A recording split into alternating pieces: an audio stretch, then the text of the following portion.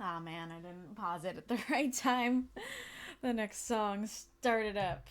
Hello, hello, everybody. I am only just now realizing that I should have put the Thankmas thing on this screen. I mean, I guess maybe I still could, but yeah, welcome, everybody. Hello, Koryan, Arith, Winterfell, Magistrate, Ironlung, Mako Cam, Marx, Adiyr, Death's Head, Ghoulish. Hello, everybody. Great turnout. Go for it, as in, go for putting the Thankmas thing here. I want to, stay over here so you can see the tree. I don't know. Was the tree there last Saturday? I can't remember. Alrighty-roo. Oh, need to turn up my mic. The music is zany and energetic. Also ad break incoming, apparently. That is the vibes of starting the stream. Alright. Yeah, like I said, it's just the Heartbound soundtrack, and so you're gonna get wacky zany stuff, and then the next song might be like a boss battle song, and so it'll be wacky and dark. Yep, I'm not doing pre-roll ads. I'm doing longer ads in the midst of the stream. All right. Well, let's see if it doesn't take too long.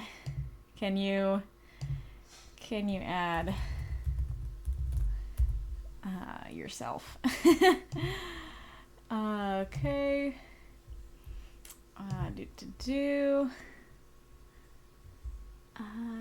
Blue. Ooh, yeah. That's what I want. That is what I want. I want you in the back, though.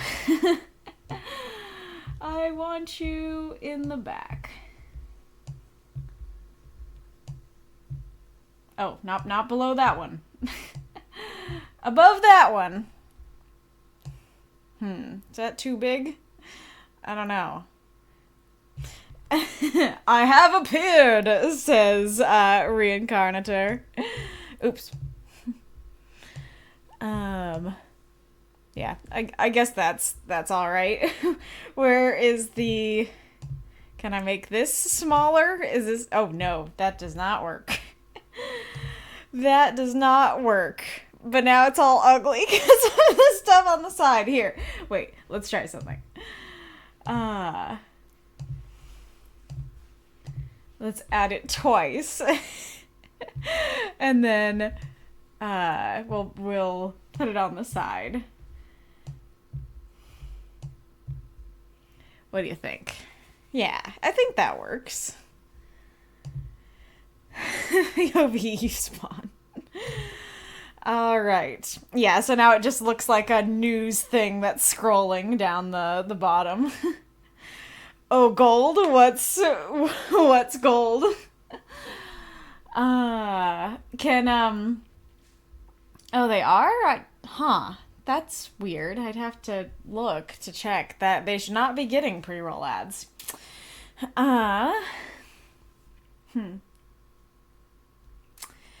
What was I going to say? Oh, yes. Wolf, or whoever has the desire and capability, can you pin the donate link to the Twitch chat? And maybe to the stream chat in the Discord as well. I know you had it in the announcement, but I want it pinned in a place that people can easily access it. But, yes. Thank you. There you go. All right.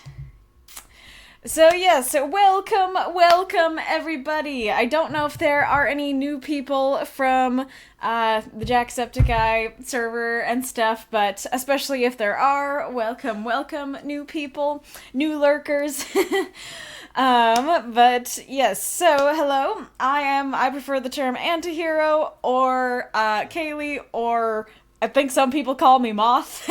Moth, or A Moth in the Archive is my channel name, though people don't really call me that. So, yes, and I host a writing group here, so every week we have a prompt that is submitted by supporters and voted on by everyone. Then we all write 350-word microfiction for said prompt and post it to the Discord. Then 8 stories are selected to be read here on the stream for our guaranteed and for our encores. So to get your story guaranteed, I'll do this first because the encores are weird today. Let's pull all this up. Diddle-do. So to become guaranteed, is that big enough to read? That rhymed. So I have some tears here.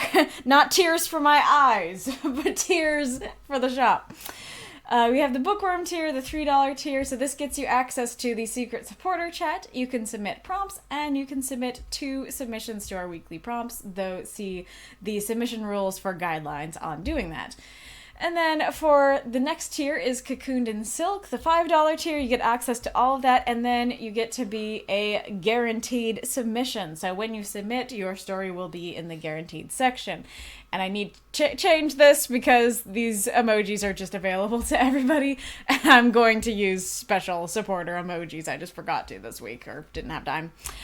And then the transformed one tier, the $10 tier, gets you access to all of that, but you can post 4 submissions. Oh yeah, and the cocoon can post 3. And then your prompts can be 7 words instead of 5 words. And you get prompt to poll direct. So when you post your first prompt in the secret supporter chat, that prompt automatically goes straight to the poll, provided there are no issues with it.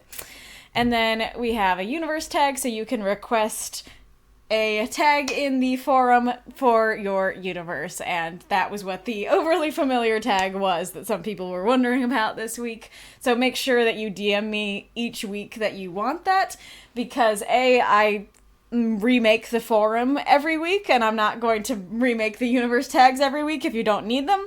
And a lot of people have different universes, and so I might make all the tags for all your universes, and then you will post for a universe that's not any of those. That did happen one time. So, yeah. And then we're gonna have another tier that I keep advertising and not publishing, but it's gonna happen. Yes, so there are those. That's how you become a guaranteed person. It sounds like I'm guaranteeing your humanity. That's how your story becomes guaranteed. Yes, but the encores are going to be a little bit different today. So usually the other 4 stories are unlocked through cheering. So you cheer a certain amount, and we calculate when we get to 100%. Well, there used to be an encore bar. It was swallowed by the void. And then we had a calculating Death's Head, Wolf, and Mako. And then I did get a new encore bar last week, but I can't use it for this. So now we're back to calculations. You have a job again. Yeah, so this week it's something a little bit different. Because I'm doing the stream for Thankmas. So, when you cheer for Thankmas, when you donate to my Thankmas campaign with that donate link that Wolf has pinned in both places, then that goes to our goal, just our general goal for the campaign, and also goes to unlocking the stories, and it will be the same amount as it was for the cheering, but now it's for actual donations. So when you donate, take a picture of your donation and then put it in the chat so that we're like, yep, you donated, that's how much. Don't dox yourself though, make sure you remove you crop out or black out any information you should not be sharing with the internet. But other than that, post your donation link and we'll add that to the total. I made the goal a bit higher than usual. I made the goal 150 because I'm really hoping that people will do some more cheering and donating than they usually do. That's often what happens in these charity streams, and I would like to encourage that. Yeah. There's also one other weird thing happening, but I will show that when I show the stories. All right. I think... Oh, yes. So the prompt for this week was soft is not weak. So I asked for something a little more Thankmas-y, a little more positive and light, and you guys delivered. Very enjoyable and heartfelt and interesting prompt. It's going to be fun to see where people go with it. And yeah, so our stories for this week are... Our guaranteed submissions are Marx, Arith Winterfell, I prefer the term anti-hero, so me, Hellenic Taoist, and maybe Koryan. We will come back to that. Then for our Encores, we have Spectre, Drago, Foggy, and Galler. So as I said, we usually have 8. I actually put in a 5th guaranteed there today for a couple reasons. Now, I'm putting it in parentheses because if I'm super late, because sometimes I go really long, and if I'm going really long, I'm not going to do that 5th story, but if all goes according to plan, I will. But part of the reason is because I wasn't going long in practice. That practice usually there's usually a time where I end, and I ended, I think, 2 hours early. So I was like, okay, maybe there is room to do a 5th story today. Maybe I can get through these a little faster than usual. But also because it's Thankmas and I wanted to do something a little extra fun, and then also because that, it doesn't quite line up, but it lines up a little bit better with the 150 goal that I was hoping that could potentially help you feel, if you do reach that goal, like you got something extra for it. So, and I mean, I don't know if you guys want, I don't know, because like Koryan is a subscriber, so I really don't want to make Koryan a encore, because like they paid to be in the guaranteed. But if Koryan is okay with it, I could make them an encore to try to encourage more people to donate and make it line up a little more. But yeah, so this is the lineup. This is what we got. And I know that Hellenic is always late, so I don't know if Hellenic is going to need to move even further, but I hope that will be okay. Alrighty-roo. Prompt 223, humanity guaranteed. Finally, I can legally exist. Yes, if anyone is new here, please announce yourselves, for sure. The Archivist, yeah, that's a good one. That is my role that I gave myself. Oh yeah, I forgot. I literally have it right next to me, and I forgot. I was gonna show you a cool thing that I got, unrelated to anything besides coolness. But I got myself a birthday present. I've had something on my Christmas list for multiple years, and it's very expensive, so I completely understand why it was not gotten for me. But I looked at it again for when I was making my Christmas list this year, and it was like, there are only 9 left, and so I was like, I do want that though. And so I decided to just get it for myself with my birthday money, and now I know why it was so expensive. But I'll show it to you, and hopefully you guys think it's cool too.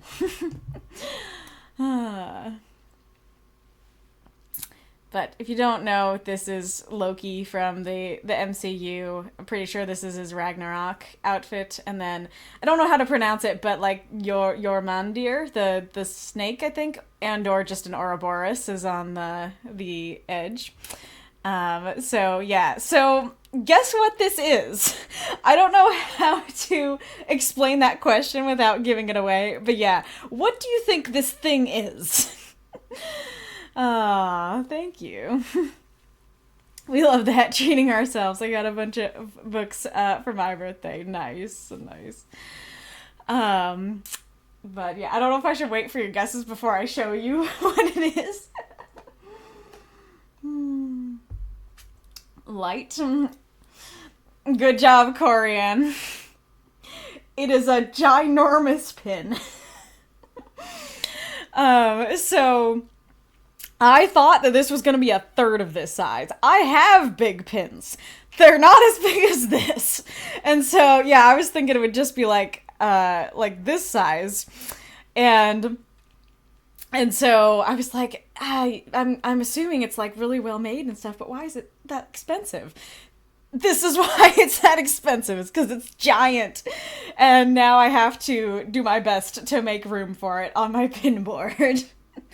I know, right? I've never seen a pig in this big either. And I actually got, maybe in the break if I remember, or you guys remind me, I can go get it. But I actually got my mom an aerial pin from the same seller a couple years ago, and it's not this big.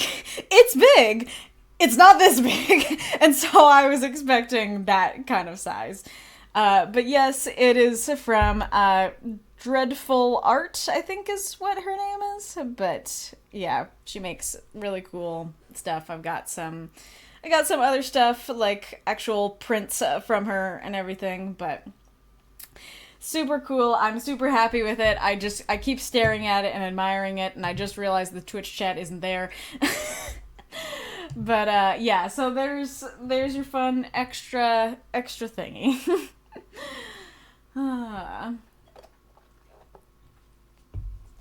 I've never seen a pig that big. A pig that big? A pin that big. Even at cons. Oh yeah, I wonder. That is interesting. Because I don't know if I've seen a pin that big at cons either, but that would be the place where I feel like you'd see that. We'll have to look them up as if I need more stuff. I accidentally read that as I need more stuff. I'll have to look that up. I need more stuff. Well, don't we all? Alright. Okie dokie do. Thank you so much, Wolf. Wolf has donated. So where does that put us on our list? Does that unlock an Encore? Does that unlock a Spectre? Oh yeah, and I also... I was actually looking for a snow effect. Oh, cat. I was looking for, like, snowflakes to put on the top of the screen, and then I found this, and then I forgot to go back to look for the snowflakes. But I hope it's fun. I hope you like it, and I hope that it correctly told me it was copyright free. Fair. Oh, sneezer. Oh no, hang on.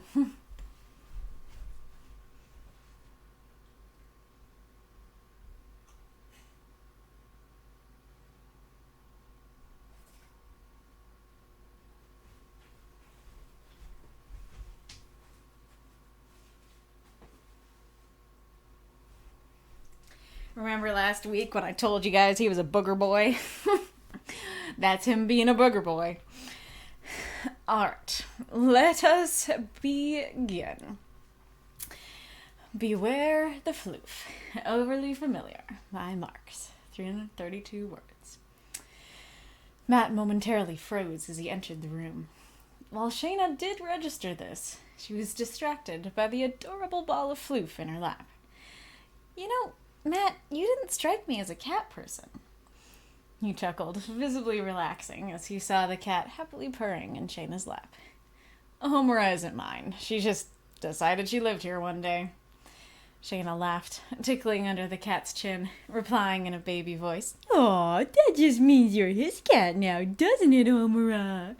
You know, Matt has a soft spot for females in distress. You took advantage of that, didn't you, you little cutie fluff? Matt pursed his lips. I help everyone, regardless of gender and cuteness, I'll have you know. Shayna let out a faux gasp, still technically talking to Homura. I think the truth hurts more than he wants to admit. Homura sneezed. It sounded strangely like a snicker. Shayna looked up at Matt, who was glaring at her, and proved her point by smiling and batting her lashes at him, receiving a laugh and eye roll in response.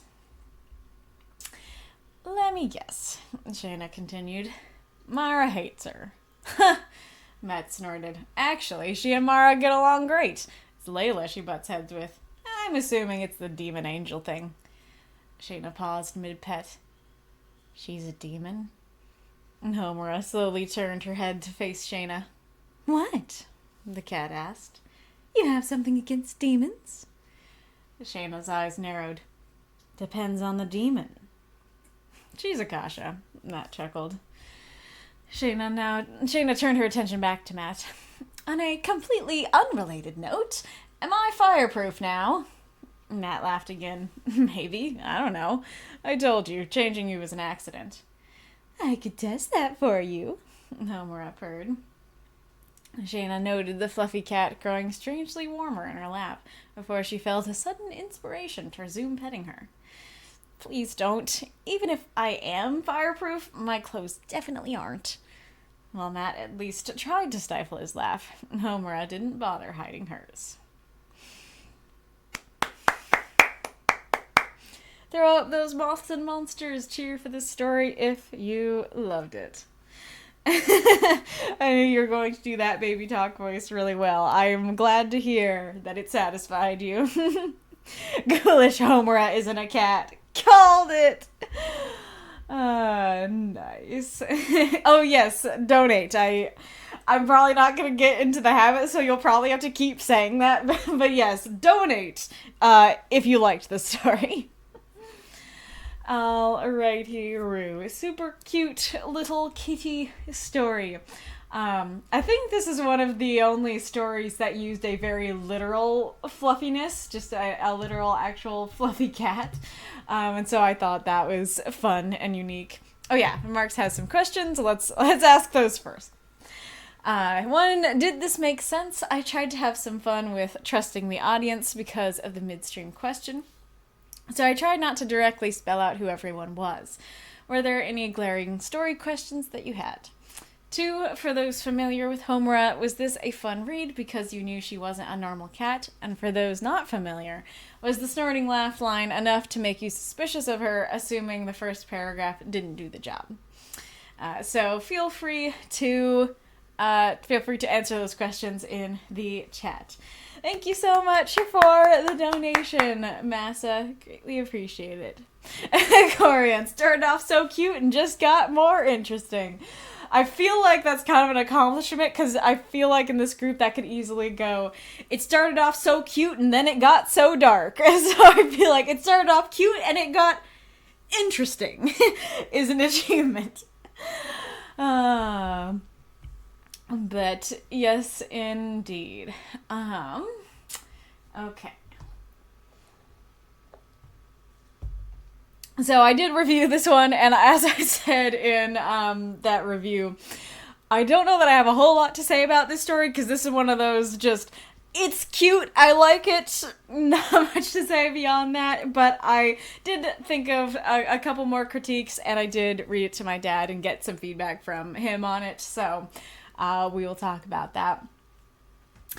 So first, I guess I'll ask some just world questions first that aren't really that important to the story. Question 1, is she truly a fluffy cat, you know, like mine are? Or because I was kind of imagining her in the past as like, I mean, granted, maybe I just forgot how you described her, but I was kind of imagining her as like a short-haired black cat. But is she actually a long-haired, super fluffy cat? And then I am also very curious because I don't know why Matt would not strike someone as a cat person, because I feel like he's an everyone person, as he pretty much says.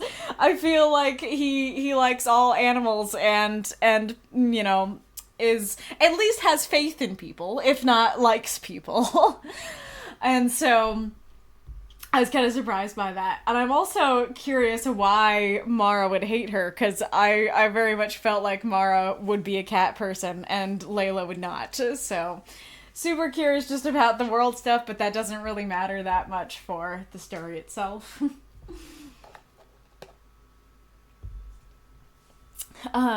So you say in one of your questions, did the first paragraph do the job? And I assume you mean like Matt freezing, signifying something's wrong. And I asked my dad your question, and he actually said that it seemed like Shayna was not meant to be there, that he froze because Shayna's there and she's not supposed to be here, rather than Shayna has the cat on her lap and shouldn't.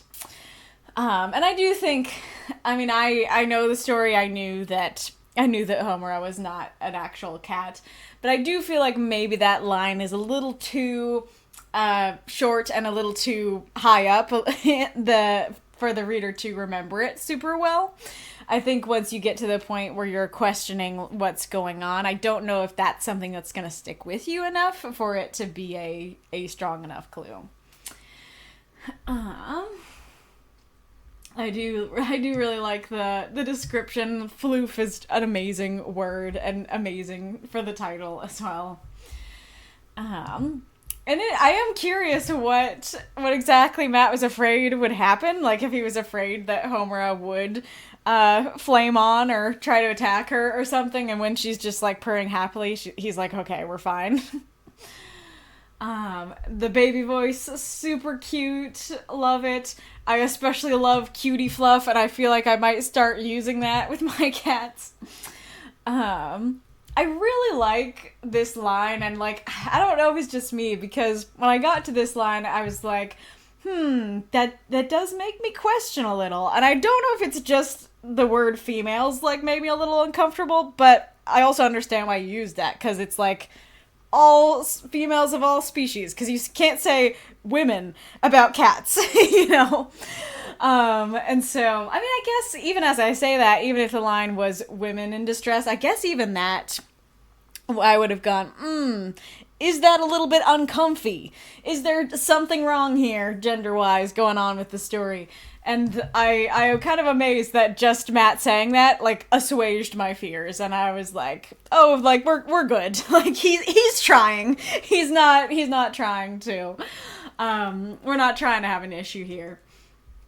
And then it even still works with Shayna denying that. And I wish I understood better why. I wish I understood better why that line makes me go, that's a little uncomfy. And then their next two lines completely mitigate it and make it not uncomfy at all anymore. But I guess, like, all I can think is that it could be that you as the author are going, hey, I recognize this could be an issue, and so I'm addressing it inside of the story. And so I'm like, okay, the author recognizes it, so it's no longer an issue. Maybe? I'm not sure.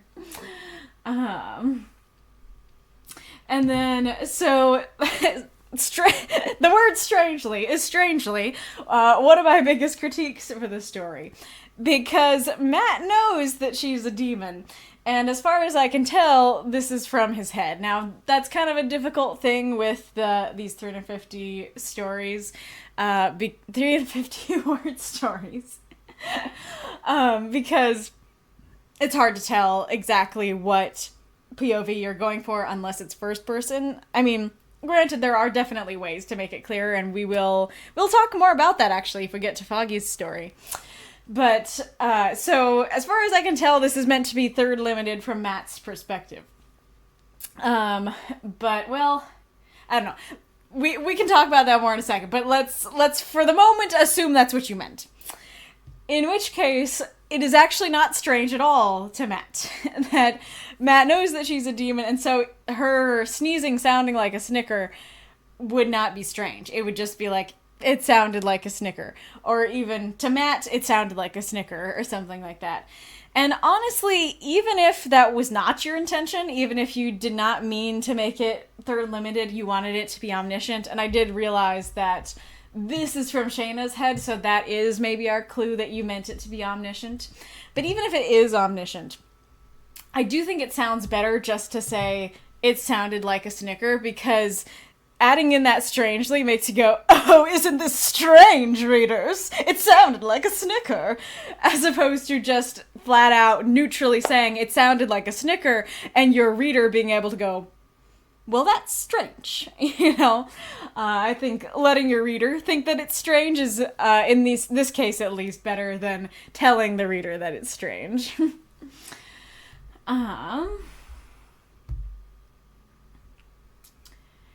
And then I do think it works well, at least to me, how it gets introduced. I don't know if this would be confusing to people who don't know about your universe and don't know that what the deal is with the demons and angel stuff. Don't know that Layla's an angel. So, but I quite liked it. I think that works very well, and I can totally imagine the, like, she's a demon, you know, kind of thing. And then this is one of those things where it's really not that big a deal, but it does break up the flow. We would like the flu to be broken up, but we would not like the flow to be broken up. So Homura's like, you have something against the demons. Shayna says it depends on the demon. And to me, that reads as, like, when you say something like, depends on the person, you don't mean... you mean it depends on the individual. And so I assumed that that's what she meant. Like, it depends on the individual. I'm fine with Mara, I'm not fine with Alex. Like, that kind of thing. And so it sounds a little weird for Matt to then talk about what breed of demon she is. I don't even know if that's the right word.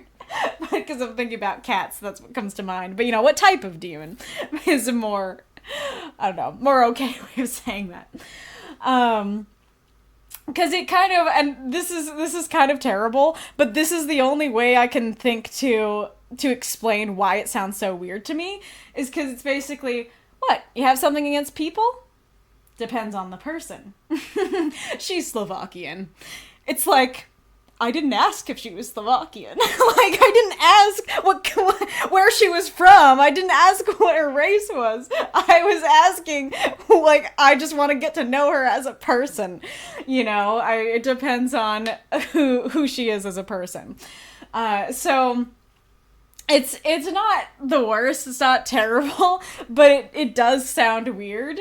And the other thing about that line of she's a Kasha is that I think Kashas are, at least to me and my probably very limited knowledge of the types of demons, I don't know what that is, and I think I don't know if I'm just extrapolating my experience to everyone, and that's not true, but I would guess that most people don't know that word. That doesn't feel like a common thing in fantasy.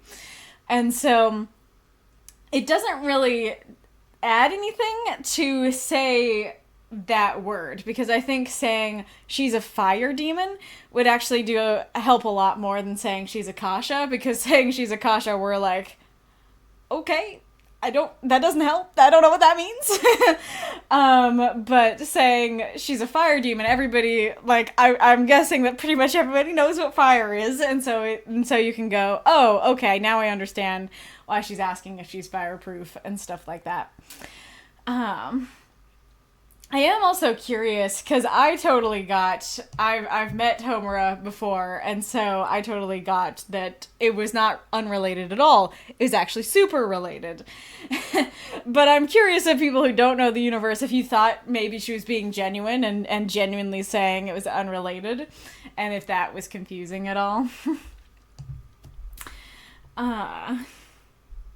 Oh yeah, and then this is also one of my biggest critiques for the story. So I don't think this is bad, and like actually, like my dad will often have some pretty big critiques for stuff that's more related to people's larger universes, and he did not critique this one heavily. He actually was like, "Does that work? I guess it works." But I think it would be better without, personally, because bringing in I changed you is like a very intriguing and weird topic that the reader will now have lots of questions about, and you don't really have the time or space you don't have the space time to answer those questions, and you don't really need to for the story to work. So I think just saying, on a completely unrelated note, am I fireproof now? Matt laughed again. Maybe. I don't know. I could test that for you, Homura purred. Because her saying, am I fireproof now? Either like how I might take that as a reader not remembering that Matt changed her. I'd probably take that as, oh, there's a fire demon on my lap, but I'm not being hurt by it, so does that mean I'm fireproof? I would take it within the story. And And I don't know if that's something that, like, this line would shatter or something like that. But even without that explanation, I feel like, am I fireproof now? Yes, it makes the reader ask questions, but it's much more of like, okay, like, I don't know why she's asking that, or I don't know why she would be fireproof, but it doesn't really distract from the story. It doesn't pull you in super much. But saying I told you changing you was an accident, I think, like, really draws you into that and pulls away from the story and makes you go, wait, I want to hear about that, though. So, personally, I think just without would work just fine.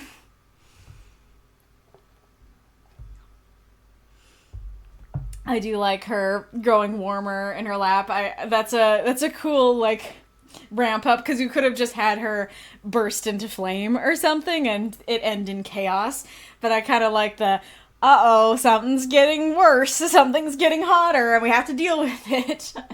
That's cute. And then I do like the the sudden inspiration to resume petting her. That's some great, like, sarcasm and stuff. I mean, I don't know if sarcasm's the right word, but. And then I like the, even if I am, my clothes aren't, so let's not. That's great. And I don't know, because with this last line, well, Matt at least tried to stifle his laugh over it, didn't bother hiding hers. I don't know if it's just, like, that was genuinely funny, or if you're trying to go for, like, she'd be nude. You know, that's why he has to stifle his laugh, because he's laughing about her being naked and, like, it's improper. But I kind of feel like it's just like, yeah, that's kind of funny and cute, and it's fine. But anywho, a super cute story. Let's see what folks have been saying. Ghoulish says, I was immediately suspicious of the cat due to the title, and Mark says, I was hoping the title would give you that feeling. Yeah, great point. I have talked about that before, that it is, I don't want the title, you have to rely on the title to understand what's going on in the story, but when the title just gives you an extra nudge, then I think that is a good thing for a title to do. Interesting as in intriguing and funny, says Koryan. Nice.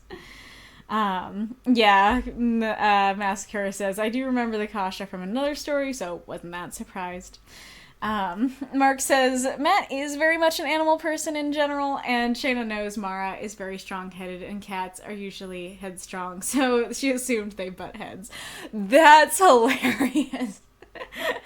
I was thinking of, like, the thought that they're kindred spirits, and so Mara would like them. But that, now I'm wanting to see that story where, like, Mara is having an argument with a normal cat that's just, like, I don't know. This is wacky, but something like, I don't know, there's, like, a cat bed. I'm just thinking, like, there's a cat bed, and Mara has decided she would like to sleep in it, and the cat will not get up. Or, I don't know why my mind went there first. A couch would work better. Maybe they're, like, at the park one day, and this cat is just, like, lounging on the bench that Mara wants to sit on, and Mara's not having it, and the cat's not getting up. And funnily enough, I do see Homer as a very fluffy cat, and then the fluff turns into fire. Oh, that is fun. I got a knot in my hair I'm trying to take out. That is very fun, the idea of fur ending up looking like fire. What color cat is she? What color fur is she? Because, like I said, I always imagined her as black, but is she orange? Does it turn into orange fire? And Homer will set people on fire with the frequency of Pikachu shocking people. Amazing. It's especially funny because Shayna's a demon hunter. I was wondering that. That actually makes me especially curious why she says depends on the demon, because it feels like if she's a demon hunter, then she would have something against demons at large. Yeah, I mean, Ghoulish says, Kasha, fire cat from Japan, takes souls to hell, very evil. Yeah, I mean, I do know that from the other story, but the thing is, that's not clear in this story, especially if you have not read any of the other stories about these characters, or B, you have not read any content about Akasha. Arith says, I didn't, and like I said, like, this is kind of that like argument of, oh, should you just put the word in and let your readers look it up, or should you explain it or something? And I know there's different camps of thought and everything, and I definitely lean more towards the explain it sort of category. But I think the thing with this particular case is you don't need to use the unknown word. You could use you could use Fire Demon or not have him reply, and that would work perfectly fine. That would not make the story worse in any way, and it would take out something that's potentially confusing. So that's why I have that thought.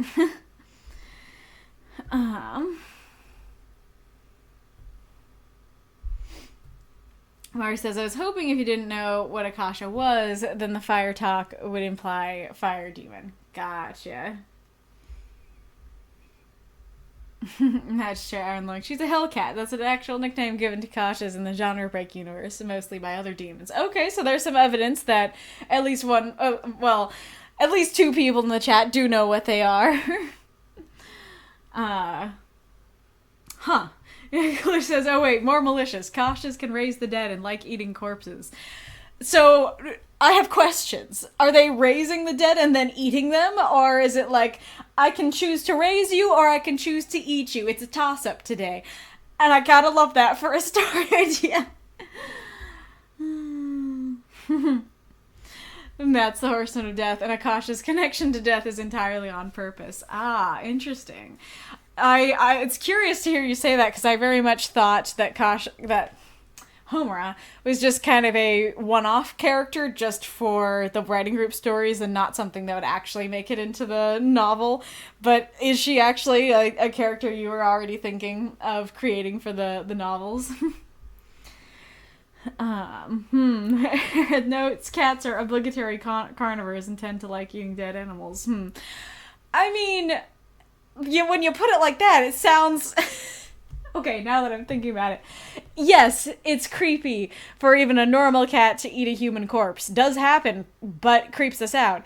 But the thing is, pretty much all animals eat dead animals. Like, all animals eat corpses. They rarely eat them alive.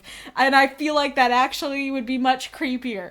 So we're here saying, oh my goodness, how horrible. They like eating dead animals. That's eating.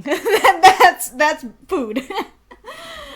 I actually did debate the changing you line, Mark says. Fair.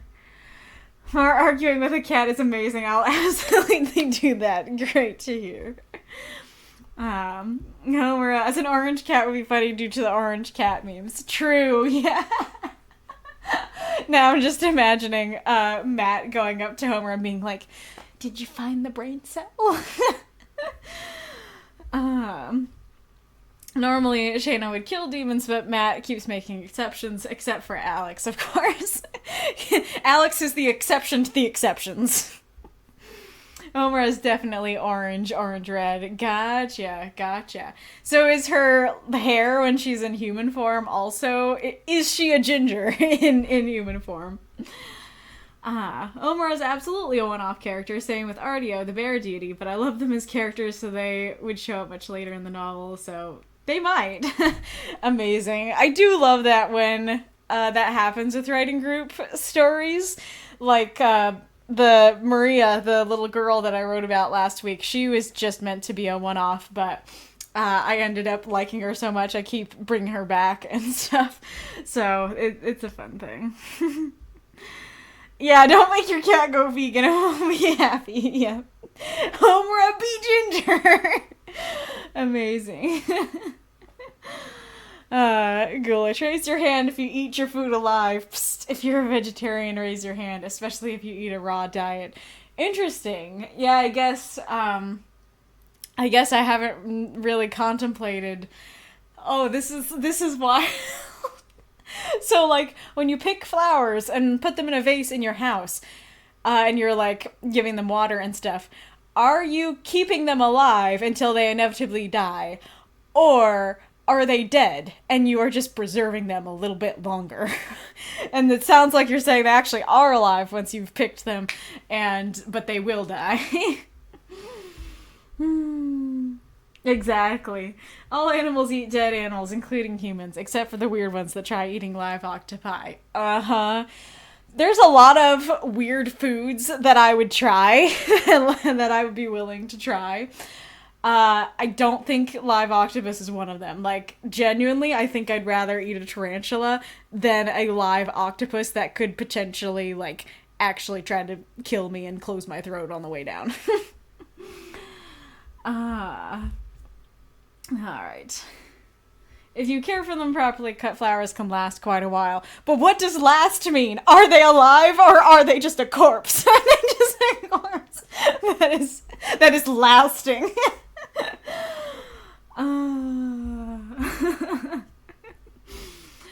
Alright.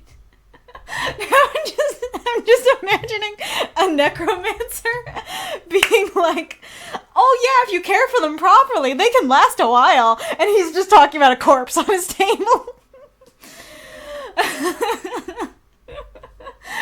Make sure you water your corpses. Looking at a flower. Are you alive? Are you? Oh, incredible. And now I'm thinking about Christmas trees. Like, are our Christmas trees alive as they're in our house watching our festivities, or do we have a tree corpse in our house? Yeah, somewhere between putting the flowers on life support and keeping them preserved. I mean, if somebody genuinely wants to look this up and give me an answer, I would not be mad about that. I am fine with that tangent. Because now I'm actually curious, and I can't believe I've never thought about this before. Or if I have, I've forgotten. But anyways, as you're looking up flower lore, let's go on to Arith's story. Once more, Nimere setting by Arith Winterfell, 338 words. Brunan had come from a family of tough farmers. His father was a stern man. It was unsurprising he would struggle with his training as a sorcerer when it was discovered he had the gift. He was eager to please, and hopeful this would bring better fortunes to his family. The stone Brunan had been mentally lifting into the air faltered and dropped to the ground again. Brunan sighed irritably. He had failed at his task again. Again, Arith, his teacher, said softly. I can't do this! I keep failing at it! Brunan shouted in frustration. If you want to control yourself, Brunan, you must understand yourself, your heart, and what you're feeling. All I'm feeling is anger. I feel bad. I can't do this. So, you feel anger. Ask yourself, why? You are harsh on yourself. Focus not on your anger, but on your capacity to love, both yourself and others. Love? What does that have to do with it? Brennan asked with confusion in his voice.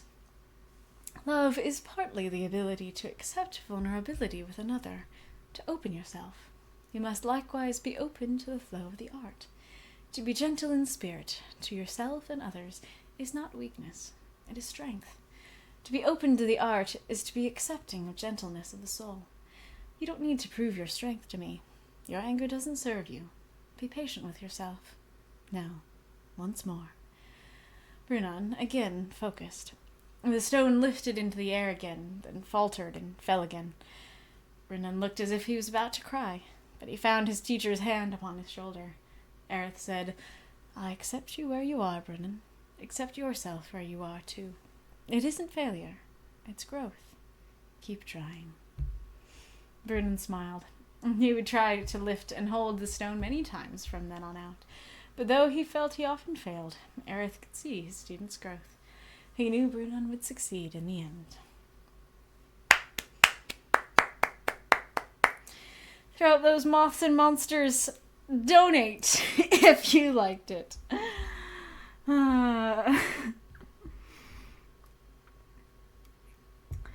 Glish says, I mean, the cells are still alive and doing photosynthesis. When... But is that true of a corpse, too? Are our cells... Because, like, that's the whole thing about vampires, right? That, like, the body still will do stuff after you're dead, which made people think that the corpses were getting up and doing vampire stuff. And so you can very much, like, are their cells doing things? And so I feel like their cells doing things, it doesn't necessarily mean that it isn't a corpse.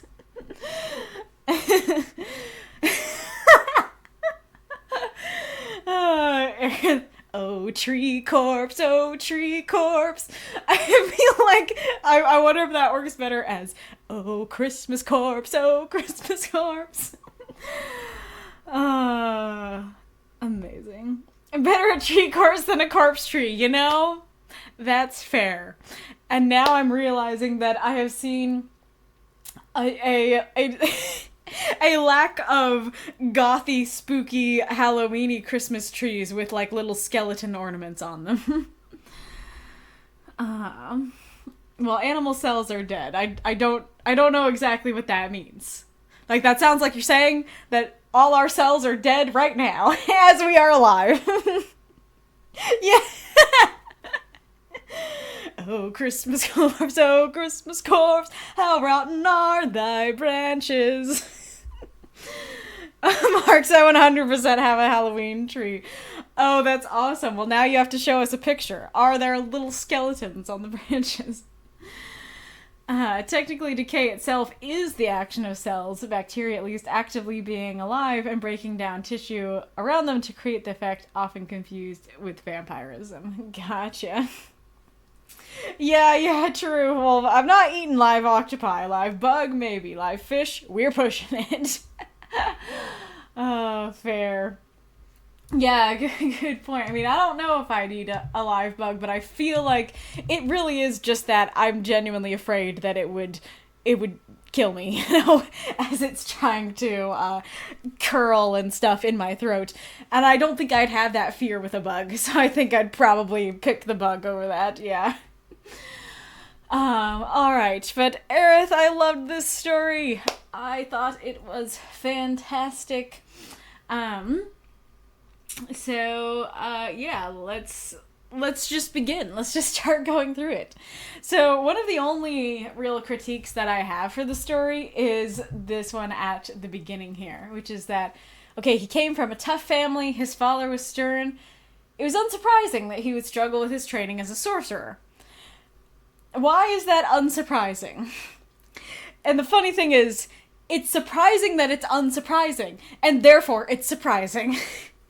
So I think what, I don't know for sure, but I think what you're going for is you as the author know that sorcery is a gentle art. And so you're able to go, oh yeah, it's not surprising that this super tough farmer dude is gonna struggle with something gentler.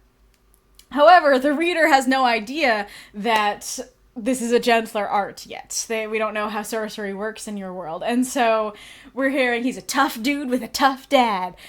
And oh, but boy, he's struggling with his studies. And it's like, I don't really know why that's unsurprising. Like, if he's tough, I feel like that makes, like, he would apply himself and would actually do a great job with his sorcery. So it actually is surprising to me as I'm reading that he would struggle. So I think there's a couple things you could do. You could just take it out and just flatly say, you know, he struggled in his, yeah, actually, I was gonna say he struggled with his training as a sorcerer, but it's so different from what came before. I actually do think you need a juxtaposing word like, but he struggled. Like, he was great in these areas, super tough over here, but here, not so much. You know, it does feel like a contrast, not a... not a reason that he... not an unsurprising thing. Or... yeah. And so, but other things you could do is, like, you know... because, so, like, his father was a stern man. Because of this... oh, there's an ad coming. not because of this, there's an ad coming, but because of this, he struggled with the gentler art. So you could just flat out say right away there that, hey, this is a gentler art, and he's struggling with it because of all this sternness in his life. Or you could say, Arith worried his perfectionism would make this difficult, would make sorcery difficult, something like that.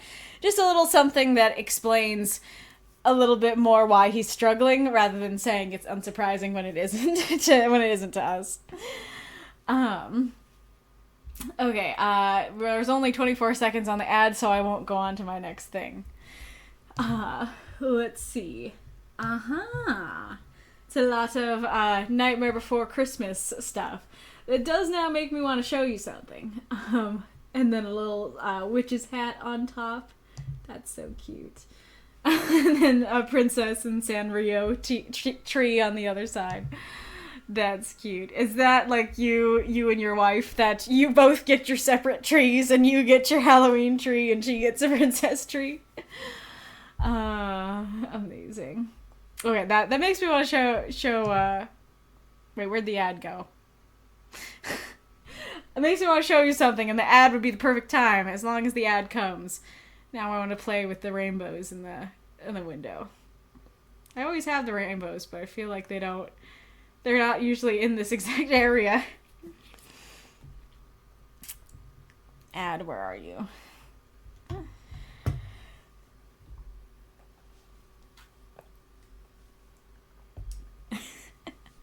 Yep, I get my spooky tree, she gets her princess tree, and then we have the actual Christmas tree upstairs.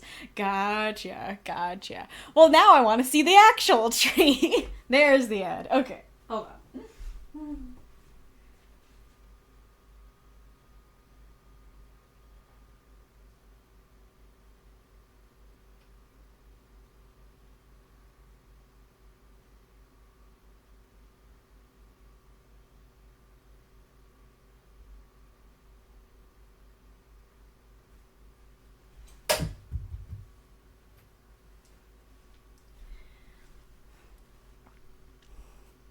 I was actually going to show you this earlier to say, this is how big I thought the Loki pin was going to be. But yeah, there's my little Nightmare for Christmas pin. I'll see if I can show you. I doubt I can, because I think this is going to not do anything. But the moon is glow in the dark. So all the time I'll like walk by. I'll walk by at night, and then there'll just be like one little half circle that is glowing. I'll be like, oh right, that's that pin. But yeah, so for comparison, how big I thought it was gonna be, how big it is. Oh, Bo. Hello, kitty.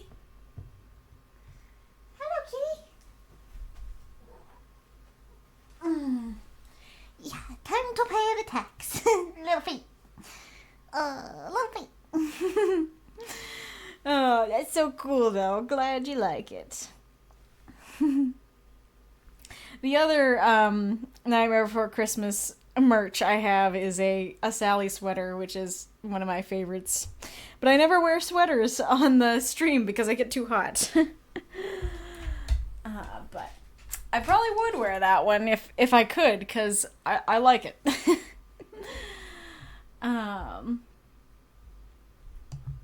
What does that sound like? Okay. Oh no, now the other one's getting up. Oh no. Now there's chaos. Oh, kitty. Now he's stopping to smell Loki. You. Okay. Alright, here's this one. Here's the grumpy looking one. And the little grumpy looking one. You're so cute.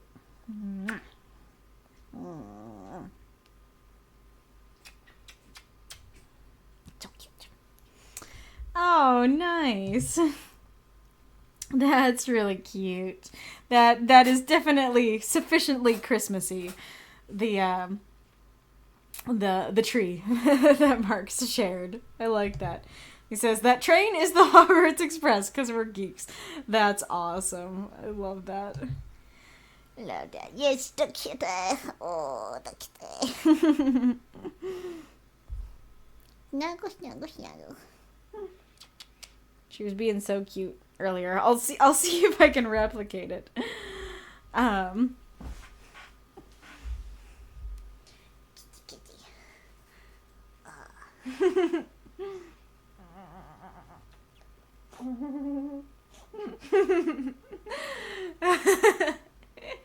She's so accommodating. She lets me just snuggle her and move her little feet around. Oh, baby. And I assure you, like, if she was mad and really wanted to get away, she would be heading down. Yeah, like that. She wants to get down. All right, back to the story. All right.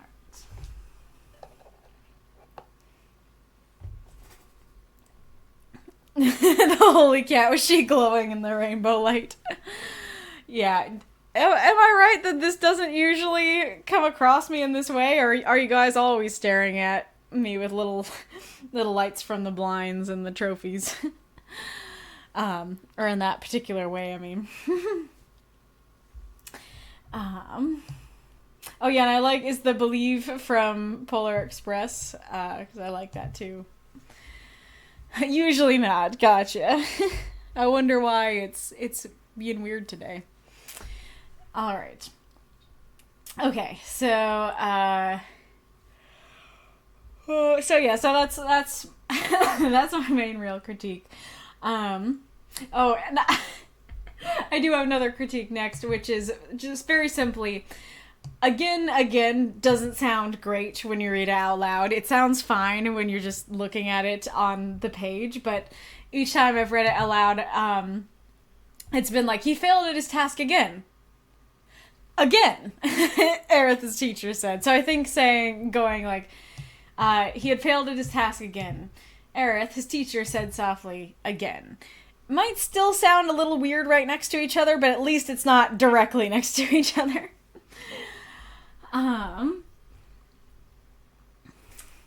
So I'm very curious, because this story kind of has Yoda and Luke vibes, and also kind of has Iroh and Zuko vibes. Like, this line kind of sounds like Zuko being like, if you want to understand yourself, you must look within yourself to save yourself from your other self. And then you also have the, what's love got to do with it? And so I'm super curious if any of those references or inspirations were intentional, or if they're all on me and people I talk to. But they're fun. I like that. So I don't think I've yet said, but what I love so much about the story is I love the message of this story, and I think this story really captures what I was looking for out of this prompt, out of the stories for this prompt. And so I kind of want to like go through the lines and see if I can talk about the details of what's so cool about it, but in general, that's something I really like about the story. So I guess in line with that, so I can't do this. I keep failing at it. Very much feels like something a kid, a trainee would say, and it's totally that thing of like, well, not exactly. I was gonna say it's totally that thing of can you, but that's not what the thing is. the thing is like, don't say you can't. And I always hated that as a kid when teachers would be like, oh no, like don't say you can't, don't be down on yourself. But now I actually really agree with that it's like, you can do it, and like you saying that you can't is actually making it harder for you to do that. It's kind of pronouncing upon yourself this definitive thing that isn't true. And so and then totally understandable to keep failing and that's making you feel like, oh, I'm never gonna get it because I keep on failing. And then I do really like this idea of if you want to control yourself, you must understand yourself, because I feel like that is very true and very much applies to different people in different ways. That, because like, I mean,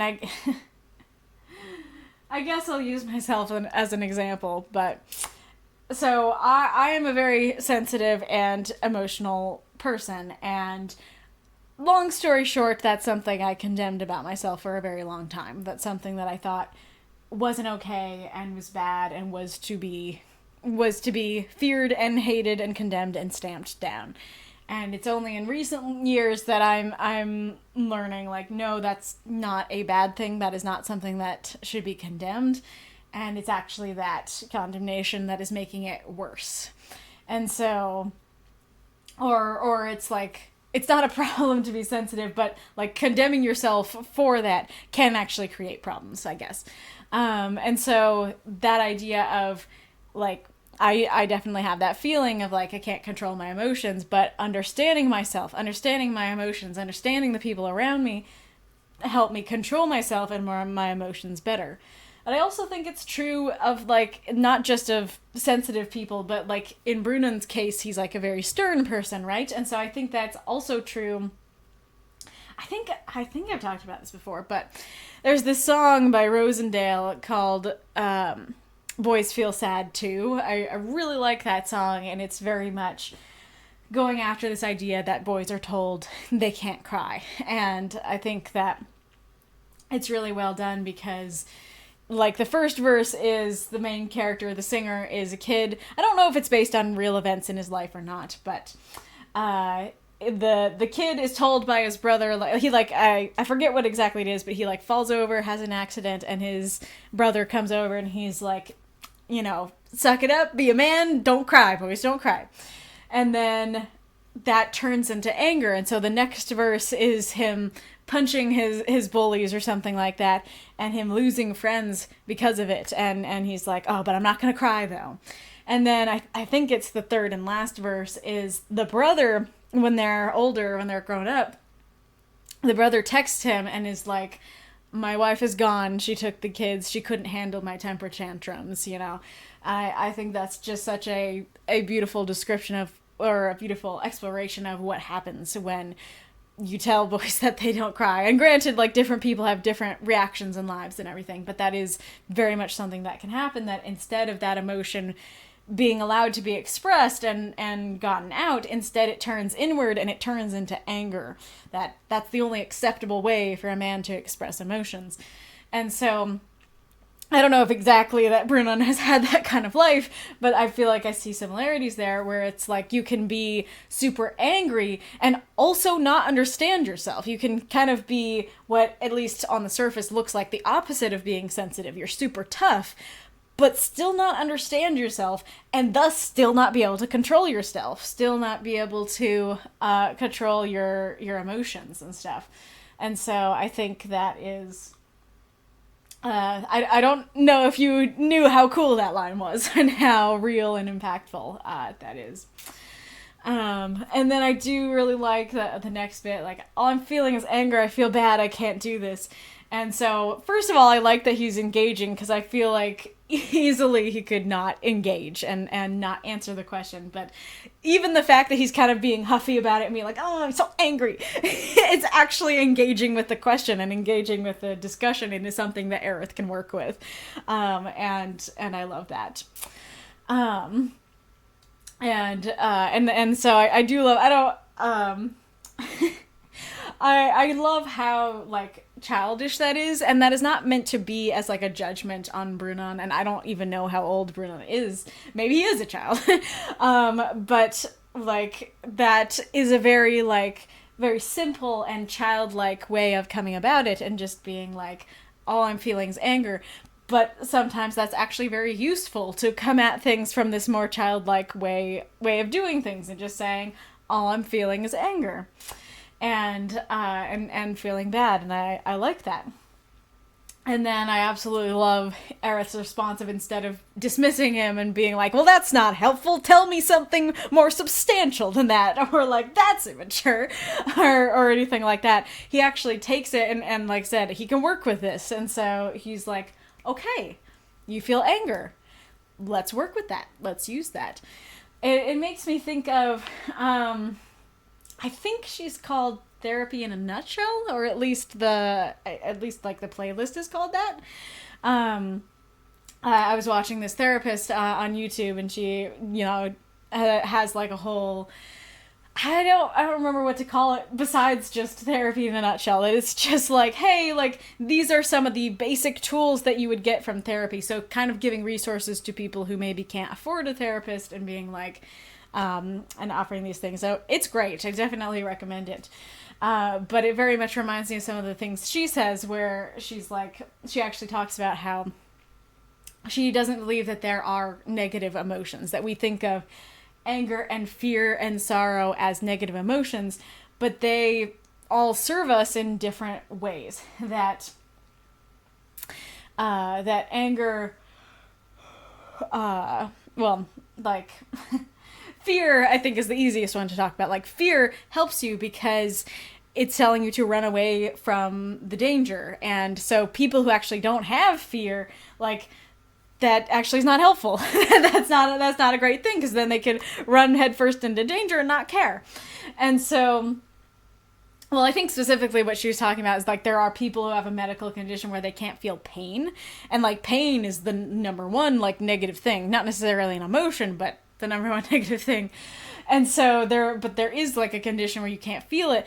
And these people, like, either can cause a lot of damage to themselves and their bodies because they don't realize they're damaging their bodies, or they can like be hurt, and something bad can happen, and they won't seek medical attention when they should because they don't know that they're in pain, and so similar things, like, and anger is a really interesting one, because anger is very much this injustice kind of emotion. Like, we often think of it as like, oh, look at that person having their temper tantrum, but anger exists because there was some injustice that happened, or that you feel happened, and you want it to be fair, you want it to be mitigated, and stuff like that.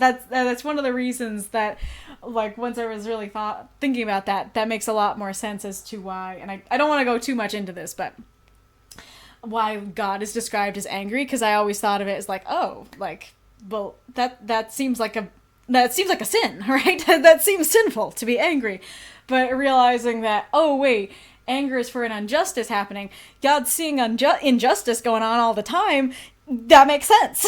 that's a reason to be angry, and so actually that kind of leads into this sort of question that I had about that line, is that I really like this line and what's going on here, but is anger the right word? Is anger the right emotion? That saying,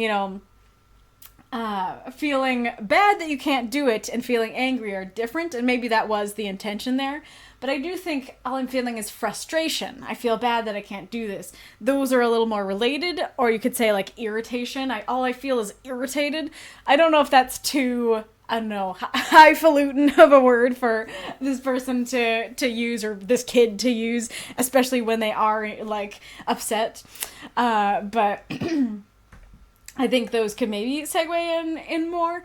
But I also wouldn't say that anger explicitly doesn't work. I only thought about it when I sank my teeth into the story.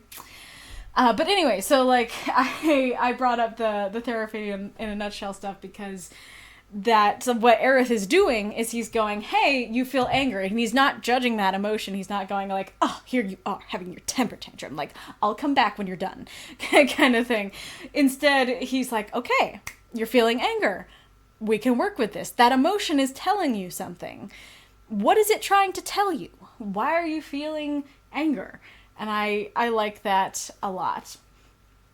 And then I like him pointing out that he's harsh on himself. Like, that's great. Sometimes that is exactly what we need. That oftentimes people don't know when they're being harsh on themselves, and so they think it's normal or what they should be. And so going, hey, that's a little harsh, man, can often be helpful. And then I do like the, focus not on your anger, but your capacity to love. On the one hand, I like it that it's like, okay, well, first of all, I like that it's capacity to love, that it's like, it's not just don't focus on your anger, focus on your love. And it's like, I ain't feeling the love right now, man. But instead being like, focus on your capacity to love. it's interesting because it kind of reads like, focus on your ability to love. How much can you love? Let's think about that. Like, how much do you feel like you can do that? As opposed to, like, you feeling the love right now. Think about that, you know?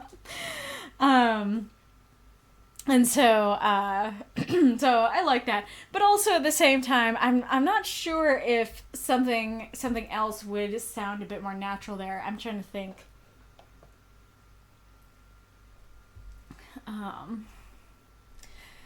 Well, I don't know, because capacity and open yourself, those are very similar. That, like I said, it's not love, it's capacity to. And so it's open yourself, open that door, open that storage room, make some more room for love.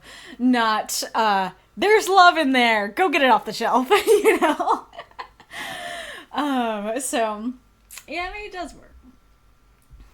And then I do like the love is partly the ability to accept vulnerability with another. It's like the ability to accept another person's, I mean, I was about to say weaknesses, but that's exactly the opposite of the point of this prompt.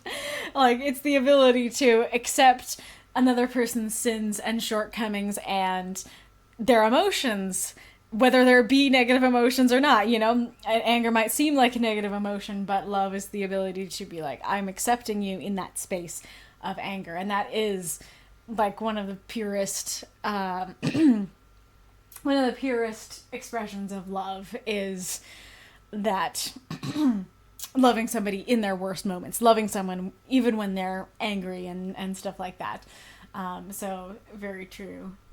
And then I like how it connects to magic and that reveal that magic is actually this gentle thing that you need to open yourself to, that it's not going to respond if you're not, you know, gentle to it. I think that's cool. And then I do love to be gentle in spirit to yourself and others is not weakness, it is strength. A very, very beautiful use of the prompt there, that here is this boy who has been toughened up and taught sternly, and instead is being told, hey, and probably was told, hey, being gentle is weak. Then now instead is being told, hey, being gentle is not actually weak. It is its own strength. You know your physical strength, but now we need to know your magical strength. And so using magic as kind of this flow of gentleness, I think is super cool. And then, yeah, and I like how it's not just being gentle, it's accepting the gentleness that's there inside you. Very, very beautiful. And then you don't need to prove your strength to me is a cool thing that I'm assuming that his dad wanted him to prove his strength to him all the time. And so going, hey, you don't need to prove yourself to me. I'm okay with you with your failures here. I'm okay with your anger here. I accept you as you are. Like, so beautiful and loving. And then I like your anger doesn't serve you, be patient with yourself. That's, I especially love that line because, I'm trying to think exactly how to describe it, because, I mean, it's kind of what I've been talking about, right? That often anger is condemned and is like, this is a negative emotion. This is sinful. Oh, this is bad. And so instead of phrasing it as, no, this isn't bad. This isn't a bad emotion to have. Let's take a look at it. What's going on with your anger? Why are you angry? You know what? I don't think this is serving you. Let's try to get to a different place. Let's try to get away from that anger. I think that's so beautiful and something genuinely that, like, this is a transcendent thing that I feel like we should apply in our real lives, that instead of being like, oh, I shouldn't feel this way, or I don't want to feel this way, or let's stop feeling this way, or you're a sinner for feeling this way, that instead it's like, okay, you're feeling this way. That is a neutral thing. That's not good or bad. It's just a feeling. Okay. Is this feeling telling you something important that you should look at, that you should follow through? Or is this feeling not really serving you? Today looks like it's not serving you. Let's see what we can do about it. Like, that's so beautiful.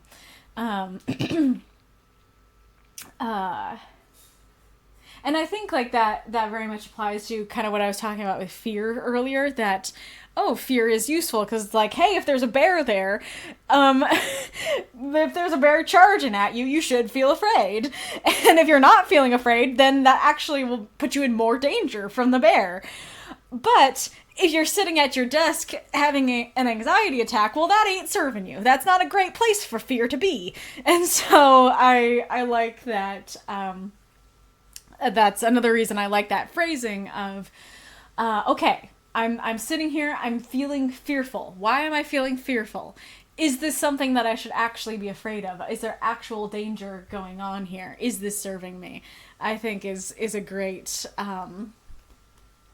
thing to think about and consider and everything.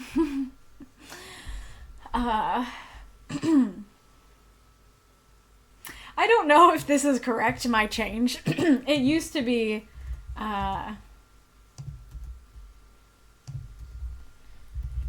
like that. And I just kept reading it weirdly when I read it out loud, because it is two different thoughts. Like, Brunnen is focusing. The stone is moving. And there's not a connection of Brunnen focused enough to move the stone. It is like subject, verb, Brunnen focused. Subject, verb, the stone lifted. And so it just ended up sounding weird next to each other. I think maybe just the semicolon might work. But that again, because I think if it was just Brunnen focused, semicolon, the stone lifted, then that would for sure be fine. This again adds some weirdness, and so it definitely feels to me like a Brunnen, again, focused. But I don't know if that's correct. And then I am curious if it is difficult for Brunnen to cry because he's been raised so tough and stern and stuff. In which case, I don't know if maybe describing more of, like, he's really trying to hold back. Like, instead of saying he looked like he was about to cry, like, saying something like Brunnen looked like he was trying to hold back tears. I don't know if that would work better. But on the other hand, maybe it's the opposite. Maybe it's that because of his dad being stern, he actually cries a lot. He actually has a lot of these kinds of emotions, and it actually comes more easily to him. So, not really that big of a deal. Just a question that I ended up having. This one's nitpicky, but there is a sense here where it's like, it is failure, but it's also growth. That failure isn't necessarily a bad thing, that oftentimes we need to fail to succeed. And so I think saying something like, I didn't have to. Well, one example that I had was, you aren't failing, you're growing. Might work better, so it's not the noun of, like, it isn't failure. Rather, you aren't failing. Might work better, but I'm trying to think.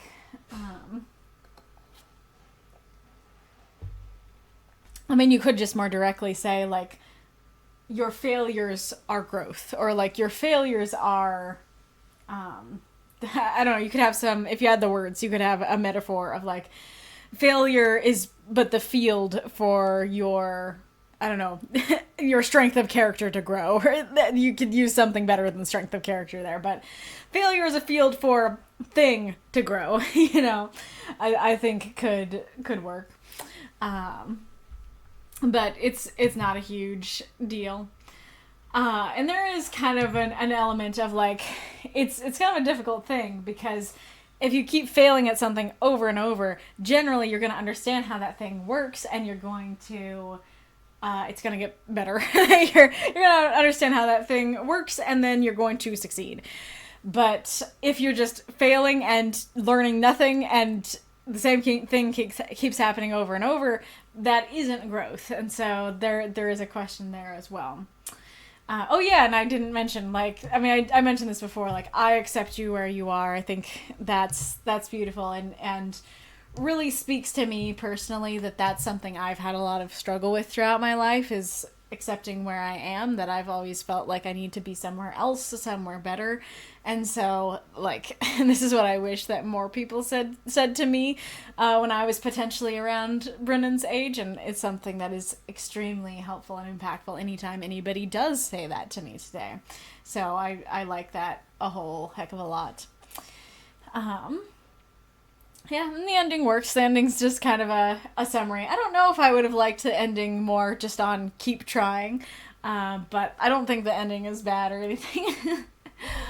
But yeah, so I love this prompt. I love this story, and I love its use of the prompt. I think this is exactly what I was looking for from the prompt. Though, and I should have asked this first, because now I'm asking at the end, but I am curious if you guys felt like it was too, I don't know, like, telly. That is telling us the prompt rather than showing us the prompt. It is having the mentor come and tell us, hey, gentleness isn't weakness. And it works. Like, it impacted me. I don't really have a huge problem with it, but I do wonder if there's something a little more active, if it was coming through more than just dialogue, then I wonder if that would have, I don't know, made for a more impactful story. I'm not sure. So I guess I'll ask, like, do any of you in the chat feel like the fact that the prompt was told so directly and the message was told so directly made it less impactful than if it had been shown to us more through, like, the action of the story? Let's see what's going on.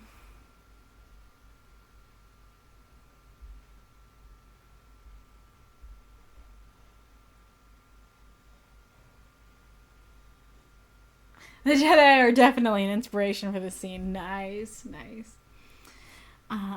Yes, Brennan is definitely an example of that angry and being told not to cry sort of masculinity. Gotcha. Oh yeah, I forgot to say, like, I feel like this opener can easily seem maybe like a little confusing or weird because it doesn't get brought up throughout the rest of the story, but especially sinking my teeth into the story, I quite like it, aside from what I had a critique for. I quite like it because, as I kept referencing it, like, it gives us pretty much all the info we need to understand what's going on and why he's like this and kind of the life that he's had.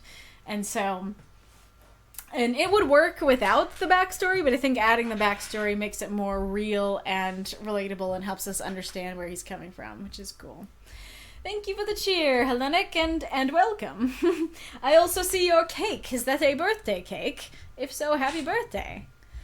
Yeah, so I was very much responding to that, the masculinity thing. Gotcha.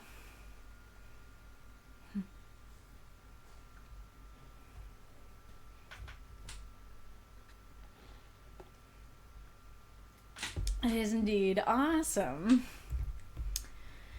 Yes. Everybody wish Hellenic a happy birthday in the chat. Koryan says, on the topic of emotions, sometimes emotions don't make sense. A few years ago, I got upset/sad because I was losing a game of Magic the Gathering, even though I know I shouldn't be that upset about it because if I was the opponents, how I would play. I don't get that upset over a game, so it took me by surprise. I had to step away. Oh, that's not about that. I had to step away, so I missed the story and catching the feedback, so I'll have to go back and read this one, for sure. I very much thought you were gonna... so I thought you were gonna say you found out why you had that kind of emotion from it, but I think your premise was sometimes you have emotions and you don't know why. Hello, cat. But I think, kind of going along with what I was saying before, that, I mean, I'd have to, like, really apply this to know for sure, but I think in a lot of cases, there is a reason for it, we just don't always intellectually understand the reason, and that's why it's useful to go, oh, I'm having this emotion, why? Like, you know, does this serve me question, but first, I mean, he goes through exactly the proper, I don't know, why can't I think of the word?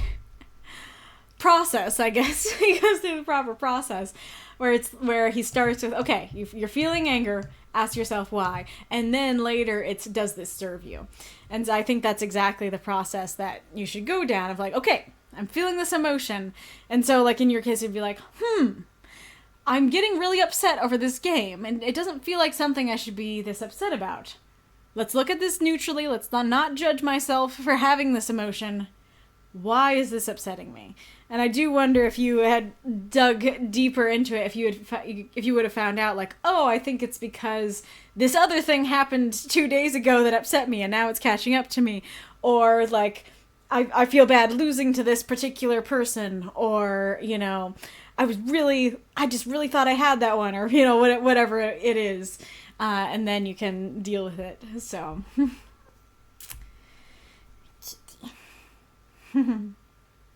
Only if you learn what fear is, you get brave. Only one is only then truly brave when he learns to master his fear. Is that a quote from something? It makes me think of, like, one of my mom's favorite quotes was always, oh no, now I'm not remembering the exact phrasing of it. It's something like, courage is being afraid and getting in the saddle anyways. And it is something I like. I'm not sure what that's referring to. In other words, your brain gets smart, but your head gets dumb.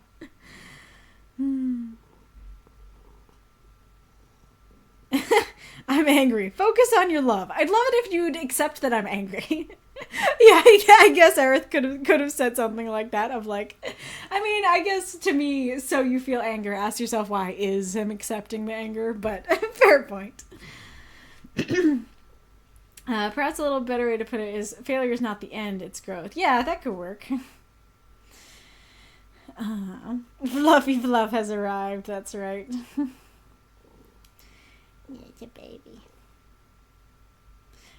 Reincarnated. There are many reasons why when it's angry. It can be, as you said, something that happened way back. I basically am a person who gets mad in the moment, but forgets and forgives 10 minutes after that. Fair. The fear code is from Asterisk and Obelix.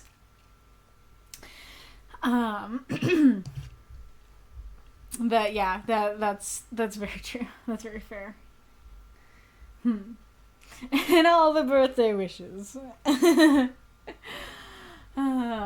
Alrighty, Rue. Well, this was a fantastic story. I was about to say Hellenic. This is a fantastic story, Arith. I want to go to Hellenics next, but I have Yacta Alia Est.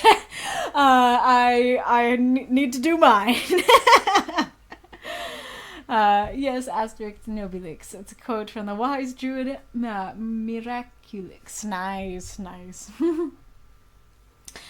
Alrighty, Rue. I was gonna say something.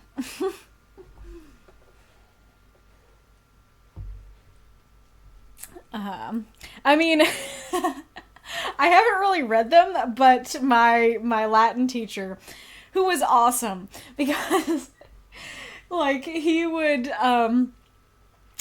all the time go on tangents in class, and we would kind of, like, try to get him off topic, but the thing is that, like, maybe for other people in the class it was just trying to get out of class, but for me, like, I remember some of the, like, lessons and fun stuff that he talked about. Like, I mean, I probably would remember any of, like, the lessons and fun stuff or fun facts that he would say about the Latin stories that we're reading much more than the actual Latin. And so he liked that comic, and I think he would, like, read it in Latin, but I'm not sure. So he would talk about it sometimes. So that's how I know about it. Oh, I see Latin. That explains since they're rather European stories. Mm-hmm. Alrighty, room. Weak monster. The Ballad of the Monster. Also, I just realized, sorry, that was hilarious, that I just said Yacta Alia Est, which is a Latin phrase that I learned in Latin class, that means the die is cast, that I believe it's what Caesar said after he crossed the Rubicon. Now I'm afraid that wasn't Caesar. But whoever he was that crossed the Rubicon was like, Yakta alias, the die is cast, like, we're done, we can't go back, kind of thing. But anyways, weak monster. The Ballad of the Monsters, Savion. I prefer the term antihero. 348 words. I looked into the mirror. A man I'd only just met stared back at me. All my edges had been softened. Before, I was a jagged thing. Bony body, ragged fur, sharp teeth and claws, antlers like branches. Even my eyes held a sharpened glare. These eyes were so scared. They held their own fire, but my disgust and fear and grief dripped from every glance. It amazed and repulsed me how expressive my face was, how easy it was to read me, and how much there was to read. My antlers were gone, my nails and teeth duller, my hair long and soft, my body thin and... Am I weak? I asked my brother and Victor as I walked out. You've spent most of your life holed up in your castle. Did you expect to be muscular? Lister chuckled. No, I just never felt weak before. I was a monster, a demon, and I stood differently. And I looked at my thin arms. Now, it's like I ran my hand over my skin, feeling goosebumps prickle. It smoothed out. If you're unhappy with your appearance, those aspects can be changed, Victor said. You can eat better, exercise, and bulk up. I hadn't realized how strongly I felt, but the image of that man being big, either with muscle or fat, made me want to vomit. You're only thin and weak because of your habits as a wolf. Why does it bother you now? It doesn't bother me. It's just noticeable now. And before, muscle didn't matter. I had teeth and claws to fight back with. Victor walked over. You have something to fight back with now. He wrapped his fingers around my wrist, holding up my hand. You can punch and grab, use weapons, or make them. I jerked it out of his grasp, scurrying back. No. Horror spiked at the image of me using these limbs to commit the same cruelties I hated in humanity. I don't want them to hurt anyone. The Demon King wants to be gentle? A smile found his lips. If you succeed, you'll be stronger than you've ever been. Clapping for my own story. Throw out those moths and monsters. Donate if you loved it and want to unlock more stories. Hello, Hassanom. Is that Clover a sign that you are a Jacksepticeye fan? Welcome regardless, and thank you for the little cheer.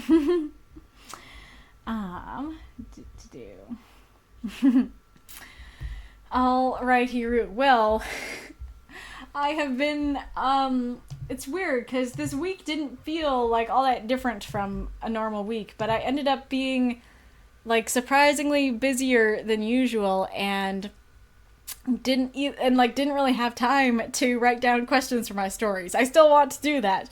But yeah, I usually have a nice beefy list of questions for my story, but I didn't this time. So hopefully I can remember what questions I would want to ask as I'm going through the story. Aw, thanks for the little kitties and cheers and stuff.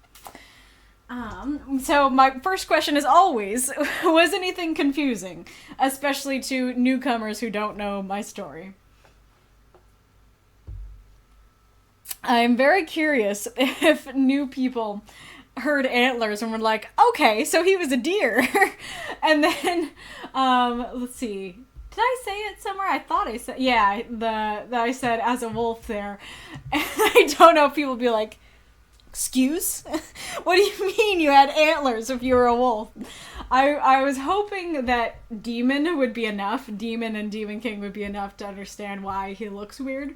But I can definitely see that being a weird and confusing thing. No, can't make tentacle moth monster. Well, I will give you the moth emojis back after Christmas. They're just gone for Christmas, that's all. Now it has to be an Eldritch Reaper, which is a horrifying image. Horrifying and amazing. Oh yeah, my first comment here is better title ideas. I kind of hate that title. It's just like, yep, here's a story about a weak monster. There you go. So if you have any better ideas, please do tell me. Oh, and also just in general, like, if you have any thoughts, praise, or critique for this story, then don't hesitate to say them in the chat. Always love hearing what you guys have to say. And I guess before I forget, I'll talk about like an overall thing, which is that something that I was happy with this story is my use of the prompt. So we have the physical softness where he feels like his edges have been softened. He feels physically softer and weaker. But then in the end, we have this more mental, moral, spiritual softness going on. That it's like, like physically, maybe you are soft and weak, but mentally and spiritually, there is actually strength there. There actually is strength in wanting to be gentle and stuff. And so I'm curious if that worked, if you like that.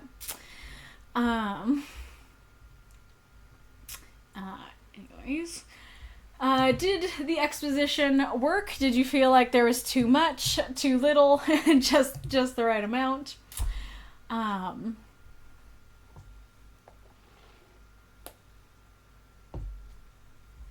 I don't know, I liked mentioning this, but the more I reread it, I feel like maybe this part wasn't super necessary, because it's not necessarily as soft of an image as the other ones are. Does this transition work? Just going straight from, like, this is how he would have finished it? I actually was trying to avoid... I was trying to avoid what I was critiquing Arith for earlier, again, that it would have been thin and weak. Am I weak? And I wouldn't have liked that. And so going just, and am I weak? That's what he was that's what he was thinking there. So did that work, or did that feel jarring or anything? Hello, Jahin PGX. Welcome. And then, especially for newcomers, did a hold up in your castle? Was it like, he's a deer, and now he's holed up in his castle, and he's a wolf? Was that confusing? Or did that work? I'm not sure. So I changed this at the last minute. I was shaped differently, which is part of it, absolutely, but it's more about, like, at least how I'm seeing it. There is a difference between, like, here's, like, your wolf standing on all four legs, and, like, when he looks in the mirror, he can pretty much only see that front part, just the front part with the front legs. And wolf and dog legs, in general, are pretty thin and bony, even if they're a good muscly boy, a good muscly dog. I think still tends to just by default have pretty thin legs, and so I feel like that's something that would not be super noticeable in his wolf body, or even if it is something that he would notice, it maybe doesn't stand out as much. But now that he's in a human body, then you're seeing the entire body when you look in the mirror, and the arms are not necessarily supposed to be that thin and bony. It's way more noticeable. And so I was hoping that I stood differently, like, would better convey that idea, but I don't know if I should have gone with shaped differently, or if neither worked. Alright. Someone in the chat might be able to give you better context, so I don't have to interrupt myself too much, but basically I read and critique submissions from the community, and mine happened to be picked this week, so this one is the story I wrote for the week. But every week we have a prompt. This prompt was soft is not weak, and we all wrote 350-word microfiction for that prompt, and then 8/9 stories were selected to be read here. So I read through them and then I critique them, and in my case I read through mine and then I ask questions about it. Ask you guys in the chat what's up. All right.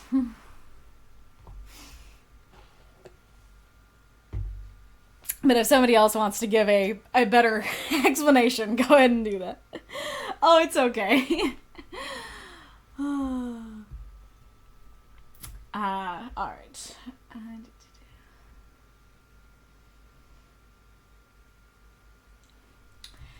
And then, did you feel like those aspects was at all weird or confusing? Because I had a whole section in the middle here of them talking about like him being thin and stuff like that, and I had to take all of it out for the word limit. And so I don't know if you're like, what do you mean those aspects? What are the aspects? what's going on there? Or was it fine? Did you get that he meant like, oh yeah, you can eat better and be less thin, and you can like exercise and be more muscly kind of thing?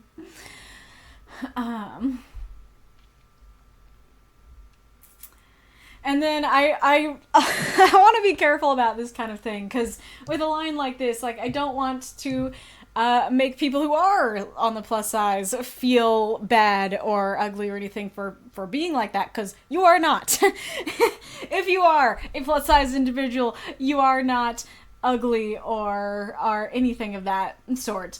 But I am dealing here with a character who does not want to be that. That is something that would be for him, like he would not like that either way. And there's definitely more depth to it, because there are kind of these elements of like, if he is like on the chubbier side, that kind of has this implication of he eats well, and he doesn't want to be seen as somebody who like eats well and is well fed. And part of the reason that he wouldn't want to be muscly is because of what he says at the end, that like, this is something I would have gone into if I could have had the words, but he kind of wants to be weak, that because the weaker he is, the less he can hurt people. And so if he's all big and muscly, then he has more ability to hurt people, or animals or whatever. And so, and then it's also a similar thing to, this is something I have to think more about, like, would he know this at this point? But generally, people who are more muscly are seen as more attractive, and he actually, in some ways, does not want to be seen as attractive, at least not in a sexual way.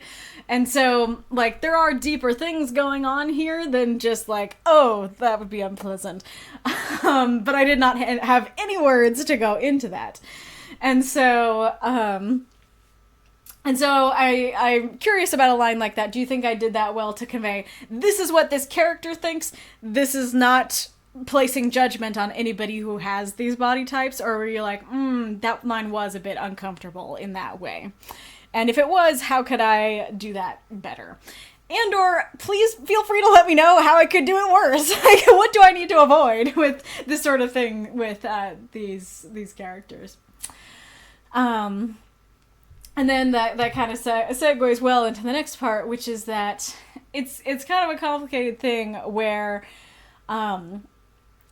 he's kind of, right now he's just kind of contemplating it, right? That he's like seeing himself in the mirror and realizing how weak he is.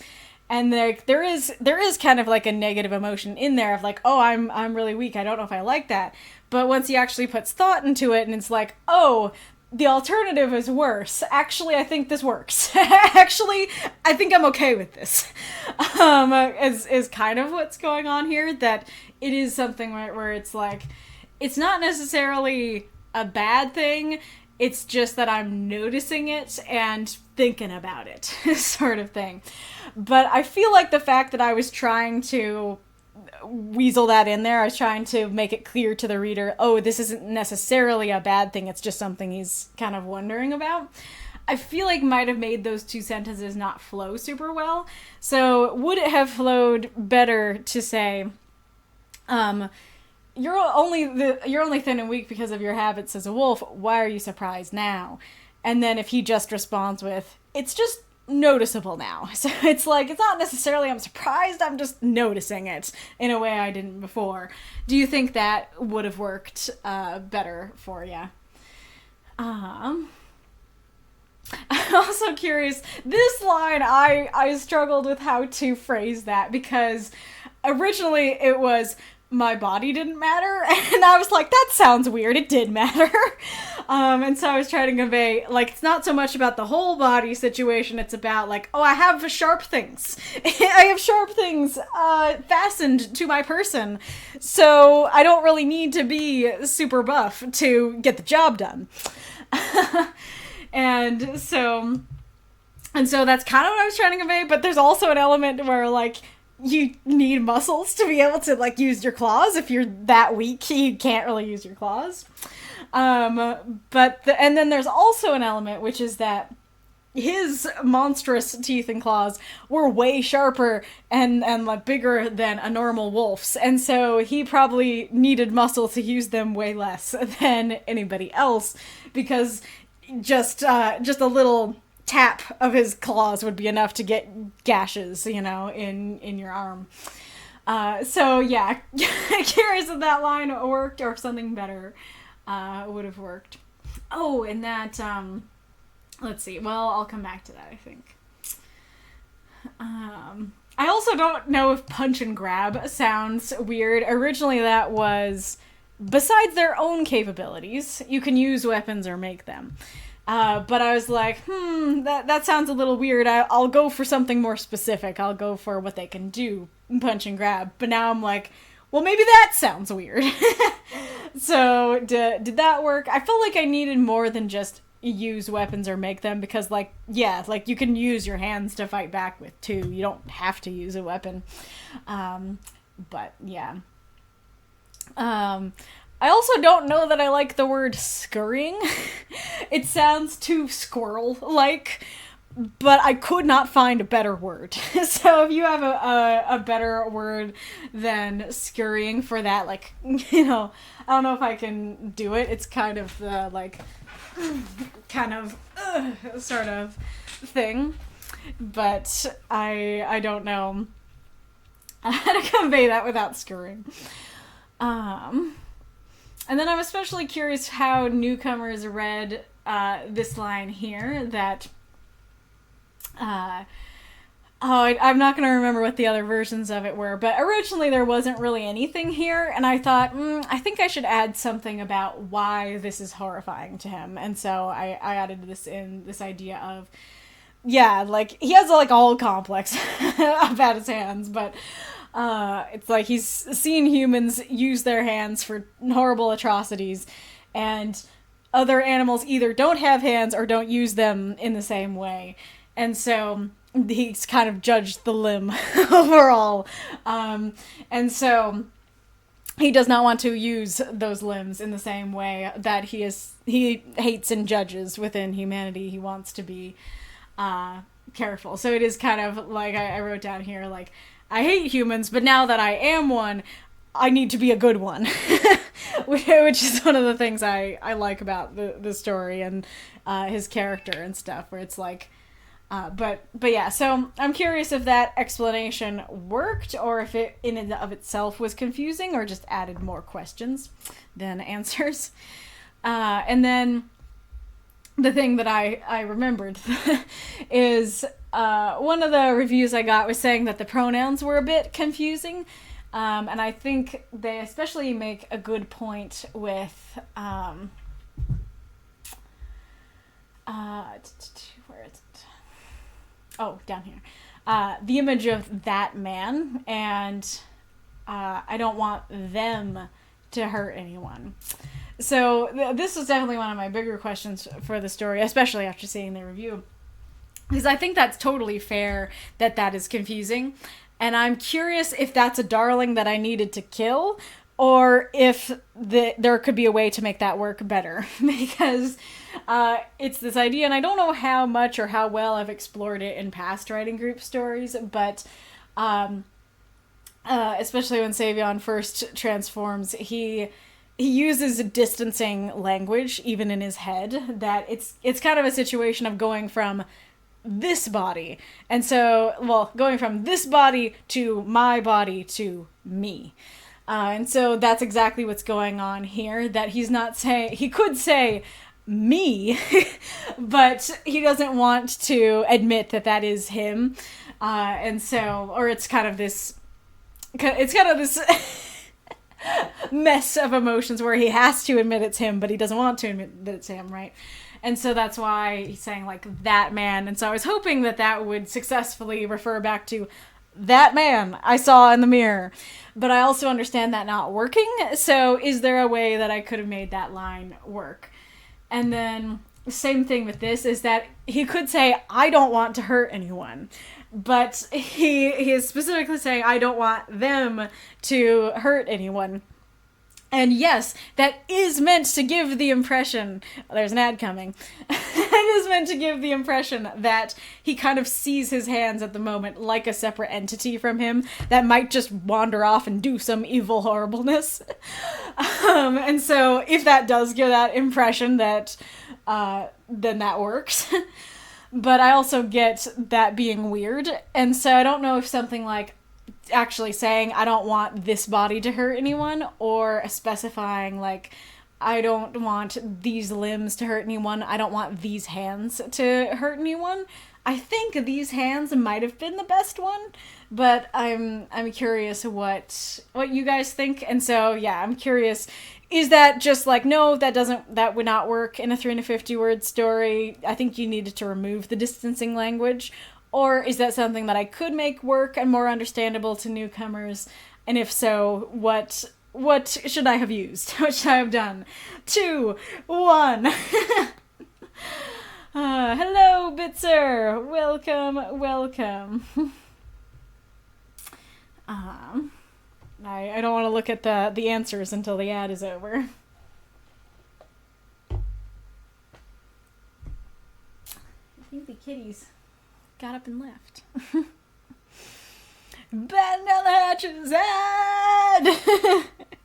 Yeah, I feel like that's what you should do. Lengthen the A instead of the D. You're about to say with an H, and then there's a D on the end. Ad!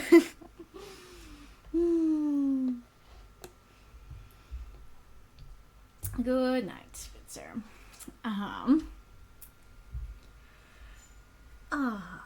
Let's see. I mean, I heard it like a rolling R. Ad, like that kind of thing. Ad. There you go. Let's see if I can find a kitty to grab.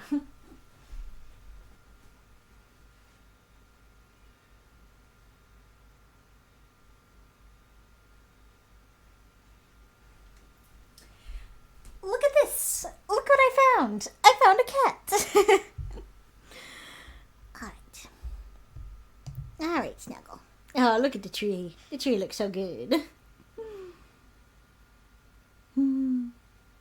Aw. Jaheen PGX says, I like the energy of this stream. I don't understand for the most part, but I like this. Oh, you might not be seeing me. I should read that after the ad. I think I see a donation. Is there a donation? There is a donation. Thank you for the donation. Mako. Alright, so where are we? Where are we in the encore process? I assume you meant cat. Yo, cool car! May I know is her name? I love the idea of somebody just walking up to somebody with a cool car and actually saying that. Like, cars by default have names. But yes, her name is Bella. There is another cat, and the other cat's name is Bo. You may see him in the future. But this one's Bella. This one's Bella hiding in my armpit. Yes,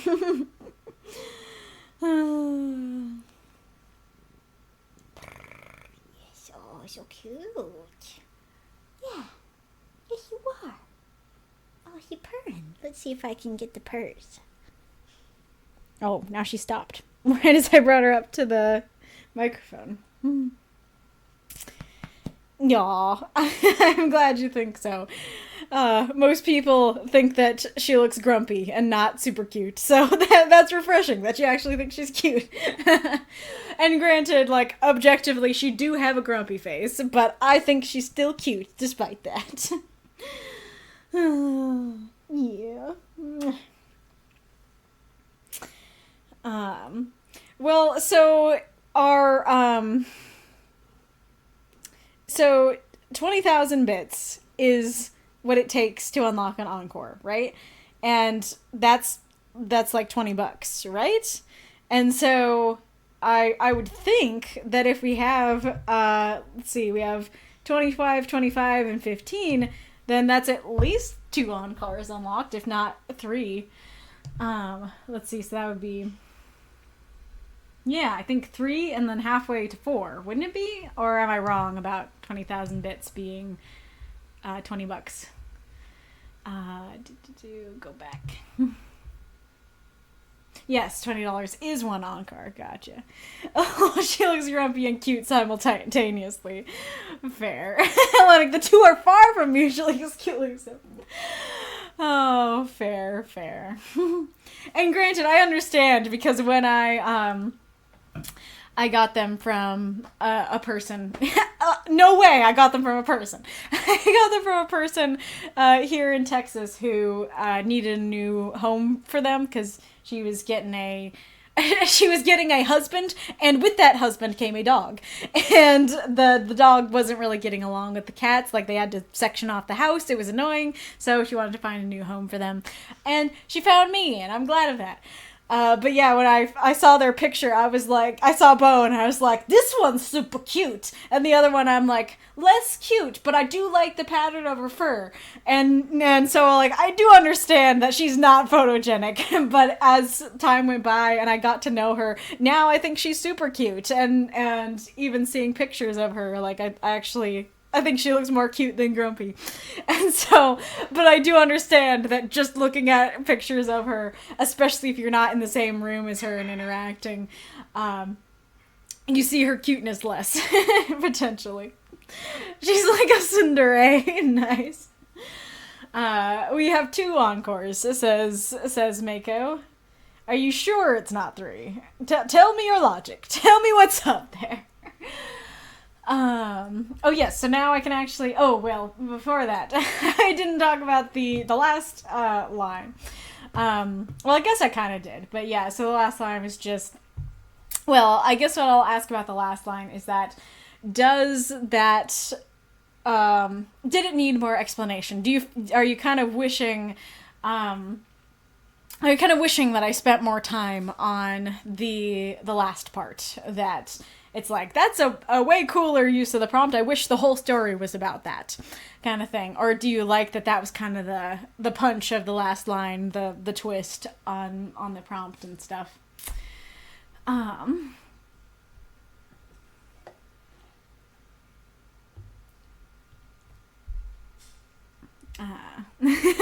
All cats are cute. I want a cat so bad. Oh, precious. Okay, what have people been saying?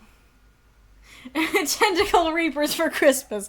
Here on the Moth and the Archive, we celebrate Christmas not with moth monsters, but with Tentacle Reapers. So much more Christmassy. Oh.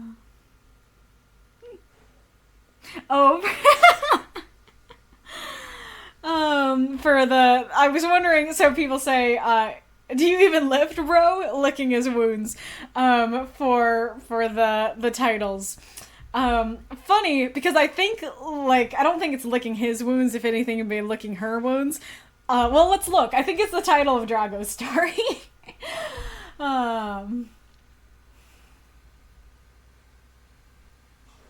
Licking wounds. Just licking wounds is Drago's story. But the thing is, there ain't no licking and there ain't no wounds going on. So I don't know that quite works. Do you even lift, bro? Is funny, but also not quite my style. I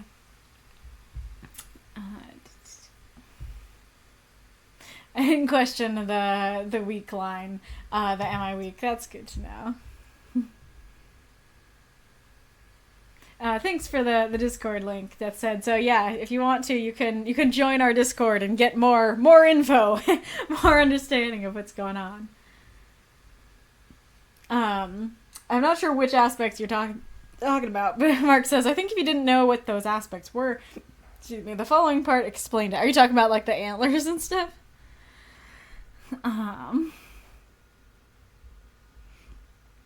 Glad you love the concept, Jane. Mars says, I love the idea that he wants to be physically weak when his magic can just murk fools. Yes, exactly. He can afford to be, I mean, there's the stuff I talked about earlier, but it's also, he can afford to be weak because he's super dang magically powerful.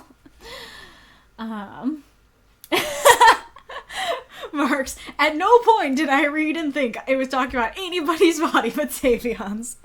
That is awesome. I love that. But then again, you do know my story. Yes, it does. It says, they're always looking for more people to join in, and anyone can. The new prompt will be announced at the end of the stream, and you can jump in with your own tale. Yes, exactly. Only my jaw muscles matter. What do I do with these weak human jaws? Oh, amazing. Mark says, I personally think punch and grab works better without the and, but that's super nitpicky and doesn't really matter. I think the phrase itself is fine. Let's see. You can punch, grab, use weapons, or make them. Yeah, I think you're right. I think that does sound better, actually. I think the distancing language will work really well in a long version, but I can see how that would be confusing in microfiction. Very fair. Aww.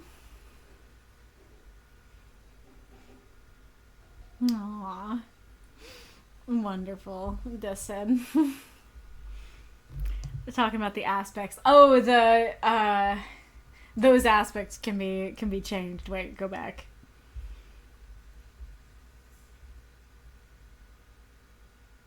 I think if you didn't know what those aspects were, the following part explained it. Gotcha. Join the server. Looks like a nice place.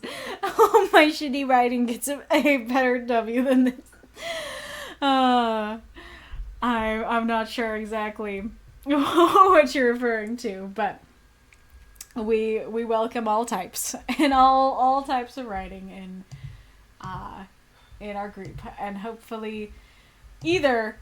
If you have great writing and are feeling down on yourself, hopefully we can encourage you and convey that you have great writing. And if the writing is actually shitty, hopefully we can improve it, make it better, and make it no longer shitty. So win-win. Yeah, hopefully this will make more sense as we read the next story, because I think you hopped in after I read my story, so I could see why that would be confusing. But hopefully this one will make more sense. Hellenic, how do I pronounce this word? I know you told me once before, but I don't remember. I'd probably say like Schutzteufel, something like that. I'm not sure. Mika says, we have 2 Encores. 1 Encore by what bits cost is like $26. Wolf says, I've been working on the assumption of 37.50 being 1, 75 being 2, 112.50 being 3, and 150 being 4. If you want to use the regular Encore calculations, by all means, but I want to encourage people to reach our goal. Oh, I see. Dessa says, but the person receiving bits gets $20 per Encore, and the rate of how much bits cost changes by how much a discount one buys bits at. Yeah, but then we'd be stuck at 100 with no motivation to give. Well, you got the Schutz right. Amazing line to take out of context. Okay, well, let's put it to the vote. People in chat, what would you prefer? Would you prefer that we use our normal calculating method and unlock potentially more stories, or would you rather that we spread it out so that we have more, so that the Encores do actually reach that 150 goal? So Teufel, Schutzteufel, gotcha. That must be why I didn't remember, is because I don't. That's hard to remember that this is toy instead of toe or t. All right, Pillow Talk, Schutzteufel, Hellenic Taoist, 340 words. I stiffened as I heard the latch lift, the door seeming less to creak than to purr. I felt Volzek's demonic presence steal into the room, heard the snow-like thud of the door kissing its frame. Ari? I didn't answer. Didn't squeeze my pillow tighter. Just lie there in a sulk while his footsteps thudded nearer. His tail slid the covers back from my shoulders, and I felt the incubus lay himself over my body, nestling against the curve of my back. Ari, what's the matter? When I didn't answer, he pressed a kiss against my neck and hummed. You don't usually pretend to be asleep when I come in. The heartache I'd been trying to stave off gripped my chest like a vice. I did not want to have this conversation with him. I wasn't sure I ever wanted to have it.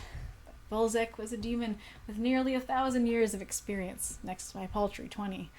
How long could I keep anything secret for such an ancient and cunning? Owie, Volzek simpered, so close that his breath tinkled my ear. If you won't tell me what's wrong, I'll cry, he threatened. It was the stupidest thing I'd ever heard. Such a display was childish and utterly beneath his dignity. I was gonna tell him so, as soon as I stopped laughing. Except I couldn't stop, and the bastard knew it. Owie, please, whined the eldritch nuisance, whipping the bed with his tail. What's wrong? Okay, I squealed with what little air I had left. You win! As I capitulated, Volzek rolled onto the bed beside me, and the two of us carried on giggling like children until somebody in an adjoining room banged on the wall for us to shut up. Even then, it was another 10 minutes of silent guffaws before I could wheeze, There's no beating you, is there? The incubus flexed his slender arms in a macho pose and declared, I am inevitable, tipping us into a fresh giggle fit.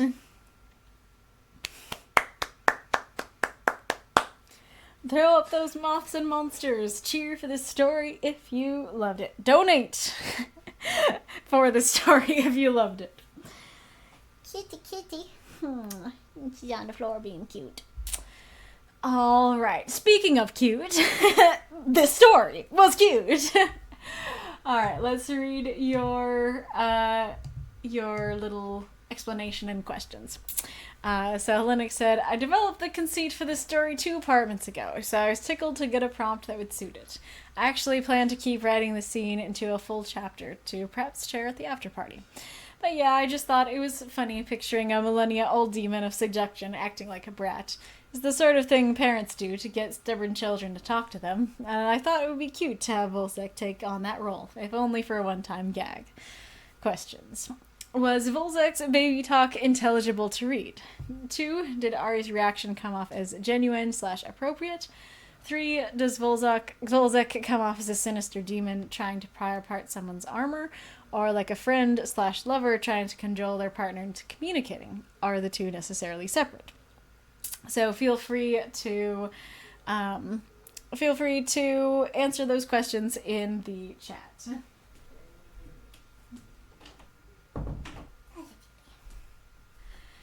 Oh, that's cute. Yeah, this was good and funny. Awesome.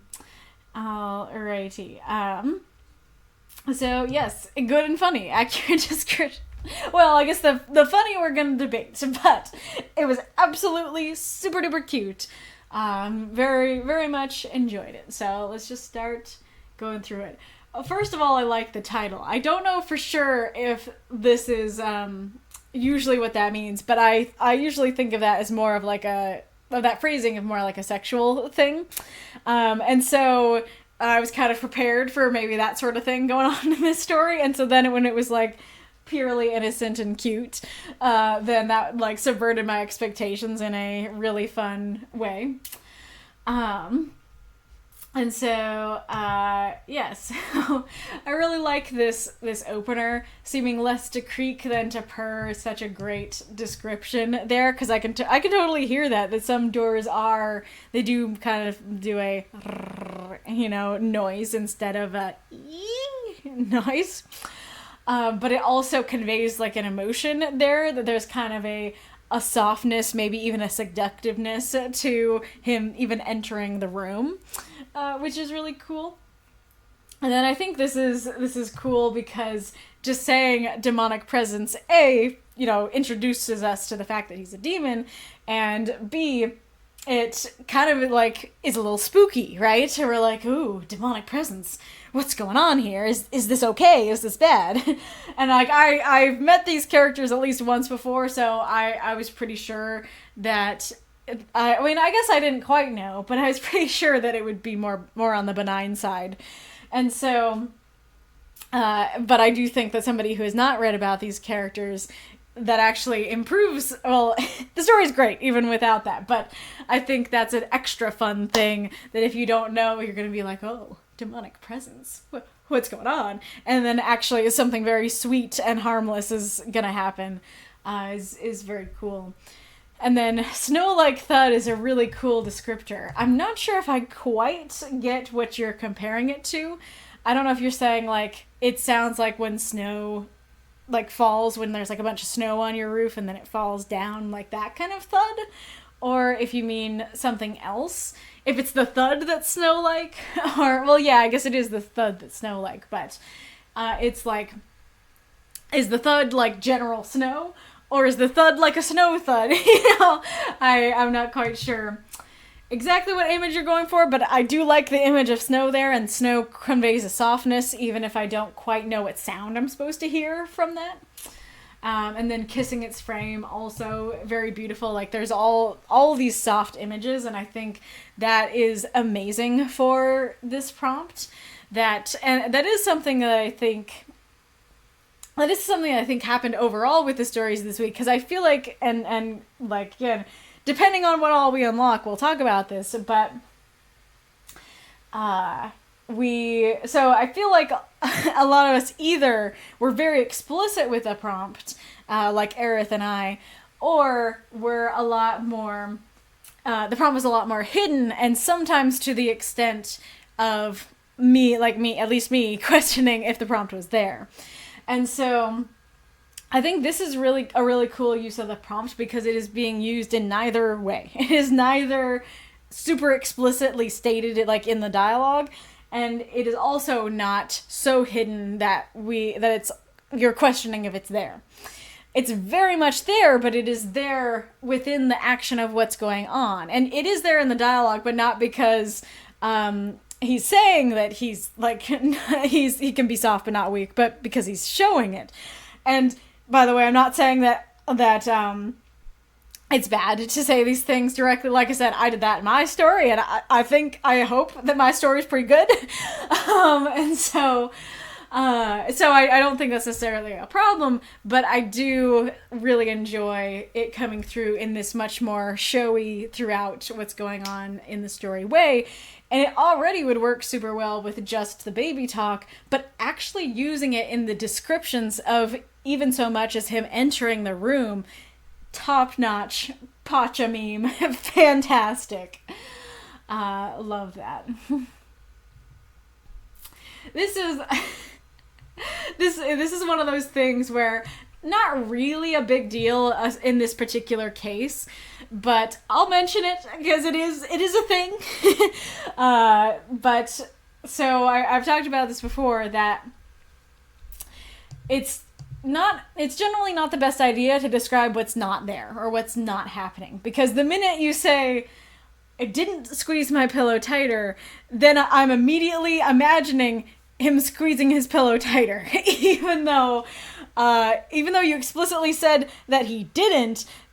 That gave me the image. It's kind of the like, don't think about a polar bear sort of thing, where it's like, well, immediately what you're thinking about is a polar bear because you mentioned a polar bear. But if I don't mention the polar bear, you're not going to think of that, kind of thing. So in this case, describing instead just, I didn't answer, I just lied there in a sulk, to me actually would get that image across better than saying I didn't squeeze my pillow tighter, because now I'm imagining him not answering, squeezing his pillow tighter, and lying there in a sulk. I I do like the tail sliding the covers back. That's a very fluid image and cool, like, non-human thing, like showing his demonic nature. I like that. This phrasing here, I think, is a bit odd because I immediately imagined when you say lay himself over my body that, like, here's Ari and then here's Volzek just, like, on top, like, hi, how you doing, you okay? You know, kind of thing. T-posing to assert dominance, but just, like, on top of him, yeah, kind of thing. And so I think, like, once I got to nestling against the curve of my back, I was like, oh, okay, that makes more sense. But I think that is usually described as laying next to someone, laying beside someone, even so, not laying over someone's body. That, anyways.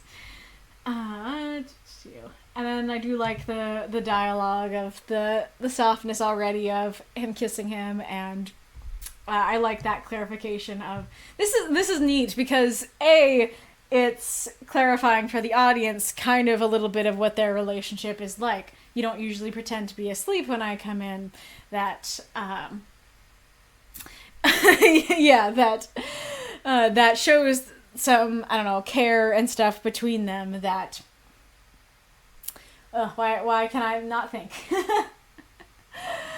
that shows that, hey, like, when he comes in, he's usually a welcome presence. He's not something, this is not a common occurrence for the main character to hide his feelings from him. And so the fact that this is a different and new thing. So that tells us a little bit about their relationship. But then it also is just in and of itself a cool and caring line of, hey, what's up? I can tell something's wrong, you know, kind of thing. I do like the image of heartache gripping my chest like a vice. That's great. Definitely understand the feeling of, I don't want to have this conversation with you. I don't want to have this conversation ever. That is great. I do think that one of the only context that we don't really have for this story, I mean, maybe saying only is too strong, but the main context that we don't have for this story is we don't know what the heartache is about. And I don't think we necessarily have to understand what's going on in the story and stuff, but that is something that maybe, depending on what it is, maybe would have been nice to have a little more of a nugget of context for it, so I have mixed feelings on that. Really like how you use the prompt here that he's describing how experienced Volzek is, and then immediately we go into the baby talk. It already would be fun just to have the baby talk by itself, but with that ramp up of like, oh my gosh, I can't talk to you about this, like, you're too amazing, you have too much experience. And then he's, you know, doing this undignified baby talk immediately after is fantastic.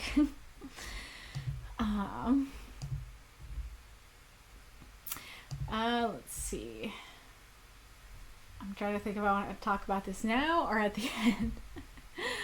Maybe at the end. It's the overall thing. Really like this. Really like the staccato, breaking it up with the periods thing. Fantastic. And then this is great, especially with the ramp up, and then extra fun with like, oh, I was gonna tell him so, but I'm really enjoying this, you know. But as soon as I stopped laughing, like, he totally got to me. I'm enjoying this, even though I'm judging him for it. I think that is great. Great imagery of the tail whipping the bed. This is another thing that I don't really think it's that much of a problem, but I really don't have much to critique about the story, so I'll bring it up. I did not think that they were in like an inn or a hotel or something that would have adjoining rooms. I just had the image of like, yeah, they're in their house or whatever. And so I don't know if we need to know that, but for me it would have been helpful to just have a little bit of a mention of the inn, like you could even say the inn bed or the hotel bed or something like that somewhere maybe. But I do like that image. I do like the 10 minutes of silently laughing. I know that feeling.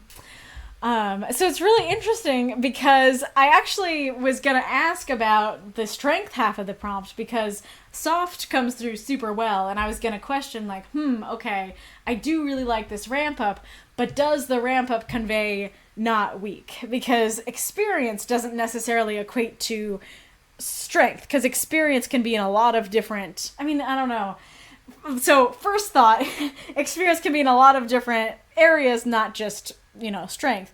On the other hand, there are multiple kinds of strengths, and so having experience in any area is strength. So, I don't know. So, it was a question I was going to ask, and I only realized on my read this morning that the ending is your attempt to show the strength. That we have the literal strong macho pose, but it's this idea of, I can't beat you, there's no beating you, you're super strong. That in this softness, Ari is beaten, kind of thing. That Ari has lost the game through that. I think is great. So regarding the baby talk, so I am impressed by how well that comes across. I think you did a great job, like especially with the wawung. I probably would not have thought to write it that way, but the minute that you write it that way, as long as I read it correctly, I know how to read that. I know how that sounds. That totally sounds like baby talk. And the owl, I think is great. I think you did an awesome job of writing that down. This story is interesting because I feel like this story works better read out loud. And it's interesting, and I don't know if I was just being too harsh, but I felt like when I read it the first time, just to myself, not out loud, there was maybe a bit of a cringe factor in there. But the minute that I read it out loud the first time, I was like, oh no, this isn't cringy, it's cute. I like it. And so I'm curious if anybody who did read this by themselves first and then heard it on the stream, do you felt like it read differently when you were reading it to yourself versus hearing me read it out loud? And then another overall thing to talk about is that, and it does kind of go to your questions as well, which is that even though I moved away from the cringy camp into firmly this is cute camp, there is still an element there for me, which is that I totally understand why Ari is having this reaction. I think that works. I think that him laughing and stuff totally makes sense for what's going on, and them just having a giggle fit. That totally works. I can understand why they would have that reaction. But to me, the story is cute, but it isn't laugh out loud funny to me personally. And so I do kind of wish I was more with them than I am. That it's more like intellectually I get why they're having this reaction. But emotionally, I'm not having the same reaction, and I wish I was, because I think that would make me enjoy the story more. And I don't know that that's necessarily a problem with the story overall, but it's just, I guess, the only real disappointment that I was left with at the end, which is that I want to get it emotionally, not just mentally. But the thing is, I had a very strong counter-argument against this critique this morning. Because I had my dad read the story. I actually had him read it out loud just to make sure that he would voice the baby talk correctly, kind of to answer your question of, like, okay, I read it okay, but is he going to read it okay? And my dad doesn't laugh out loud super easily. I'm kind of a mix of my dad and my mom. My mom laughs out loud pretty easily. My dad, it's kind of hard to make him laugh out loud. And I'm in the middle. It's not as hard to make me laugh as my dad, but I think it's a little bit harder in some ways than, I don't know, than my mom at least. And so... as he was reading this story, and then, like, he himself reading it out loud, he started laughing. And he was kind of struggling to get through the story because he was laughing so much at it. And he ended and he was like, oh, I love that so much. That made me laugh. And so, if you can make my dad, who does not laugh out loud about a lot of things, laugh about the story, maybe I'm the odd one out. Maybe other people totally were in that space of you're totally with them and you're totally laughing alongside them. So curious what reactions folks in the chat had. Were you more with me of like, it's cute, it's not funny, or were you with my dad laughing out loud and everything like that? Let's see, did I answer all your questions? I guess something I will say about the baby talk is that I do think that the ooh and mui work, but I think especially because they're some of the first ones that come across, I think they can pretty easily read as typos. I think that awi works very well. Wawung and owl do work. Oh, please works super duper well. So I think some work better than others, and I can understand why this might leave people thinking that it's a typo. But I think overall you did a good job, like I said earlier. Like, even if it seems a little weird at first, once you get what's going on, these are perfect and actually make it really easy for me to read it out loud and hopefully read it correctly. So I think that worked. Yep, and his reaction did come across as genuine and appropriate. Indeed. And then 3, does Volzak come off as a sinister demon trying to pry apart someone's armor, or like a friend/lover trying to cajole their partner into communicating? Are the two necessarily separate? This is a really interesting question, because from the other story that I read about these two, I was like the whole kiss conversation, and I was like, I don't know if Ari's enjoying this kiss. And so I was like, is this a problem, or are we okay? Is this... and so I was questioning that in the other story you wrote about these two. But when I read this story, I was like, oh, I think this is genuine. I think, yeah, I was definitely like much more firmly, because when I first started reading this story, I did have that question of like, okay, what's going on here? Is this something more sinister? Is this something more genuine? And then the more we got into the baby talk, the more I was like, no, I think this is actually genuine. I think... And so I was pretty firmly in the camp of lover trying to cajole their partner into communicating. But you have told me on a stream before that you like kind of more doomed, I guess. I don't know if that's the right word for it, but more doomed dynamics. And so that does prime me to go, maybe if it looks like it's innocent, it might not be. But I definitely was much more on the camp of this seems super genuine. This seems like a partner trying to get their partner to communicate in this playful way. But especially because you're asking that question and because you added that, are they separate? Now I'm thinking that you meant it to be either the former or both. But I will say, I would say that the two are separate.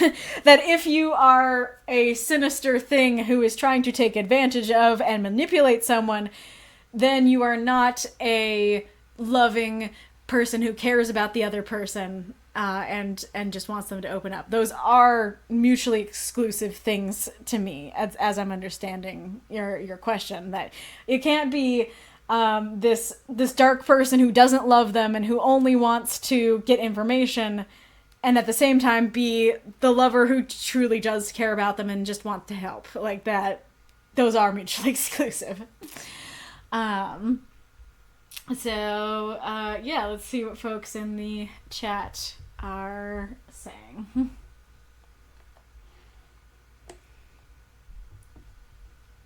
Thank you for the cheer, Mako. Or I don't know if you're just... No, I think there was more. There was more cheering there.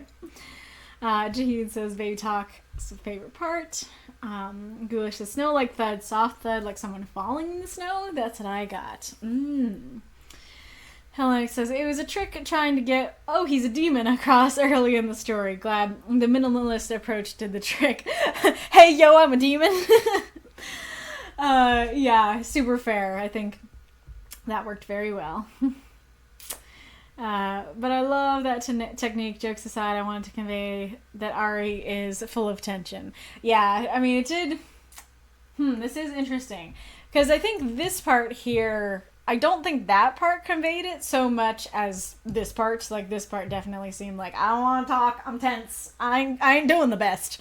But the softness here seemed more like, it's especially like seeing them be at least friendly in the other story seemed more gentle to me and less tense. So I think you got the tension across, but maybe not necessarily in the first paragraph, if that makes sense. And then he says, oh yeah, it killed me not to put that in. Basically, it's the first time they've slept in an inn in a proper town in weeks. They've been on the road. One of the first things Volzek does is find a pair of local girls to take to the bathhouse. Volzek's an incubus, so this is to be expected, but it's the first time Ari has ever seen him seducing somebody else.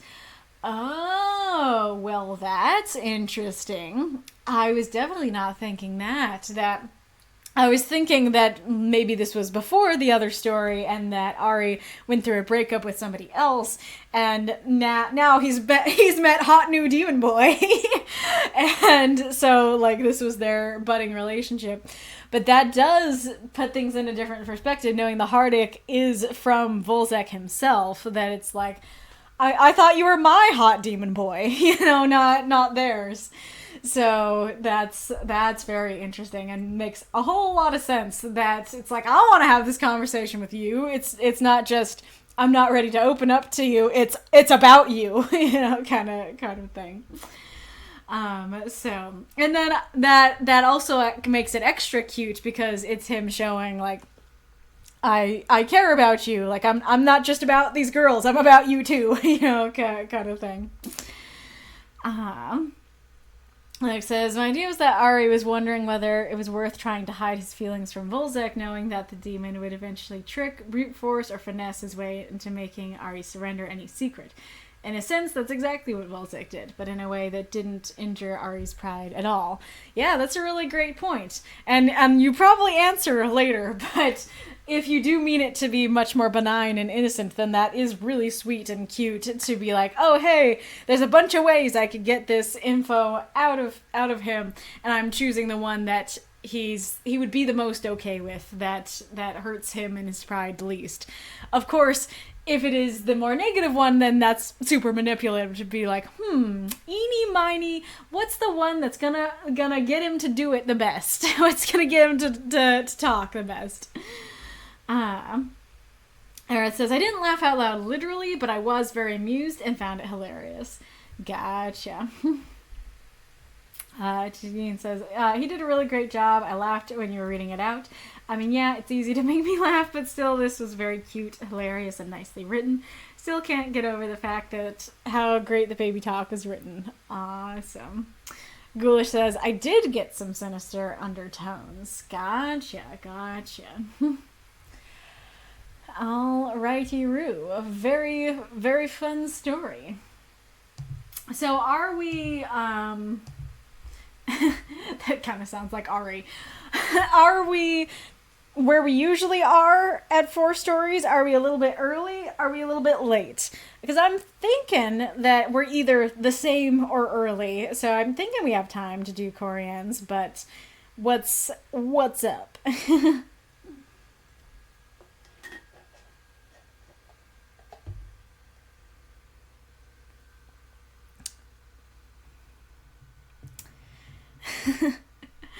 never know what to do when a question like that.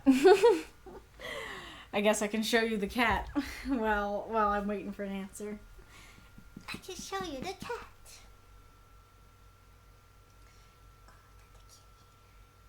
Oh, that's a fluffy kitty.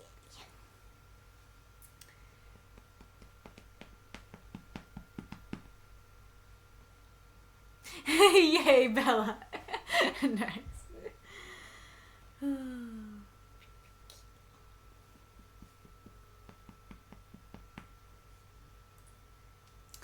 Well, I'm not really getting an answer, but I think I will read it and hope for the best and hope we can get through things okay. Alright. Strength to Grow. Illiterate Heroes by Koryan. 286 words. I hid in the room as the others explored the town. The harrowing experience of the dungeon and Reese's confrontation once we were out left me feeling hollow. 3 raps on the door broke me away from my thoughts. Come in. I moved to the edge of the bed. I watched as Nye entered the room, gently closed the door behind him, and closed the distance between us. Do you have a moment to talk? I nodded. I gestured for him to sit on the opposite bed from me. Once settled, he didn't hesitate. Why did you lie?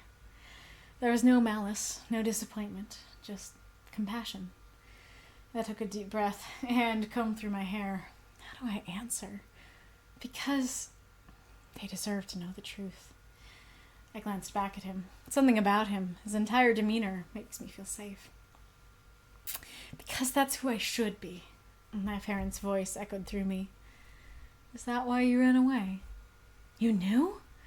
My eyes grew wide. My heart thumped faster. Is he going to kick me out? He lowered his head and brought his hand to his mouth to stifle a chuckle. I don't mean to laugh, but yes, I knew. Do the others know? How? Worry and curiosity bubbled as I waited for his answer. I was careful with my answers when the subject came up. No one leaves home that quickly with no equipment unless they were desperate. And call me desperate. I paused. Before my courage could dissipate, I blurted, Do you think I'm too delicate for this? He waited. The corners of his mouth quirked upwards. Just because something is delicate doesn't mean it's weak. It takes strength to grow.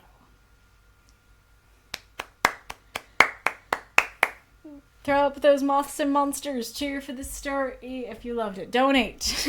Donate if you loved it. If you want to unlock more stories. If you want to support the causes. I realized I have not really talked about the causes, which I should have done. Hello, two-thirds Lotus. I like to call you second-third Lotus, but two-thirds Lotus. What is that little a clip the halls? Cute. Alright. Thank you for the cheer, Hellenic. Alright.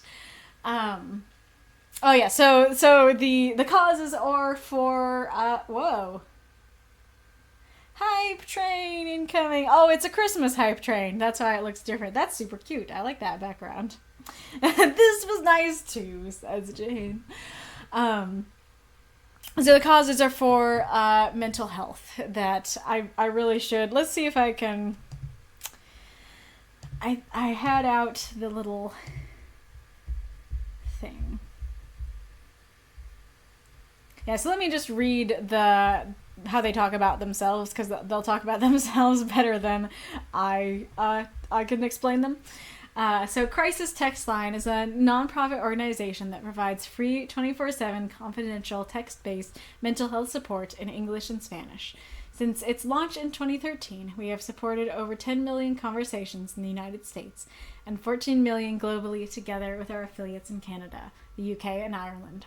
Crisis Text Line's more than 75,000 trained volunteer crisis counselors bring texters from a hot moment to a cool calm through non-judgmental support, and empowers each texter to use their own strengths and coping strategies. We are committed to creating an empathetic world where nobody feels alone. Individuals seeking confidential support can connect with us via text, web chat, or WhatsApp. To be connected to a live trained non-judgmental volunteer crisis counselor, text hello to 741741 or 443-support in WhatsApp, or text hola to 741741 or 442 ayúdame in WhatsApp for Spanish, or connect with us via web chat. And then Samaritans. Samaritans is a charity working across the UK and Ireland to reduce the number of people who take their own lives and help people who are struggling to cope with how they're feeling or with life's challenges. We know that life can sometimes be incredibly tough. Thanks to the dedication of around 23,000 volunteers, Samaritans can be there for anyone, whatever they're going through, day or night, 365 days of the year. We're also at the heart of local communities, working with schools, workplaces, railways, prisons, and hospitals to offer training and support, preventing suicide, and helping people turn their lives around. So yes, that is who they are. That is who you are donating to if you donate today. And the link to donate is pinned at the top. Yeah, so helping people with mental health, very, very good causes. Thank you for Tiny Nuggy. What a cute name and what a cute intro of a little shark waving. Adorable. Thank you for the cheer, Mako and Mako. And Second Third Lotus, you too. Thank you so much. Yes, thank you, Death said. If anybody wants to join the Discord, there is your link. Awesome. Hello, Steelhelm. Welcome. Great to have you on the stream. Alrighty, Rube. Now to talk about the story. So I guess I'll ask the chat a question first, which is that, do you feel like you understood what was going on? That, so it is not stated what this is all about, what the main character lied about, and stuff like that. So, the question is, did that work fine for you? Did you feel like you could still get into the story even without knowing? Or were you like, I really felt like I needed to know to understand and understand and enjoy the story. Excuse me. All right. Yeah, so I'll just start going through the story. Well, I guess, do I want to talk about the overall stuff first? I guess that might be helpful. So, I really liked this story, and I came away from the story having rather similar feelings towards it for Arith's. Maybe you didn't go as in-depth as Arith did, but you did go into similar topics, and I very much enjoyed the exploration of those topics and the exploration of the prompt. And seeing the Illiterate Heroes universe title, I was like, okay, I know who this character is, I know what they're talking about, and honestly, I was just into it and didn't recognize the first time I read it, oh, it doesn't actually mention what this is even about, because I knew what it was about.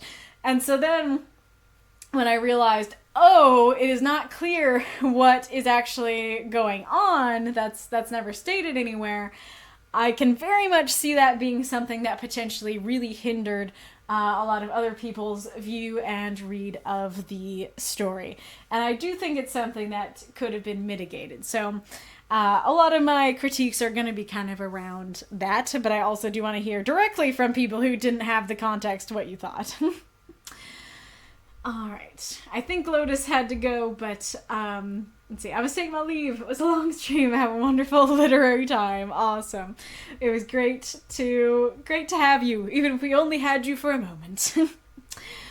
That is true. Ghoulish says, how many words were used? Yes, so around 280. So you did have, let's see, like 70? You did have, I'm bad at math. You did have 70 words around to work with to explain things. So I think, I will say an overall thing is I do think those 70 words should have been used to explain the context. But anyways, just to go into the story. So I guess the first line is kind of related to that there is a lot going on here in the first line. Like, okay, I hid in the room while the others explored the town. All right, there's this person, there's a party, the party's in town. The harrowing experience of the dungeon. Okay, we came off of a dungeon. And Reese's confrontation. Oh, the confrontation happened in the dungeon. What was that? Are they different? Are they the same? What's going on there? Once we were out, left me feeling hollow. Okay, why are you feeling hollow? What was the confrontation? What happened, So even from that beginning, there's kind of that question. And so I do think maybe starting with just, I hid in the room as the others explored the town, I think might be a softer intro. Might have worked a little bit better to introduce the story.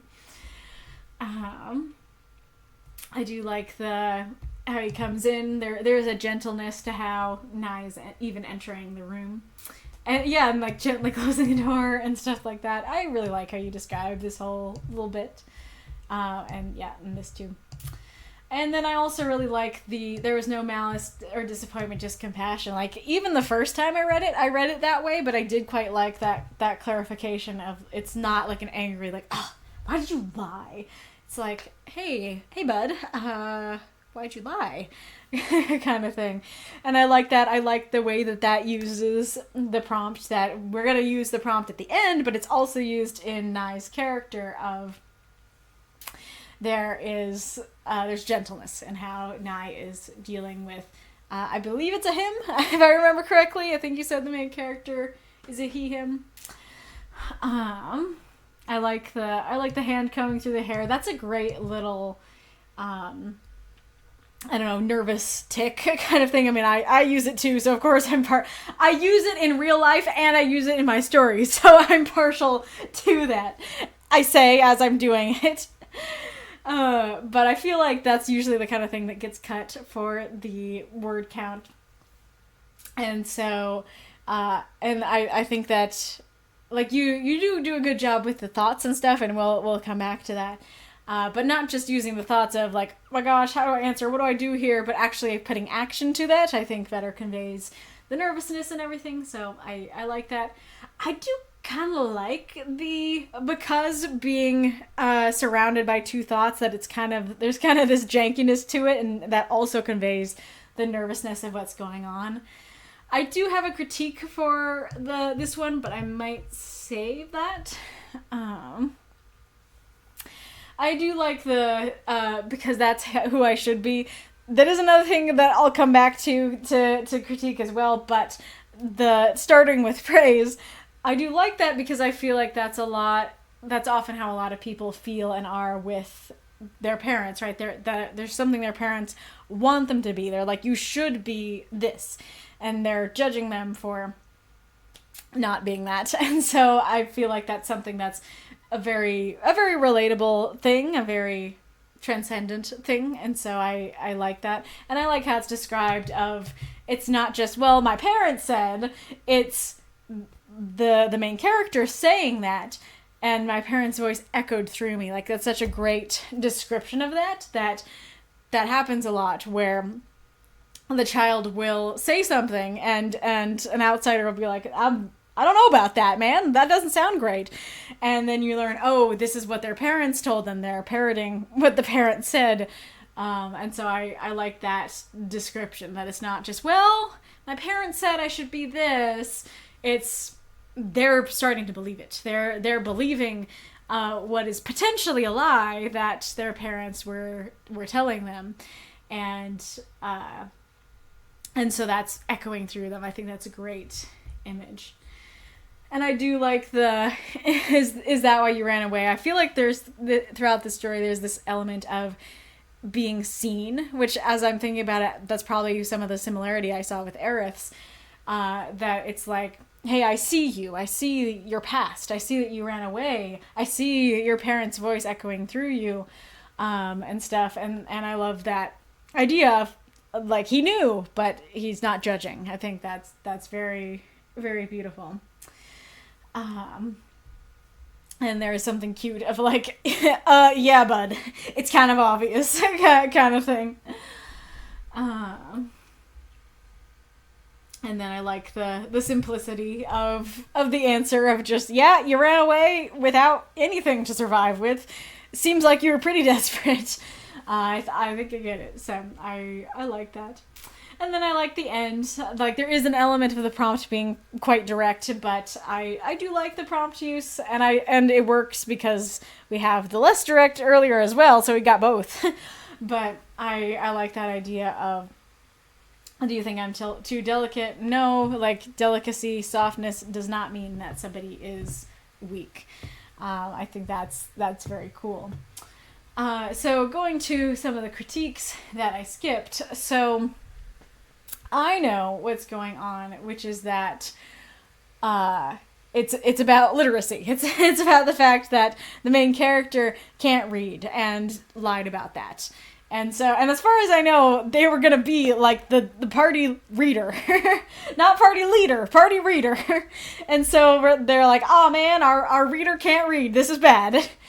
And so, So the thing is that, well, I mean, maybe I'm getting a little bit ahead of myself. I guess I'll do that first and then go back. But the thing about that is, because that's who I should be, and with what I know of the story, it sounds like he's saying, I should be literate. And you know what? I am gonna agree with the parents on this one. Because on the one hand, I do not think someone who is illiterate is less of a person. Like, you are still a valuable, wonderful human being, even if you are illiterate. That does not change that.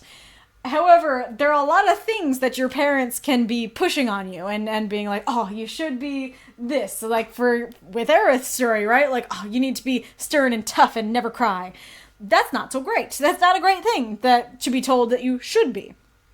And so that's easy to relate to because there are a lot of those things that are like that. But as far as I know, this is not one of those things. This is not one of those things where the parents are being too pushy or pushing their own thoughts and agenda and stuff on the kid when they shouldn't. I think I'm going to snooze this one.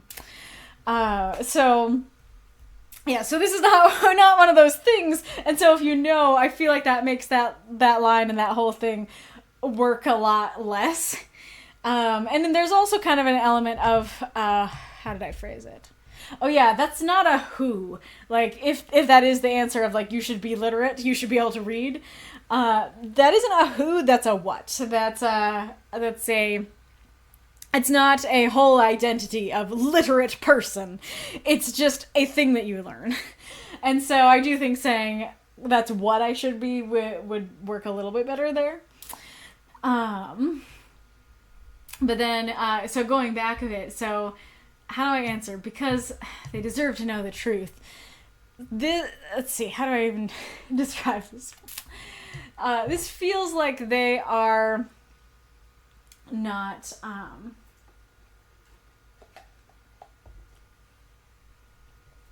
so, especially if you don't know the other stories, you don't know what the truth is, and you don't know what the lie is. And so I think that's part of what could really hinder the reading of the story. And so saying, oh, they deserve to know the truth. And then the truth is, that's who I should be. I don't feel like that really follows super well. Because, let me think. Because usually you're saying they deserve to know the truth when it's like a difficult, very concrete truth to say. But in this case, this is actually it's a much more emotional, not concrete, and depending on what the answer is, not necessarily true. Because like I said, a lot of the things that the parents are like, this is what you should be, isn't actually true.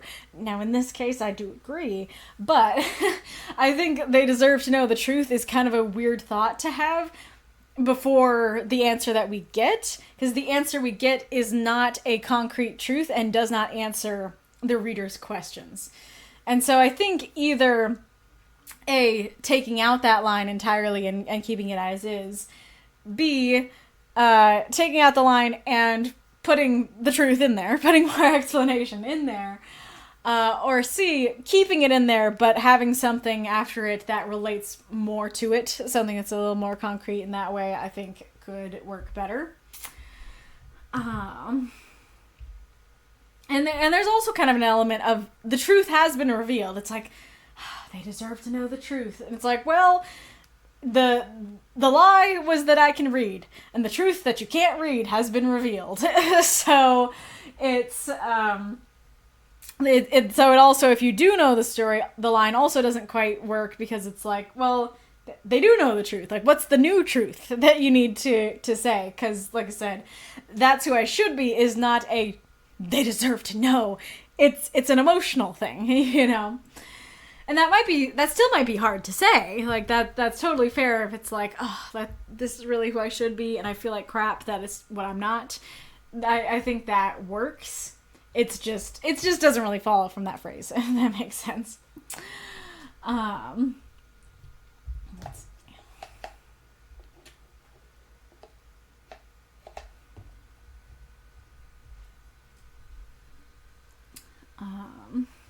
And then I also don't really know why he or anyone in the party would kick him out for running away. Is especially if we're in like a D&D party of misfits, this sort of thing. It seems odd that it'd be like, oh yeah, I ran away from home. It's like, okay, so did I. Like, fist bump. That it feels like a D&D party. That's exactly who you want in your D&D party is the runaways and stuff. The runaways, the misfits, the murder hobos. And so I don't know why it would be like, oh, yeah, I lied. And that's who I should be. And I totally ran away from home. Are you going to kick me out for that last one? It's like, of all the things I would kick you out for, it's for the first one, not the last one, And granted, maybe that is what the party reader, the party reader who can't read meant. But I think it very much follows. You knew, is he going to kick me out for that? That did not feel like 5 minutes. Was that 5 minutes that the ad has gone? I guess I'll snooze it again, but I'm unsure about that decision. So, yeah, I don't know why he would kick him out. Also, this was a grammar thing. This was another one that I almost completely didn't understand what the sentence was saying, because it actually said, I don't mean to laugh, and it took me a bit to realize it meant mean. So definitely something to make sure that you reread and edit your stories and check that to make sure those don't slip through. And then a similar thing going on here. So like I was careful with my answers when the subject came up. That would be fine if the subject has been introduced, but because it hasn't, I'm presuming it's very aggravating to the people who don't understand what's going on, because it's like, what do you mean the subject? Tell me what the subject is. So I think, saying when the subject of my literacy or the subject of books or the subject of reading, I think any of those would have maybe not completely made the audience aware of what's going on, but would at least give the audience more of the info that they need to understand the story.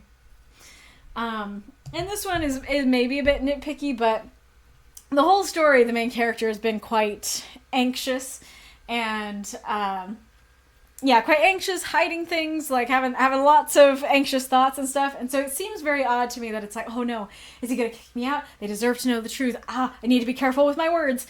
And then at the end it's like, well, no one leaves home that quickly with no equivalent unless they were desperate. And now he's like, well then call me desperate. Like now it seems very accepting and kind of the opposite of everything that he's been acting like earlier in the story. And so I think maybe having something like, I gave a long sigh, finally giving in, then call me desperate. I think that could work better, or, some line of, like in Hellenic's story of, oh, there's no beating you, or I wasn't going to win this one, kind of thing. Let's see. And then I do really like that last bit. I do like your use of the prompt here. But I also don't quite understand why any of this would make him delicate. Like, running away, especially without equipment, is kind of the opposite of delicate. Like, that's a ballsy move, That's quite the move. You might die out there, and you're willing to take that gamble. Respect, kind of thing. And just because you can't read doesn't mean you're delicate. Like, somebody who's super strong and the opposite of delicate could be illiterate. And stuff. So, or like lying also doesn't make you delicate. So I think maybe this is another place that you could have put some of those words into, of why is this subject being brought up? Why does the main character think that he's delicate? Is it to do with anything they said, or is it just like a general character thing? And whatever it is, why is this happening? Why are they mentioning that? But I do like the kindness in Nye's response and stuff like that. Let's see what folks have been saying.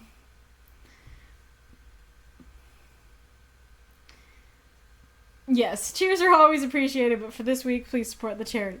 That's right. Koryan says, I didn't have any particular questions. I feel something isn't working or flowing right. I can't quite put my finger on what exactly.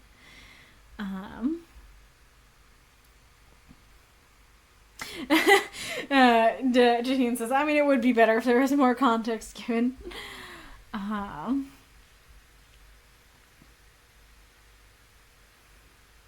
Aw, Jaheen has to leave too. I have to take my leave too. Really had fun being here. You're so energetic. Love it. But it's so cute.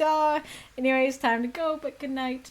I'm starting to feel like maybe I don't know what W means in the new slang, the new slang of the kids, because I hear it as like, take the L and versus this is a W, as in like loss versus win.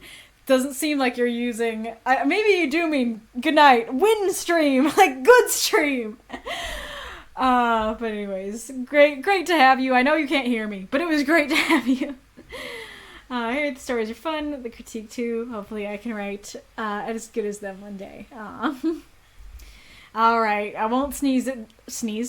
I won't do that either. I won't snooze it this time. Yes, main character's a guy, still trying to figure out a name for him. A party reader, like that. Do appreciate all the feedback. Great to hear. Designated reading gets so much more real. Not sure exactly what you're saying. Not the murder hobos. Yeah, guys, I ran away from home. So did I. You want a cookie? Exactly. It's more of his life he has lived coming from money, while the others don't and have struggled, even though that hasn't come up yet. Oh, okay. Yeah, that would have been really fun. I can understand that being difficult to bring up because the topic's not exactly about that. The conversation, I mean, but if you had been able to add that in of like explaining, hey, I didn't come from the same background you did. I'm just a rich kid. Am I too delicate for this? I think that actually works quite well. W equals good stream. Yeah, gotcha. Well, before the ad comes, think of midstream questions. I'm not sure if I should do something more like Christmassy or something more writing related, because a Christmassy question I had was maybe like, what's your favorite Christmas movie? I think I asked that last year, now that I'm saying it, because that's the time all of you were saying it was the Muppet Christmas movie, and so I watched it.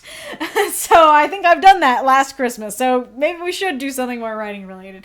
And now I just realized that I had one from Wolf that was not used, so maybe we'll use Wolf's from last time. That works. And then I can do it while the ad's going on. If I'm gone, well, while the ad's going on, now you know why. I just wrote down the question and left. Alright.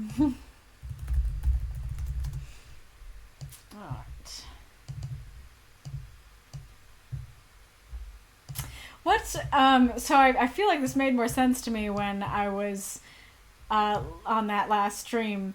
What do you mean without characters? Because I'm assuming you don't mean a story that has no characters, because I think any story is gonna have have characters of some sort. And so, what do you mean by this? I think you're a subscriber, so I think you can still answer. But yeah, what do you mean without characters? Do you mean convey the morality not through the characters, or what? Or what, kitty bitty? Yes. He's so cute. Muppet Christmas Carol equals goated movie. Nice. You are one of the folks who recommended it to me and got me to watch it. Right, kitty? Right, kitty?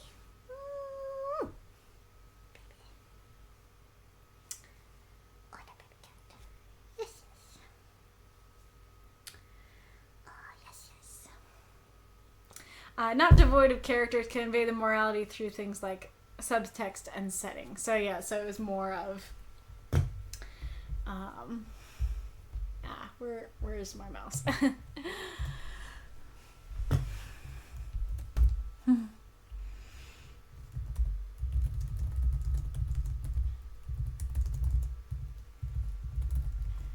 Alright, let's go with that.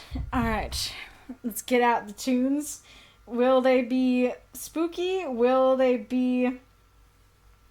will the tunes be dark and spooky? Will the tunes be wacky and weird and fun? Let's see. Alright. Where's my camera? Alright, see you in a little bit. The answer is wacky. Hello, I am back. I am returned. Alrighty-roo. So, Hellenic said, I don't think I have a good answer to this one. Good luck to anyone who does. Don't be sneezing right as I start, cat. Mako just, yeah, I'm sitting this one out. Koryan, this is something I haven't thought about. And then Hellenic returns. Oh, my boyfriend says something interesting. He says, is a city too clean / too dirty? If there's a local park, is it absent of birds, insects, animals? Are there posters around town political, or are they event posters, or are they wanted posters? To the extent animals are seen, do they seem happy and healthy? And I might add something similar about children. That's a really good point. No, cats, please stay. Here, if I bring the chair closer, is that something you'll be okay with? That's something you'll be more happy about? I want you to stay. I know that Bella's on the throne, but you can still be here. You can still stay. Little baby.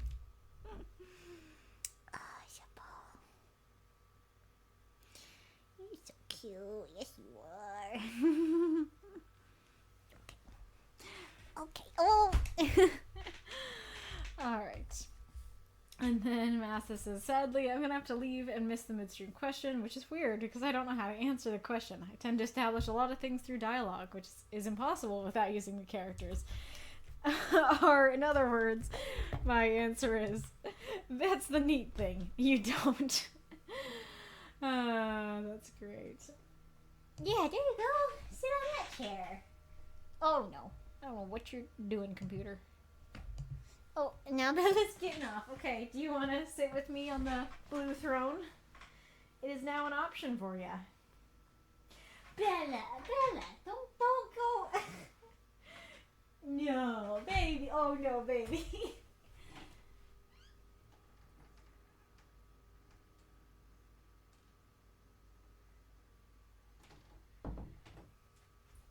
Well, I don't think you saw it, but that's, I think, the first time that occurred on stream, kind of surprisingly, but Bella sometimes bullies Bo.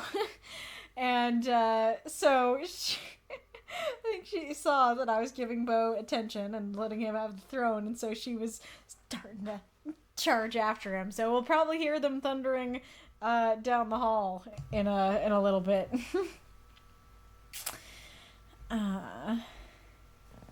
That says, yeah, I agree. Morality comes from people. Even if you express it through animal characters or talking trees, you're just transposing human characteristics onto something else.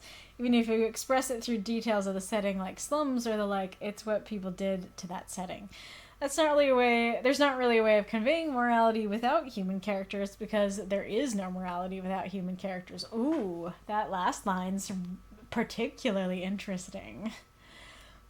Wolf says, I don't know. I think moods can help evoke a setting's morality. If you establish a gritty mood, you set up the audience's expectations for a story where morality is a bit more ambiguous and gray. Maybe use an oppressive atmosphere to convey that even the best people in this world have some unscrupulous qualities. Maybe use dream logic to convey that morality in the setting is very different from normal. Characters can definitely bring this home, and they are important, but I don't think that they do it alone. Setting an atmosphere can indicate to readers what to expect. That's very interesting. Yeah, this is a really interesting question, because like when I first heard it, I'm not sure how I'd answer, but now that I'm hearing yours and Hellenic's boyfriend's answers, I'm thinking about how, like, if you set up a story to kind of have the atmosphere and setting read like a cartoon would read, then we're gonna go, oh, okay, so we're probably gonna have some black and white morality here. Good guys are good guys, bad guys are bad guys. And then, like you said, if it's a more gritty sort of atmosphere, then you might set it up to be, oh, okay, so maybe we're gonna have something a little bit more gray.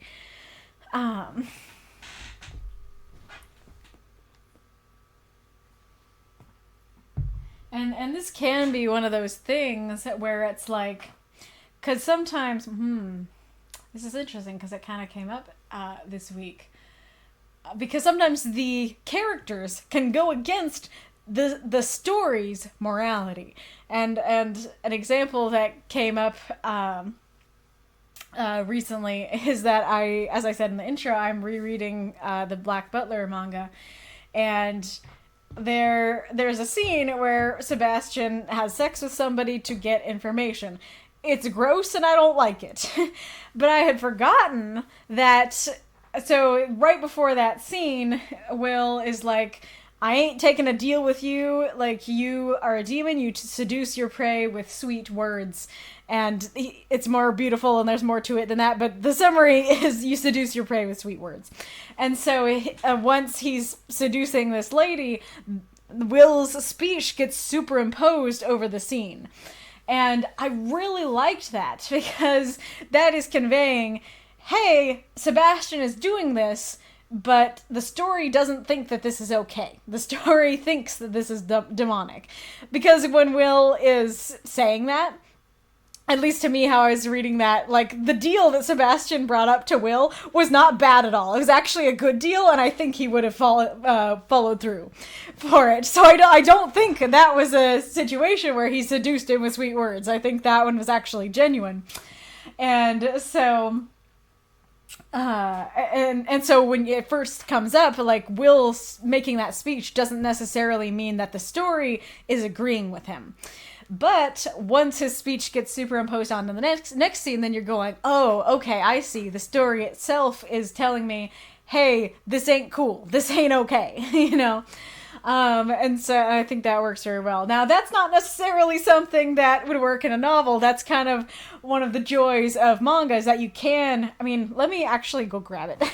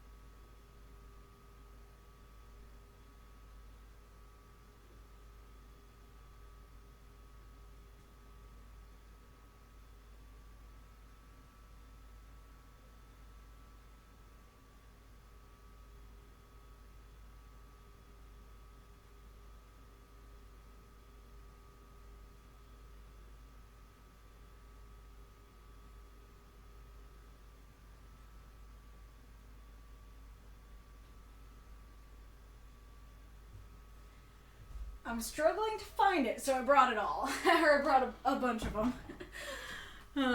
To look through while I'm talking to you.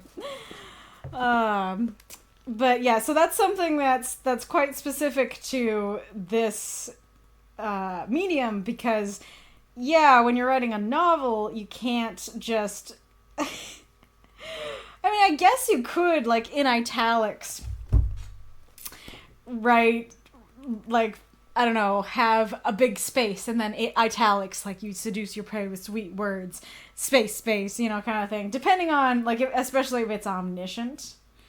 There we go. There it is. Okay. There's the page. So let's see. It's all the black words, right? So it's also, like, visually, right? You can see they're all black, there's smoke. You can see he's this demon twisting around her and stuff. And that's much more difficult to convey in a non-visual medium. But that is a way for the author to be like, hey, what the characters are doing isn't necessarily the morality of the story as a whole. Hang on, let me check for the cat.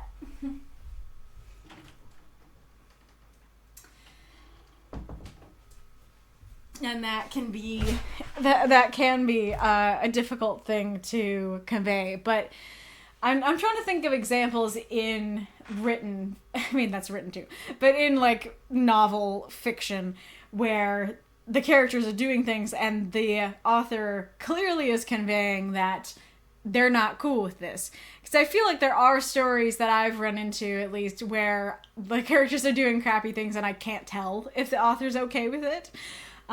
Sort of thing. So, but I'm pretty sure that it can be done. And I guess, like, one thing just in general that I can think of is you can have the characters do all these things and you can see all the consequences. That as the author is showing, okay, yeah, they made these bad decisions and it led to bad outcomes. So don't do the bad decisions, so I don't think that's really okay. I think that was bad. Kind of thing. Massa says, I'll be honest, I'm interested in other people's answers despite my flippancy. Not only do I not convey morality without the use of characters, I don't even know how I would. And just got out of the shower and I'm off again. Wait, how long was I gone? That was like a quick shower. Either that or I take very long showers, which, you know what? Probably it's that one. Mako says, I'd argue that set dressing, to put it simply, can let us assume morals, but it's only the actions of the characters that actually express it. That is kind of why I'm talking about, like, the author versus the characters in terms of this question, because I do agree that, yes, if there's, like, a super gritty scene, that isn't telling us necessarily what the morality of the story is. The characters, doing things and making decisions is in that atmosphere, in that setting, is what's going to tell us more about, like, what the morality here is. That said, agrees. I second that, Mako. Set dressing can be powerful, but unless it's contrasted against character actions and reactions, it's just an empty set. Very fair, yeah. Mako says, out of curiosity, do you see it condemning the seduction, the method, or the preying? I don't know in what way he is preying upon people. Like, is he just after sex, or is it means to information or something else? I'm not sure exactly what your question is. So, well, I can answer the parentheses question, which is it's just for information. It is like, yeah, I don't even know if he enjoys it. I don't know if it's a neutral act to him or if he's like, great, I get to have some info and also have fun doing it. Really not sure. But he just knows that's a way to get information, and so he's gonna use it, sort of thing. So, like, let me pull up the page again. Let's hope I can find it. Oh no. I lost it again. It was in this one, wasn't it? Oh, there we go. Yeah.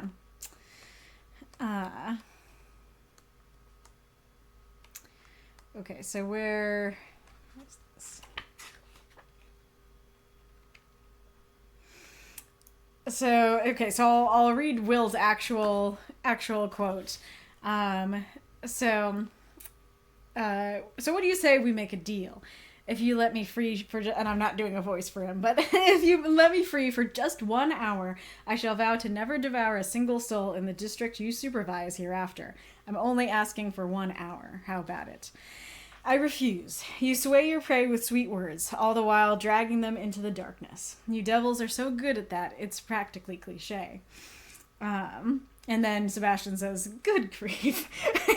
Which is, I'm sure, I was not translated in the anime. I can't hear him saying that as the anime actor.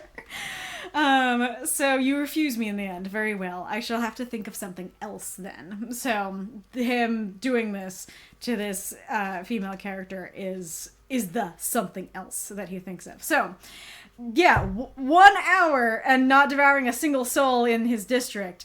The only soul he wants is Ciel's. So that's part of why I think that he's genuine when he's saying that. So, like, 1 hour for never again in the whole district. pretty dang good deal. And so it's hard to tell if in that scene if we're supposed to be like, yeah, take it, it's great, or if we're supposed to agree with Will that no, he's seducing him with sweet words, not a great thing. And so then he sees the female character and is talking to her and is like, hey, I can help you forget your troubles for the night and stuff like that. Oh yeah, that is what's on the page of, you know, why not forget just for tonight, drown in pleasure and breathe sweet poison deep into your lungs. And then you have the he sways his prey with sweet words, all the while dragging them into the darkness. So the quarry does not notice the face of the beast that lurks behind it. He proceeds cleverly, sweetly, quietly. Okay, so it actually is more than what Will said. So yeah, the narrator is actually condemning it, or the, I don't know, writer, author is condemning it more than even Will did, is going further. But yeah, so it's saying, hey, what he's saying is a lie. What he's saying isn't cool. What he's doing is not okay, right? He's being a beast, you know, kind of thing. Well, your example, you seduce your prey with sweet words. I'm just curious if the condemnation is on prey, seduction, or sweet words, or all of it. Sweet words. I'm pretty sure that it's, I mean, you heard it. It's a little bit different, but yeah, it's not saying like, oh no, talking sweetly in a sexy way is bad. It's not saying that. And it's not saying seduction by itself is bad, you know, and stuff like that. It's just saying that, yeah, there is a face of a beast lurking behind these words. There is ill intent behind the words. And so it's more about the motive, right? It's more about, what he's doing here is not okay. He doesn't actually care about her. He's not seducing her in genuineness. He is seducing her to get information, kind of thing. Sorry, I spent so long on that. I didn't mean to. I just meant that as an example. But yeah, so, but like I said, that is a much more difficult thing to do in novels, and I think it's something that me personally I struggle to see, even when the narrator is trying to do that. I think I often am still like, oh, that was horrible, that sucked, and don't realize that the author is trying to say exactly that. The author is like, yeah, that wasn't okay, was it?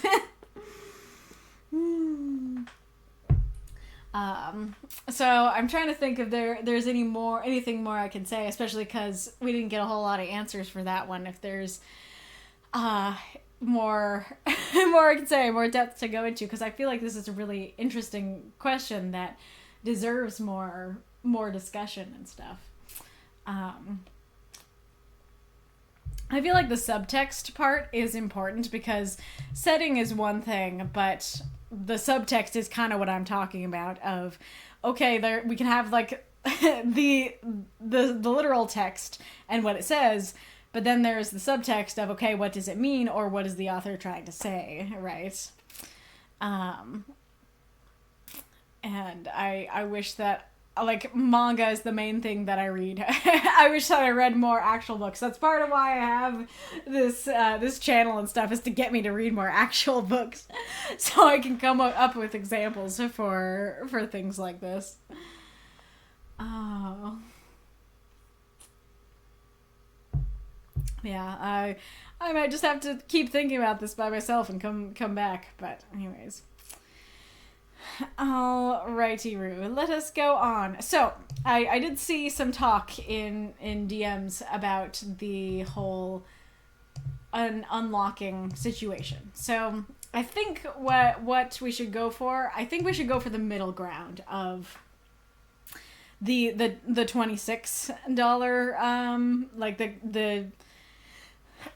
it's, to get an encore, it's $26. I think that's a good way to do it, a good middle ground between the $20 and the $37. So let's do that. So with that as the thing, how many have we unlocked? Alright, but I know we've unlocked this one, so I'll begin while you guys are talking. The Soft Iron of Grief, Mortal Kin, Saniron, by Spectre. 350 words. Content warnings, grief, loss, and death. His brother wasn't moving. He wasn't breathing. His spear had fallen from his hands and rolled somewhere out of sight. Saniron knelt over his body, cradling his face in his hands. Around him, the world burned and shattered. Saniron, his voice came in shivers. Come on, get up. It's not over yet. No response. Mother, please. Saniron's hand curled into a fist, his eyes squeezed shut, tears falling down his face. You were supposed to be the tough one. Heavy footsteps made him turn. A giant of a man stepped through the smoke and burning fires, a heavy mace in his hands, blood dripping from its spikes. Saniron looked around frantically, but couldn't find a weapon. Instead, he grabbed 2 broken chains and wrapped them around his gloved knuckles, pulling them tight, clenching his hands into fists. He could still feel his chin quiver, tears running down his eyes. What's this? The man said. I came for a fight, not... Saniron punched him in the face with a swing of his iron-enforced knuckles. Again and again he pounded the man, his strikes targeting the soft spaces of his body. He felt knees give, bones break, and blood squirt from under his strikes. From his own knuckles, just as much. The man didn't even get the chance to raise his mace. Saniron didn't stop until the attacker lay beaten and broken in the mud. When he was sure he wouldn't get back up, Saniron let the bloody chains drop to the ground and turned away. Finish me off, then, the attacker strained to speak. Go on, soft boy. I take my mercy and leave while you can still crawl. I'll come back for you. I'll remember you. Saniron turned away. By the time the invaders had been driven back, he stood on a makeshift table, his brother's body almost completely covered in a shroud. Slowly, gently, he drew the cloth over his face. When his bruised knuckles brushed his brother's cold face, he couldn't take it anymore. His hard facade cracked. He fell to his knees and began to cry. Throw up those moths and monsters. Donate for the story if you loved it. Alrighty.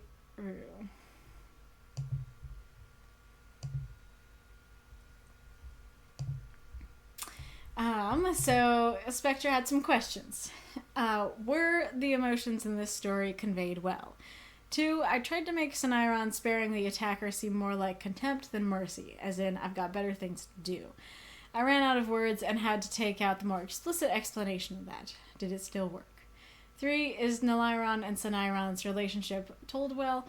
They were quite close and I tried to convey that. So feel free to answer those in the chat.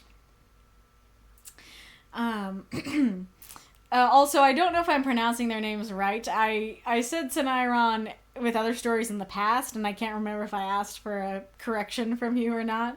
And so it could be like Marvin is like Neleron, Saniron. And so I'm not quite sure. So feel free to correct me if you listen to this, Spectre. Mika says, "Come on, chat! If we can get 10 donations of $4, we can unlock everything. Help the crisis line. That's right. I agree. We can do it." All right. Yeah, so feel free to answer those. I really love this story. I did review this story, so I'm probably going to be rehashing some of the things that I said in the review. But I thought the story was super great. I loved the use of the prompt, and this very much felt like a beautiful blend of being explicit with the prompt and doing it through showing. Because yes, there are specifically lines like you were supposed to be the tough one and soft boy and stuff that are explicitly referencing the prompt, but there's also the action going on of him like showing us him crying and then him getting up and being strong and not weak. So I absolutely love the prompt use. Let's see. I like I don't know if it's quite anaphora, but I like the mirrored lines of his brother wasn't moving, he wasn't breathing. I like that. That worked well. This one, I don't know, this is a bit nitpicky, but his spear, even though you have been saying his brother, he as in the brother wasn't moving, his spear, it kind of makes you go, is that the brother or is that yours? Whose spear are we talking about here? Sort of thing. And then I really like this phrasing of around him the world burned and shattered. I especially like shattered. I love when a more non-conventional descriptor or verb is used, because you could say something like, around him the world was ruins and desolation. That would work just fine, but it's a lot less evocative than burned and shattered. And even just like, I'm trying to think of, let's see. Oh man, everything I'm thinking of I like too. Like I'm thinking of around him the world burned and bled. Around him the word burned and wailed. I do actually like those as well. So I'm trying to think of a more cliche or less evocative word. But the moral of the story is I like the word that you used. I like the word shattered. I think it's a little more non-conventional, a little less concrete sort of thing. And then I like him, I really like this description of his voice came in shivers. Amazing descriptor there. I like him talking to him and stuff. I think that's great. And then I do like the explicit mention of you were supposed to be the tough one, especially because that shows, because if the story was more conveying, oh hey, he's just having a tough day, he's he has a right to cry right now, and it wasn't conveyed overall he might be a kind of a soft boy, then I would be left more with the feeling of, okay, like the prompt was there, but maybe not as clear as it could have been, probably, because it's just like, hey, it's okay for him to cry over his brother, like that's a fine reaction. So I like the line of you're supposed to be the tough one, because that's conveying, hey, overall Niliron was tough and Saniron wasn't. And it kind of sets you up to maybe be thinking, ooh, like maybe he's not going to be able to fight back. Oh no, kind of thing. And a similar thing happens here with, like, he looks around frantically but couldn't find a weapon. This is a really good use of an adverb, that adverbs are often condemned. And granted, there are a lot of ways that they won't work. But this one I think works very well, because that emphasizing the franticness is kind of makes him seem weaker, right? So I think that works quite well. And then I like him just grabbing the nearest thing that he can find to make into a weapon that's not an actual weapon. And I do quite like the image of him stepping through the smoke. It is very much the image of, I think what I'm thinking of is at the end of Maleficent, when there's all this smoke and fire around, and then Stefan walks through the smoke in heavy armor. And I forget what his weapon is, but now I'm wondering if it was mace. I know, I think it's chains. I think his weapon was chains. But yeah, so it very much has those vibes, and I quite like those vibes. And then I like how even as he's grabbing the weapon, because you could have described him, wiping away his tears and then wrapping it up. And I do think it's really interesting how he's continuing to cry. Like his not only that, his chin is still quivering. Like quivering is this very weak posture, is often seen that way. And so showing, yeah, he's getting ready, but his chin's still quivering is really neat, both in conveying the prompt and in making the reader unsure where this is gonna go. And then I really love I came for a fight, not... We don't know what he was going to say, but we know that he was going to insult him for being emotional.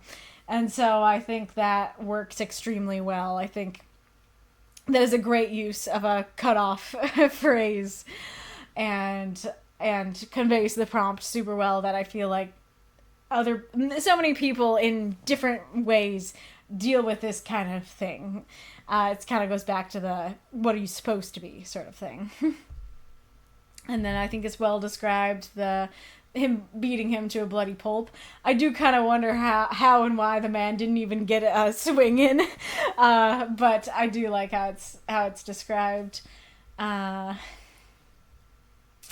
So on the one hand, I quite like that he calls him soft boy, especially for the prompt, and it kind of makes sense that like a big mean bully would still try to get the upper hand, even if he can't do it physically. He tried to do it with his words. But at the same time, it's also a situation of he got beaten to a pulp before he could even finish his sentence, and so it does kind of also feel a little weird for him to be insulting him and calling him soft boy. A, because he proved he's not a soft boy, or, you know, like, I came for a fight. You gotta fight. You know, even if he's still a soft boy, not for the reasons that you were gonna condemn him for and say, oh, I didn't come for a, you know, sort of thing. And so, either not a soft boy or not for the reasons you thought. And even if he is, are you sure you want to insult him and egg him on more? You know, kind of a question. And it might work better if, like, Saniron beats him up, or no, it would have to be before that. No. So if, like, I don't know how this would work with the cutting him off sort of thing. I'd want to keep that. But if maybe Saniron, like, begged him to leave him alone, he's like, please just let me grieve my brother. If there's a little bit more, maybe that would work better. I'm not sure. As I'm saying that, I don't know. So you say in your questions that you wanted it to convey more contempt, and I got better things to do and not really mercy. And I didn't really get that, unfortunately, but I quite like that, because like I said in my review, I was kind of hoping that he'd kill him. That felt more satisfying of an ending. But at the same time, I was like, oh, well, you're showing that mercy isn't weakness. So that's another use of the prompt. So I do like that. But I do kind of like it better, the idea of, like, he is giving him mercy, but for these, like, strong reasons. You know, he's giving him mercy, but in a contemptuous way. I like that better. That's a bit more satisfying to me. I think part of the thing is that saying the word mercy actually shoots you in the foot a little bit, because it means that Saniron thinks it's mercy. And so it's not really in my head that, oh no, this isn't mercy, this is contempt. Because Saniron himself just told me that it's mercy. I hear cats.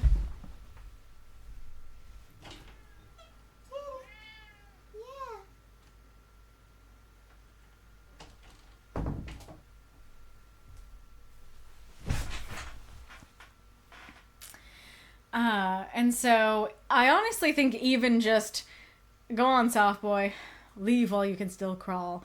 I don't know if that would quite get where you want it to go, but I think that would do a better job of conveying, like, or at least being more ambiguous, if not more on the contempt side.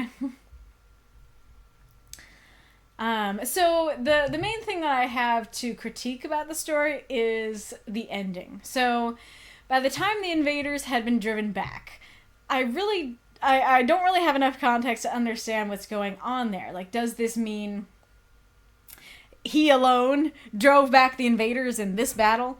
Does it mean he and his other buddies across the battlefield drove back the invaders today?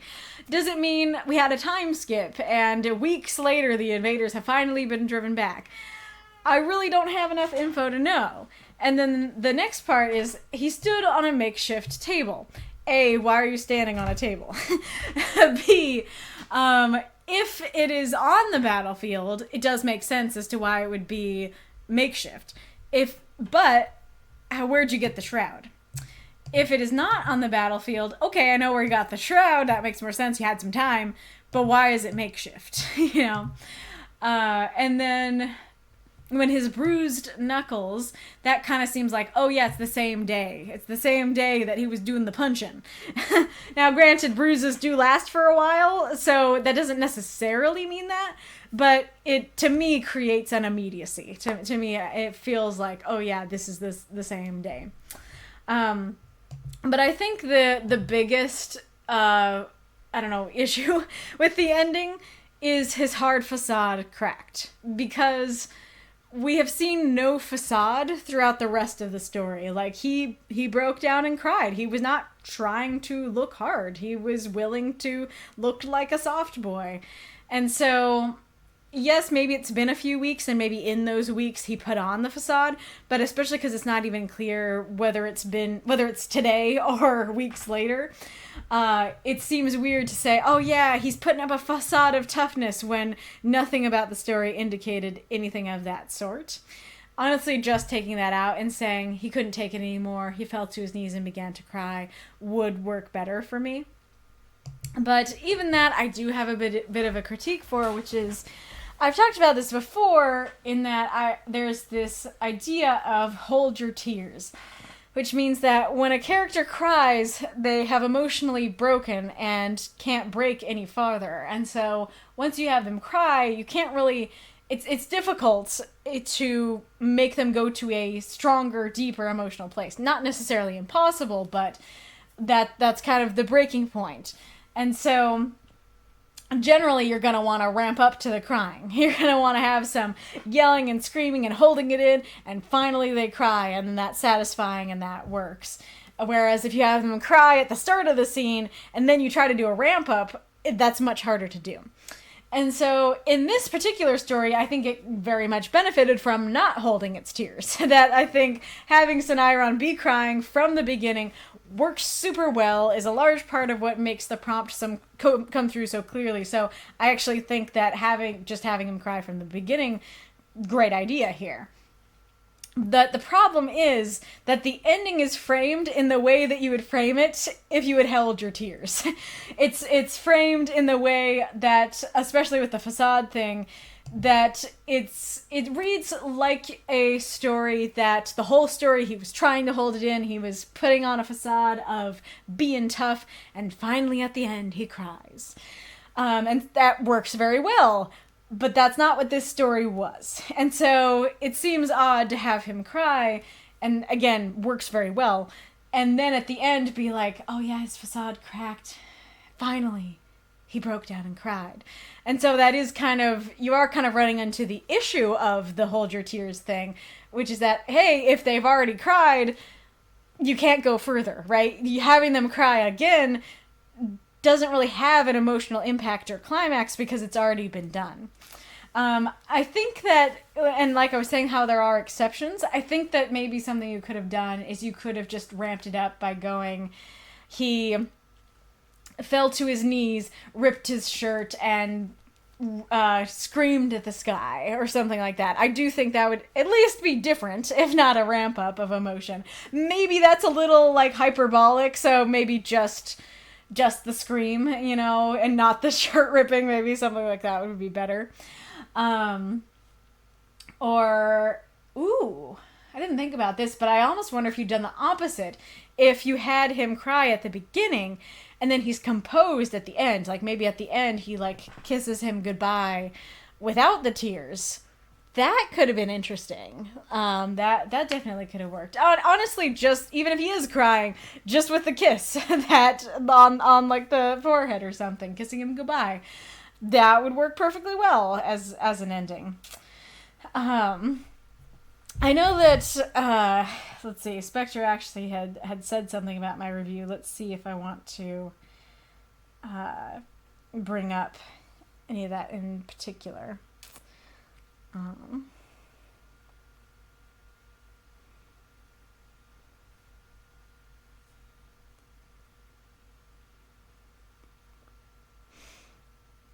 And said, I really tried to get the idea of I'm sparing you out of contempt, not mercy across in the story, but sadly I couldn't do it explicitly.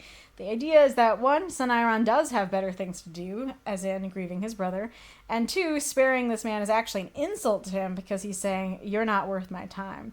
Yeah, so I think that kind of thing...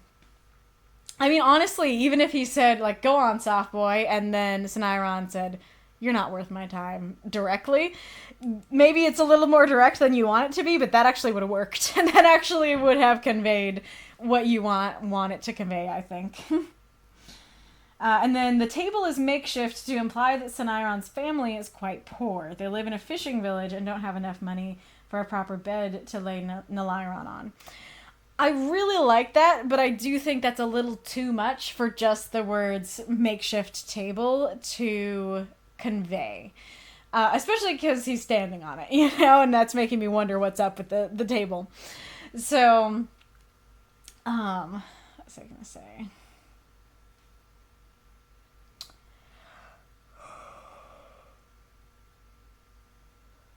I guess, like, I'm trying to think how you could do it in minimal words. Like, maybe something like Saniron walked home to, their hut by the coast, or their hovel by the coast, and laid him on the makeshift table. I think that would work quite well, and would actually maybe better convey the time.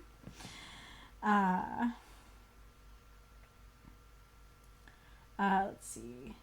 I wrote the ending as I did because I wasn't sure how to end it. Originally, I wanted Saniron to immediately bring Niliron to the funeral table, but that didn't work because there were still raiders around.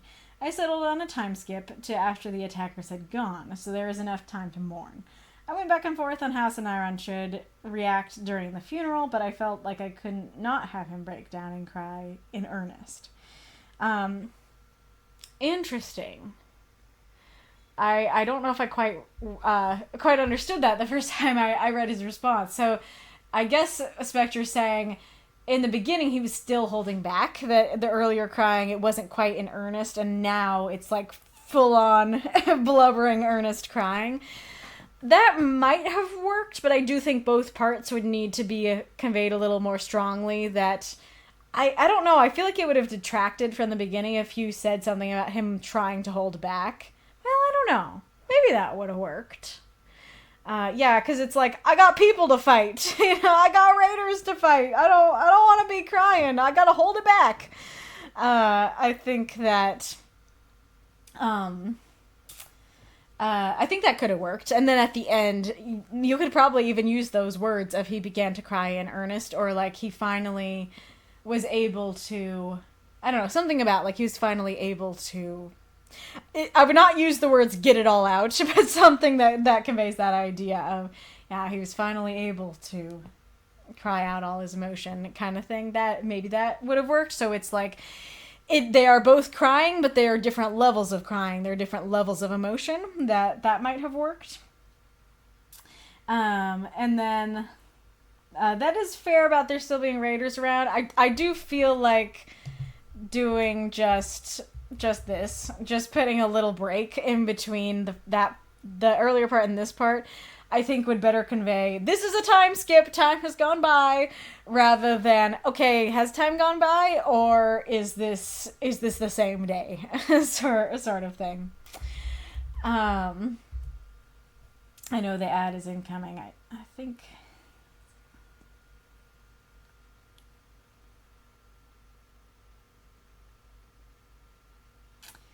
oh yeah, I have to... I need to answer the questions I haven't answered, but let's wait until the ad is over. Batten down the hatches, crack your oars. Yep, that is what Saniron is doing. Mako posts some punch down gifs.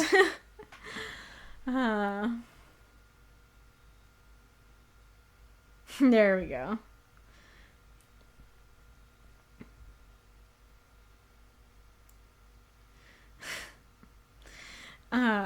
Let's see if I can get the cat on screen. Let's move the pins.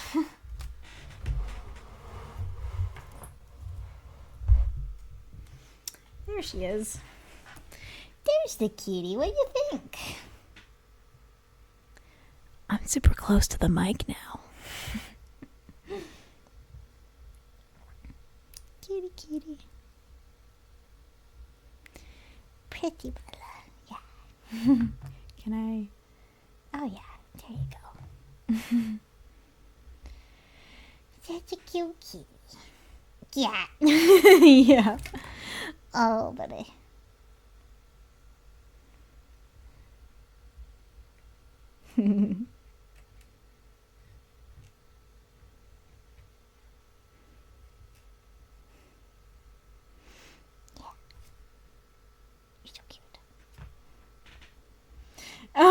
the ASMR tinglies. You actually got the tinglies? That's not an A. Oh no, that's a victory. That's what ASMR is for.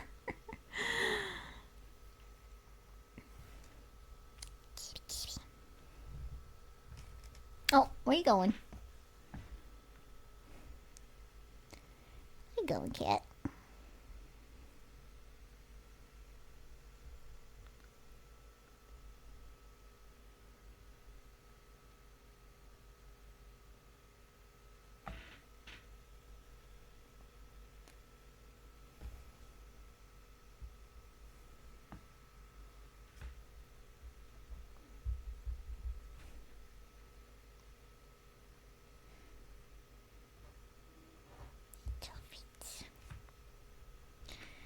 Little Bella feet, yeah. So cute. Baby cat.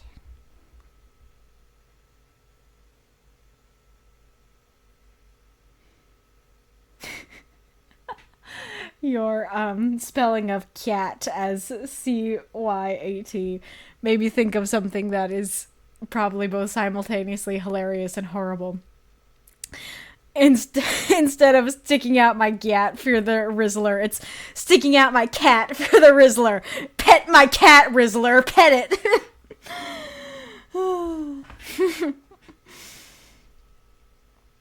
Right, kitty.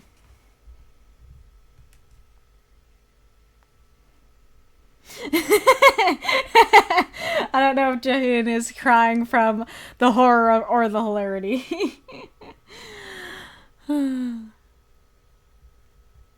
Yeah, it's a car though. Oh, kitty. I feel like you could do. Oh, are we back? I think we're back.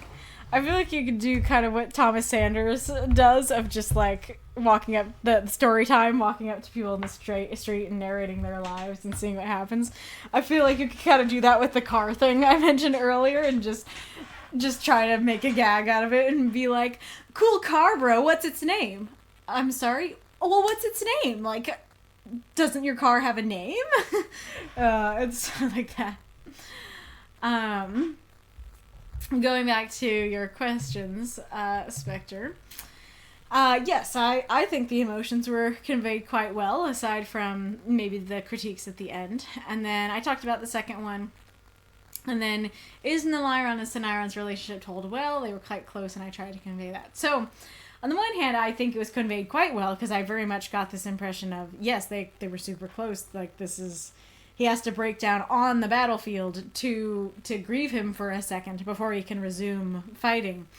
But at the same time, I think there is a question of, well, we only got to see a little bit of them, so is there an element of, do they feel closer than just like the baseline brother relationship? Of course, different brothers have different relationships, and some hate each other, and some are super close. But there is kind of a general baseline of love between brothers. And so I'm curious about you guys in the chat. Do you think this read is like, oh yeah, they're extra close brothers? Or did you read it as more, they are baseline average brothers who love each other kind of thing? Okay, what folks been saying? I thought he was gonna insult them for being weak, as in not a challenge. Oh, for the I came for a fight, not oh yeah, so like you're not gonna be a challenge kind of thing. Yeah, that could be true. In responding to go on soft boy, leave you can still crawl with instant whoop ass. Just open the can. It would have gone hard as hell. Oh, wait, so you mean if Saniron had been the one to say, instead of the attacker being like, go on, soft boy, that if Saniron was the one who was like, go on, soft boy, leave while you still can crawl, that could have been pretty badass. I don't know what you mean by just open the can sort of thing. I agree that's too much to get across about their like family being fishers. Mm-hmm. Maybe maybe I misunderstood what you said. Either that or I misunderstood what you said. You can still clarify, but I think I'm gonna go on to the next story. This is lovely. This lovely Spectre. I thought it was great. Let us go on to Drago's story. Licking Wounds. Stupid Sexy Dragon by Drago. 322 words. Content warning. Aftermath of physical abuse, religious trauma. The dragon was pacing around his cave, looking for healing herbs stored somewhere between stones. The shadows were flickering on the wall, cast by the warm glow of the fire. She, the knight, was sitting there on some random stool he once found for her. He came closer while chewing on a bitter root. Its juices stung his tongue. The knight was topless and slouched, paper-thin skin exposed to the cold gusts of wind. Her gaze was absent, fixed on some invisible point in space. The dragon looked at her back, at the canvas of pain and mistreatment. One more sigil burned on her skin by her cursed faith. Oh, pardon, by the Holy Ones. Branded by iron like a livestock animal. There was a scorching red circle pulsing with fever on her pale white skin. Each sin had their own esoteric symbol. He was sure, she had so many of them, he would be able to learn their language by now, if only she shared the meanings with him. He lowered his muzzle, hovering a few millimeters over her body. His warm breath tingled on her healthy skin. He slowly licked her wounded back, his tongue warm, but leaving a trail of cold saliva mixed with paralyzing juices. She grimaced silently and leaned on her knees while clenching fists. Surely she would feel better soon, even if humans had different methods of healing. He already barely felt his tongue. He lay beside her, like a giant cat, or maybe a funny-looking mountain. He felt his dulled claws tapping on a hard floor, thin tail sweeping some dust on the ground. He put his snout on her lap and looked at her with one eye. "Why are you still going back there?" the dragon asked softly. "I have my oaths," she answered firmly. "Haven't you broken most of them already?" The knight stayed silent. "What did you get punished for this time?" he asked. "Insubordination." "As always," he sighed.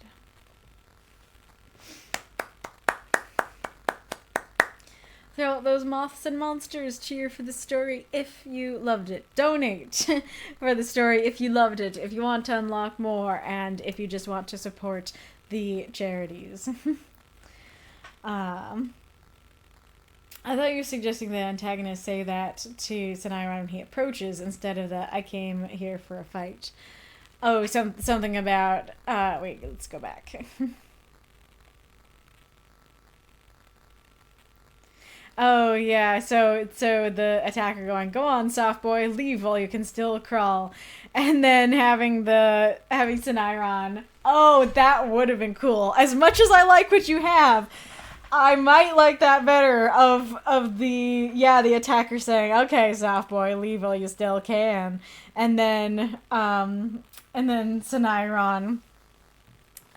whooping his ass, and then afterwards saying, "Leave while you still can," would have been pretty awesome. Though, granted, I guess the issue with that, because what I was actually saying is the opposite. I was actually saying if Saniron was like, "Please leave me alone. I don't want to fight you. Just let me grieve my brother." And so if I'm more correct in that is Saniron's, I don't know. I was going to say, if that is Saniron's attitude, he might take the offer to leave. But then again, there's a question of, he definitely wouldn't leave his brother's body. And so if that was part of the leaving, then I don't think he would leave. But the mirroring there would be pretty cool. Aw, Drago says, "Okay, we're here, me and 4 friends." Aw, well, welcome, Drago and 4 friends. Do your 4 friends know what A, the stream in general is about, and B, what the Thankmas charity stuff is about? Shall they get explanation? Alrighty. They said, "Aw." Nice. Alrighty, so Drago's note here. This time it's hurt comfort, and they're nice to each other. Set way before my story for You Think I'm the Villain. And I did appreciate it. First of all, I did really appreciate your responses to my review on that story. I wanted to actually reply there, but as I said, I didn't even have enough time to write my own questions down for my story, so I couldn't sit down and reply. But I did very much appreciate your reply, and it was very good to know all of that. But I'm also very happy for something more cute this week. I appreciate it. All right, let's begin. So I do like the setting of him just looking around the cave. I'm guessing, like, are the between stones kind of like his shelves in his cave, basically? Shelves. Don't know why I did that. And then, yeah, and I like the atmosphere of just, like, she's sitting there on the stool, topless and kind of waiting for him to heal her and stuff. I think it's a good little scene setting. I think I'm going to talk about the healing herbs stuff once I get to a later part. So, as for was topless and slouched, on the one hand, it feels rather blunt. On the other hand, it totally works. But I do think maybe something like, let's see, its juices stung his tongue. The knight's bare paper-thin skin exposed to the cold gusts of wind. Or the knight's bare back, or the paper-thin skin of the knight's bare back exposed to the cold gusts of wind. Sort of thing. I think that one of those might sound a little more natural than, yo, she topless! You know, hey, yo, I'm topless! So I think that would have been, because I do think the word bare definitely conveys I mean, granted, like, yes, you could have bare arms and stuff, but I think saying, especially if you added back, that it's like, okay, there ain't no shirt on, kind of thing. But I do like the description of, like, the cold gust of wind and how she's looking, like, her gaze is absent and stuff like that we're kind of setting up. It's sort of mysterious at the beginning and stuff. So this is interesting because you had a couple places where you had separated things into two sentences when they didn't necessarily need to be. And especially in the case of this one, it was like this, and then it's going to remove it, I think. But, oh no, it didn't. You're being nice to me today. Like, this one's kind of fine, but also sounds rather awkward. This one is very much, like, not grammatically correct, and so I changed those two just because it read a lot better to me. I didn't change this one, but this one I also do think would have been better as one sentence. And the interesting thing is, because I often use this technique as well, it's not necessarily a bad technique. It can work to have fragmented sentences, like Hellenic used in his story of, like, it was, period, the stupidest. Like, that sort of thing. Granted, this isn't quite the same, but that can work, and you can separate things into fragmented sentences to convey, like, a more staccato nature to things. But I think in this case, just saying, the dragon looked at her back, period. The canvas of pain and mistreatment, period. Honestly makes both statements seem more like neutral statements, but if you put them together into one sentence and just said, the dragon looked at her back, comma, a canvas of pain and mistreatment, there is a care and emotionalness to that's kind of saying, hey, as he's looking at her back, he sees it as this canvas of pain and mistreatment. He cares, kind of thing.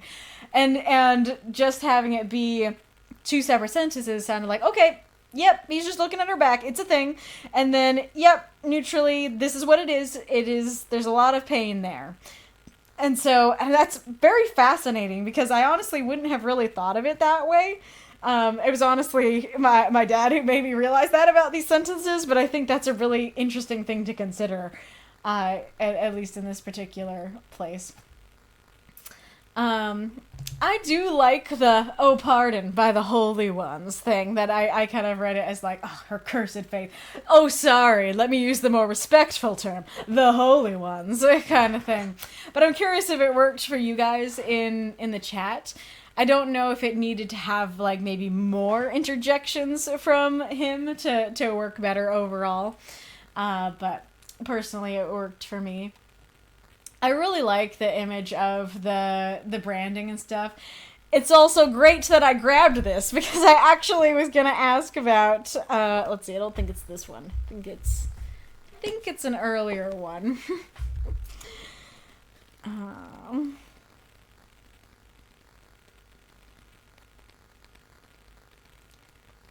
easily can I find you? There it is. I found it actually pretty easily. But it's a little let's see. Can I show you? Oh, I need to put it on the actual camera.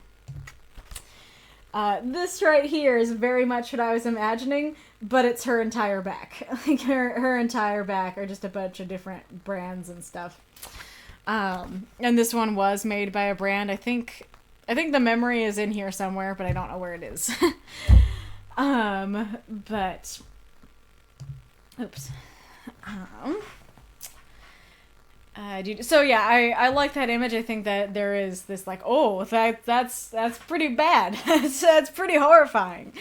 That her faith, you know, that are supposed to be like her family, right? They did this to her over and over again. It really conveys the horror of this, and it adds definitely intensity and drama to what's going on here. And I just in general like the image of, oh yeah, like we got a brand for every sin, and whenever you sin, like you're branded with that forever. Horrifying, but like really cool concept for a story and stuff like that. And I do quite like that idea of, she has been branded by so many of them, has done so many sins, that he would be able to learn their language from them. That's pretty wild. I did put dashes here. These used to be commas, and I kept reading it wrong. It's interesting because, and I think this might be a good explanation for why I often will like dashes, because with just the commas, it read. So the thing is that the sentence really is, he was sure he would be able to learn their language by now. Like that's what's going on here, and she had so many of them is an aside. But with the commas, that doesn't get across quite as well. And I'll see if I can remember how I was reading it before. He was sure she had so many of them, he would be able to learn their language by now. Yeah, so he was sure she had so many of them, kind of reads as one thing. But with the dashes, it reads as, he was sure she had so many of them, he would be able to learn their language by now. So I don't know if mine is like explicitly correct, but that's why I did it that way. And then it is interesting, the clarification of, if only she shared the meanings with him. So it's like, this is something that she's keeping from him. I do like this image. There's this intimacy and kindness to this. It's a little odd that her skin is referred to as healthy here, when before it was referred to as paper thin, and you know, it's a canvas of pain and mistreatment, and there's a new one. So it kind of seems like it's not healthy. So kind of an odd descriptor there. I do really like this image. I think this works very well in your using this interspecies romance. I think this is a great scene to convey what works really well about a pairing like this, because yeah, this wouldn't really work with a person. This really wouldn't work to have a human being be licking the other human being's back. I mean, I guess that could work, but it's gonna seem a lot more sexy, a lot faster. And granted, maybe there's something of that here, but I think this works better because, like, yeah, the animals do use their mouths and tongues for more different things than humans do. And so this is a little more natural. This is more like, you know, this is not quite the same, but it's more like the comfortingness of your cat licking your fingers or something, right? But there is, it's a much bigger creature than a cat, and there is this this intimacy, and this is a intelligent creature that has a similar intelligence to her, and so it is a cool way to do this interspecies romance and have this cool, unique, intimate moment in this way. That is very cool. Let's see. And then I do like, she's clenching her fists, but they both know that this is gonna help, even if it hurts for the moment. So I have a bit of a critique here, which is what all the other critiques are about, which is that when I first read this, I just read, so his tongue warm but leaving a trail of cold saliva mixed with paralyzing juices. I ended up reading that as being his venom, that oh yeah, he's a dragon, maybe he has venom, he can paralyze the wound, that's cool. And so then when I got to he barely felt his tongue, I was like, wait, why is his own venom affecting him, especially his mouth, where the venom resides? And I didn't realize that it was the herbs. And so the thing is, you did convey that, you did bring up the herbs, and so maybe other people, if not most people, did get it. But I think that there are reasons that I ended up having that confusion that I think could be fairly easily fixed. So number one is, you say he looks for the herbs, you don't say he found them. And so I think maybe when I got to, while chewing on a bitter root, I think maybe the first time I read it, it kind of read more as it's his tobacco that he's chewing, right? That it's oh yeah, looking for the herbs, chewing on his gum, chewing on his tobacco, his bitter root kind of thing. Not realizing they are connected. They are the same thing. He found the herbs, now he's chewing on them. So did I think I wrote down what you could have said somewhere. Let me see what that might have been.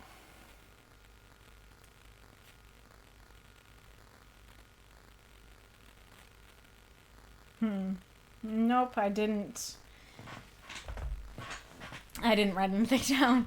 But yeah, I think if you could use, you could actually say finding here instead of looking like finding healing herbs stored between stones. Or he found the herbs and came closer, chewing on a bitter root, Something like that could have helped.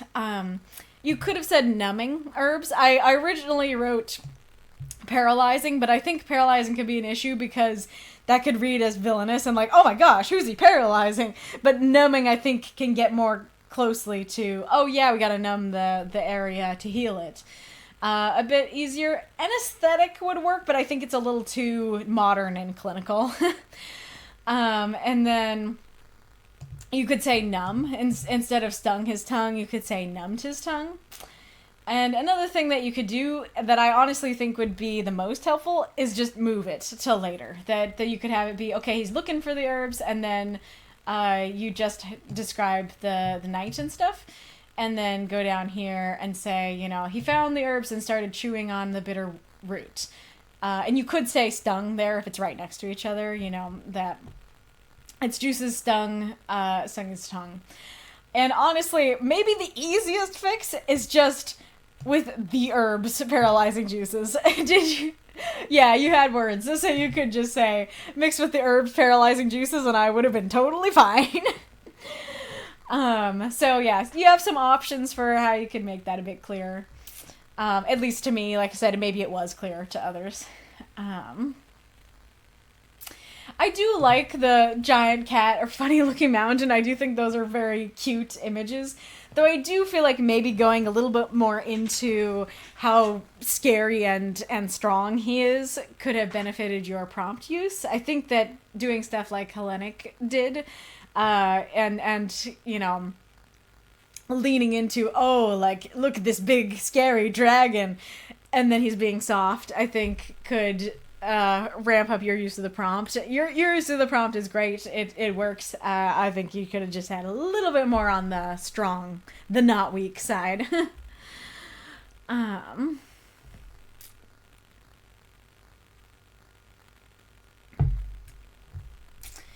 And then I do like the, I do like the conversation at the end of, why do you keep going back to them when they're hurting you like this? And she's like, oh, well, I swore an oath. I gotta go back. And he's like, you broke the oaths. And that's why you're getting punished. Like, don't go back. Kind of thing. So I do like the insubordination, as always, that it's like always the same thing. It's always because she was not following orders and stuff like that. But I also do have some critiques for it, which is that the biggest one is that earlier you say that there are so many different sins that he could learn the language. But if it's always the same sin, that's not different sins, and that's not enough to learn the language. And so it feels like it contradicts. Either it's a ton of different ones, or it's always the same one. And then, this is a bit nitpicky, but there is kind of a question of, well, she is going back to them. So, in a way, like, insubordination doesn't quite feel like the sin, Like, because that's the one thing that she is doing, is going back. She's out there doing the other sins and then coming back to them still. But at the same time, it's like, yeah, like, I guess it could be a situation of the other sins ultimately fall under insubordination. So, I'm not sure. Oh, kitty. She's sneezing and you can't even hear her. Oh yeah, and something I do want to talk about is that I know you've talked about, or at least with me, you've talked about, like there's religious stuff going on with the story, and I know you've got stuff in the rules about religious stuff. And I will note, so far, what you've done with the religious stuff works super well for me. I think this is a good exploration of, yeah, how religion can do some pretty nasty things that it should not be doing, that can often go completely against the things that the people supposedly believe in, So I think this is a great way of exploring that it's like, oh yeah, they're supposed to be the holy ones, they're supposed to be the good ones, but they're out here branding their members for sinning. I think this is a good, something that's really awesome about fiction is that you can take something in real life that is maybe softer and harder to get, and then you can ramp it up and emphasize it a bit more in fiction. And that's not to say that things like this haven't happened in real life. They absolutely have, which is horrible. But I think today, these sorts of things are like, people do get branded a sinner, but oftentimes how we interact with that, it's more of people's words. It's more of just, you're being called a sinner and being mistreated because of it. And I really like you taking that to more of this literal extreme of, okay, you did a sin and now it is branded on you by the faith. I think that works extremely well, is this image of that is how it feels, probably to a lot of people who have encountered this. And I don't know exactly what her faith is and what their beliefs are, but if we like compare it to Christianity, it's like, hey, your faith is supposed to be about forgiveness and no condemnation. This is looking like condemnation. This is looking like a problem here.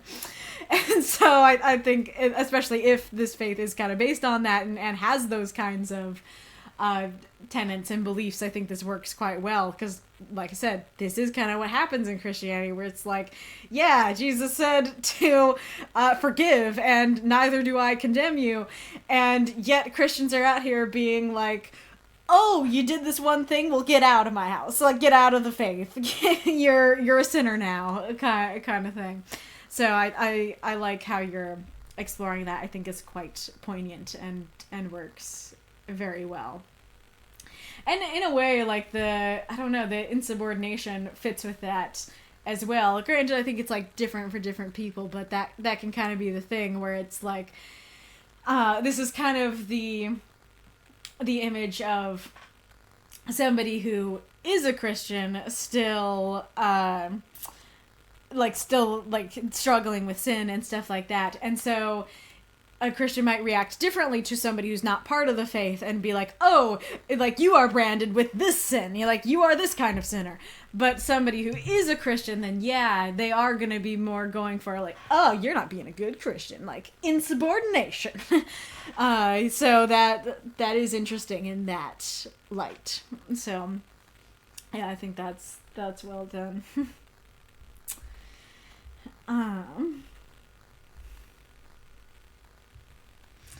I meant it as in the healthy part of the skin. Oh, I see.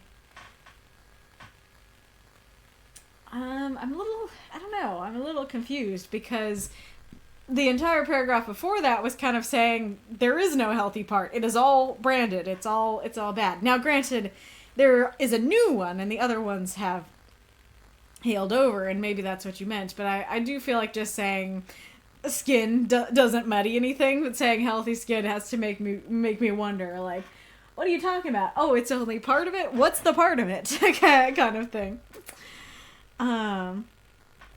Because like it would have hurt to even breathe on the sick one. Oh, interesting.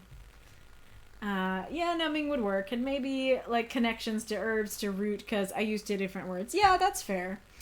My friend got the herb stuff, but she said basically it's because we share one image of a dragon from one roleplay.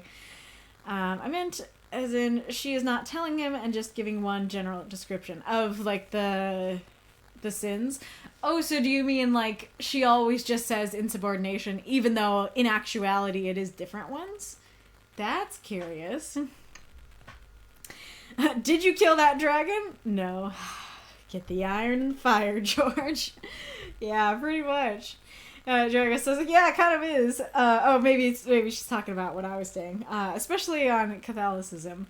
We have to deal with a lot of shit churches doing in Poland. Oh, interesting. Not branding anyone, obviously. One day I'll explore her mixed feelings, probably, because every one of my story are morally gray. Some are just darker. Yeah, that makes a lot of sense, for sure. Oh, nice. Funnily enough, there is a Catholic saint who famously killed a dragon in legend named George. Isn't there, like, a children's book about that? Yeah, okay, the not currently burned skin. Yeah, yeah, a little too much for that one. She might explain some things to him, but is very closed off. Very fair, very fair. I guess that might be part of why, at least me, if not others, are, like, wanting the story to go to a good place, because it's like, oh, I want to see her open up, you know? I want to see them grow closer and things get better and stuff like that. That's not to say that you have to go that direction. But I think that's just some of the things where I'm like, I want that, though. Alrighty-roo. I'm sorry, I'm a cruel god. Amazing quotes from writers. But great story, Drago. Very sweet. Do we have 3 unlocked? What's up in that regard?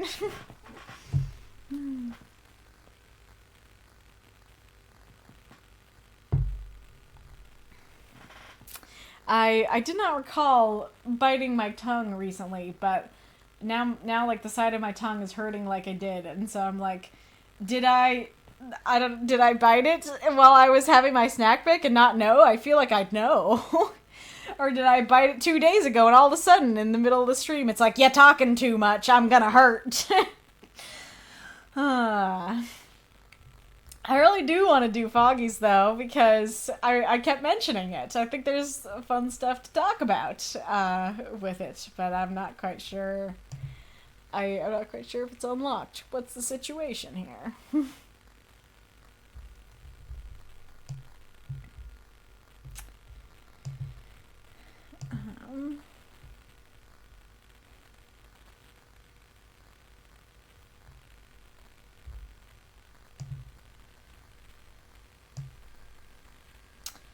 Well, nobody's answering, so if nobody answers me in like the next minute, I'm gonna assume that there was enough, and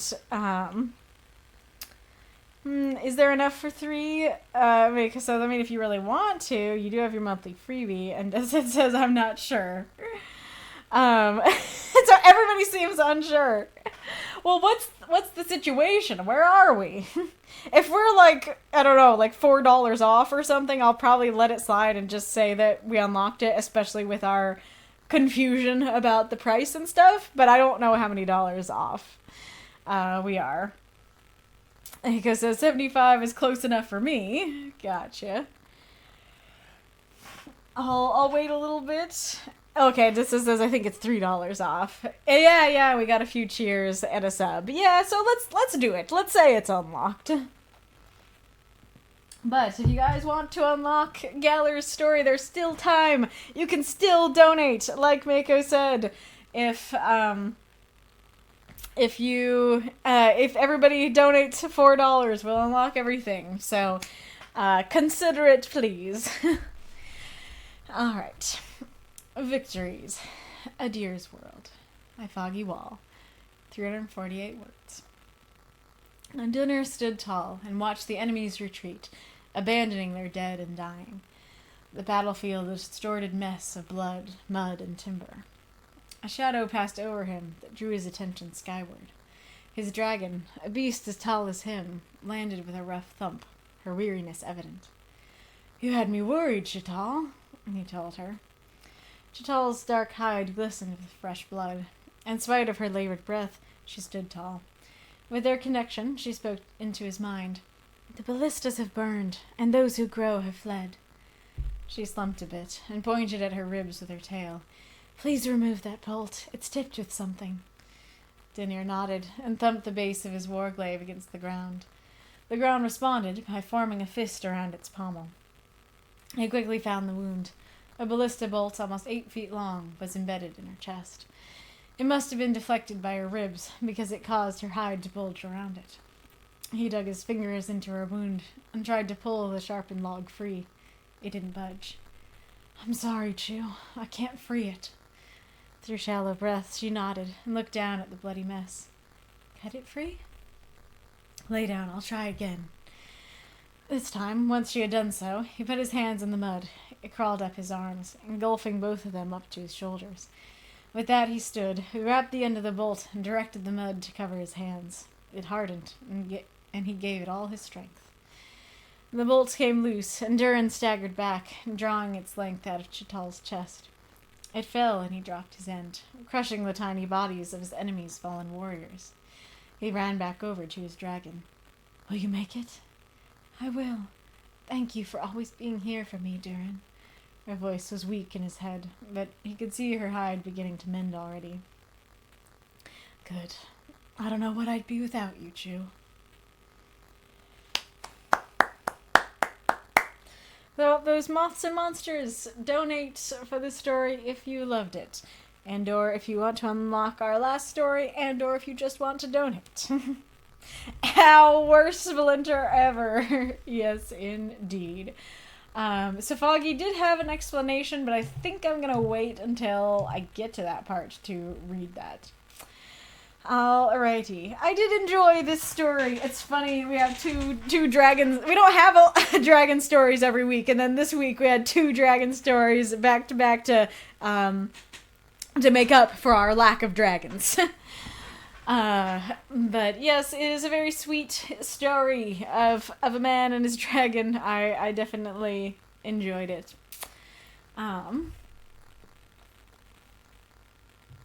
I like the setting of the first line. I think that works quite well. And it is quite interesting that it's not just an image of a battlefield or like everybody's dead. It's an image of, oh, they're retreating. We won by a lot. We won enough to make them put their tail between their legs and run. I do like the description of distorted mess of blood, mud, and timber. That's great. I guess it was pretty fast, but I think I'll hold off for a little bit. I like the introduction. You had me worried. Her dark hide glistened with blood. I think great images. I like with their connection. She spoke into his mind. I think that's a great introduction to something that might be more world specific. I mean, this is something I have seen before, so maybe I am prepped to understand it better, but I think that is all the explanation you need. We don't need more to know why they're talking to each other in their minds. And I like that. I think that makes the dragon seem more dragon-like and powerful and ethereal that she speaks into his head. I think that's great. I'm not really sure what those who grow means. I don't know if it's not that big a deal. But it is one of those things where it's like, I don't know what this means. Well, moving on. That potentially could have been described, either left off or described in a way that's a little more understandable for newcomers. But I am very intrigued by it. I do like her pointing at her ribs with her tail. Again, very dragon-like. I like that. So please remove that bolt. It's tipped with something. So I feel like either there's kind of an element of, yeah, that is how ballista bolts work. Like they have a sharp tip on the end, or she means there's poison on it. In which case, I do think phrasing it as, please remove that bolt, it's poisoned, I think would convey it a little bit better. But I also think there's something else going on, but I think maybe I'll save that for when I get there. I think I will talk about the dirt stuff later, but I will talk about this now. So it says his dragon, a beast as tall as him, and then the thing is 8 feet long. So we have 3 reactions. I talked to a friend about the story, and the friend was like, okay, she's as tall as him, and it's 8 feet long, which means that he must be a giant. My dad immediately thought as tall as him meant human-sized, and so he was very thrown when it said 8 feet long, and I think he did get to the giant conclusion, but he was a lot more like, what the heck? Like, she's a little human-sized dragon. Why? How does this work? It's huge. And I had a arguably worse problem, which is that I missed this line. I ended up missing this line, so I just thought that he was a human and that she was a dragon, and he was just like, maybe he had super strength or something like that. Well, he has super earth, And so, I can read the little thing here, which is that Foggy said, oh, he's a giant. Durin's a giant. Also, he's a young one, a stone shaper, and a sculptor. His skills were never meant for war. His dragon Schutzteufel hatched in his hands and means the world to him. So, he is a giant, but I feel like that's something that either should have been more left off, or is something that should have been a little bit clearer. But I actually kind of vote more for leaving it off, because honestly, the only thing that makes it confusing is 8 feet long. The only thing that made all 3 of us question was 8 feet long. And so I think just saying it's as tall as him and leaving it at that, and leaving the reader to either think that she's human-sized or that he's a giant, neither option hinders the understanding of the story. But once you start talking about something that's 8 feet long in her, now that's something that the confusion could hinder the understanding of the story. And I think it works perfectly fine to just say the ballista bolt was embedded in her chest and not say anything more than that. I think that works. This kind of goes along with something I've said before, but it was a long time ago, of generally it's better not to give a specific number, because whenever you give a specific number, people can question it or look it up or wonder about it. This isn't quite the same, because this isn't something you could look up, really. I mean, you could look up how big ballista bolts are, but that specific number made all of us question, and so if that wasn't there, we wouldn't question. It wouldn't really matter. And then I guess I'll talk about just more about this topic specifically. So later you say the tiny bodies of his enemies. And I think that was you trying to convey, hey, he's a giant. However, there haven't been quite enough clues, at least for me, to get that he's a giant. And so when you say tiny bodies, I think that they're tiny bodies. I take that at face value and go, oh, I guess the enemies were tiny, not the enemies are human and he's a giant. And so I feel like, once again, not really necessary to mention, so you could just say crushing the bodies of his enemies. I think that would work fine. I think just adding the word human, if you said tiny human bodies, granted, if I hadn't got at this point that he's a giant, that would have been confusing to me, but that would very clearly convey, no, they're not tiny, they're human, so that could work. But the other issue regarding the tiny bodies thing is because the compliment for that is that they're tiny to him, and so you're doing a good job of staying within his perspective and stuff. It's just that the reader doesn't understand well enough to understand what that means, and that's only in his perspective, not necessarily objective. But the problem is that earlier you say, pull the sharpened log free. Well, if he's, say, a 30-foot giant, an 8-foot ballista bolt is not a log. That a log is something that's big. And so even if it's a log to us humans, it's not a log to him. And so you need to be consistent. Either it should be described as more of a stick or something, and then you can say they're tiny bodies, or it's a log and they're human and we're not really in his head, kind of thing.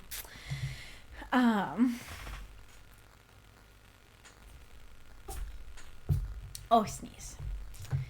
Oh, sneeze, kitty cat. So, I guess, like, my biggest, like, overall critique for the story is that I quite like the story, I quite like overall what's going on, but a lot of the specifics of it end up tripping me up.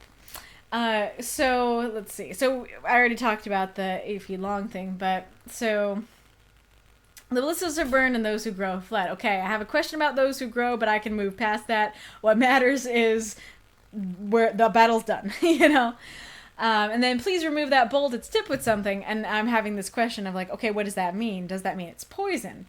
And then we have it must have been deflected by her ribs because it caused her hide to bulge around it. The first, 2 times I read this, I really didn't understand what that meant. I think what you mean is it's just below the skin and so it's bulging. But that is kind of an odd and complicated thing that I don't think necessarily needs to be gone into here. I think you could just say there's a ballista bolt embedded in her chest and that's all you need to know. And then he tries to free it and he can't. And, well, we'll come back to that. But then she says, cut it free. I think that what you're trying to convey with that is cut my hide, like cut my skin, cut my body to cut it free. But how I took it the first 2 times I read it is cut the end of the bolt off. And I'm like, do not do that. Like, especially if it's poisoned. Like, that is the worst thing you could do. And is make it even more embedded into you. And I don't know if that's a problem of my understanding. Granted, my dad did have the same reaction. He thought the same thing, which did make me feel better. But I feel like maybe there's a better way to convey that she means cut up my skin, not cut the bolts. Honestly, I actually think cut it out. Not free, but out. Even that little change might better convey cut it out of my skin, not free the bolt, I don't know. Because even as I'm saying that, well, free kind of implies the same thing. So, I don't know, maybe it just had to be more explicit about, okay, like, you can cut my hide or something like that. I don't know. And then I don't really understand why he makes this definitive statement of, I can't free it, and then 1 second later he does, And so I think, just saying, I'm sorry, Chu, and that's it, would work better, or, I'm sorry, Chu, I'm not sure I can do this, I think would work better. And then that ends up being another question. So, the mud stuff was interesting and odd, because that is the thing that, That is the thing that, like, I came away with most, like, like, I'm not sure what that was about and why that was mentioned. And, like, the same thing, that was the same first reaction from my dad, too. He was like, like, the mud stuff is odd, you know? And it's weird, because I think you're trying to convey, like, hey, he has, like, mud and earth powers, and he's trying to use these powers to get it free, and that's probably why it worked the second time, and it didn't work the first time. But I don't know what it is about it that ends up reading as more odd and like it's not really necessary. And I don't know if it's just the fact that, you know, you're describing like, okay, he put his hands in the mud, it crawled up his arms, engulfed both of them. He grabbed the end and directed the mud to cover it in his hands. Like, you're not describing what, like, because you could have a line of like, with the help of the strength of the earth, he was able to pull it free. Like, honestly, even something like that would help more, but just being like, okay, we got a bunch of mud on his hands now. I'm like, why is that helpful? Why does that make him stronger? You know, kind of thing. Especially because when you've got an open wound and you're talking about putting a lot of mud next to the wound, my main reaction is, wait, no, don't. Don't get mud in the wound. That's not good. So yeah, I think describing less of what it's physically doing and more of like what its purpose is in the scene of this is giving him more strength would be more helpful, or simply not mentioning it. And granted, we would still have the problem of why does he say he can't do it and then immediately does it a second later. But I don't know that the mud is necessary for the scene and everything to work.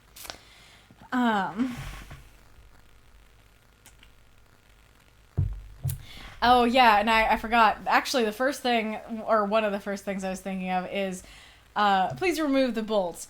Well, the thing is that usually, unless you have like a way to immediately attend to it or cauterize the wound or something, you shouldn't remove it. Now, granted, she is a dragon, so maybe she can immediately cauterize the wound. And also, I know a lot of people don't understand that, and like a lot of people think you should take it out, so I can forgive that, but that was the first thing that it's like, not sure about that. And so then to have there be a bunch of little like, I'm not sure about that things following that kind of hinders my reading a bit.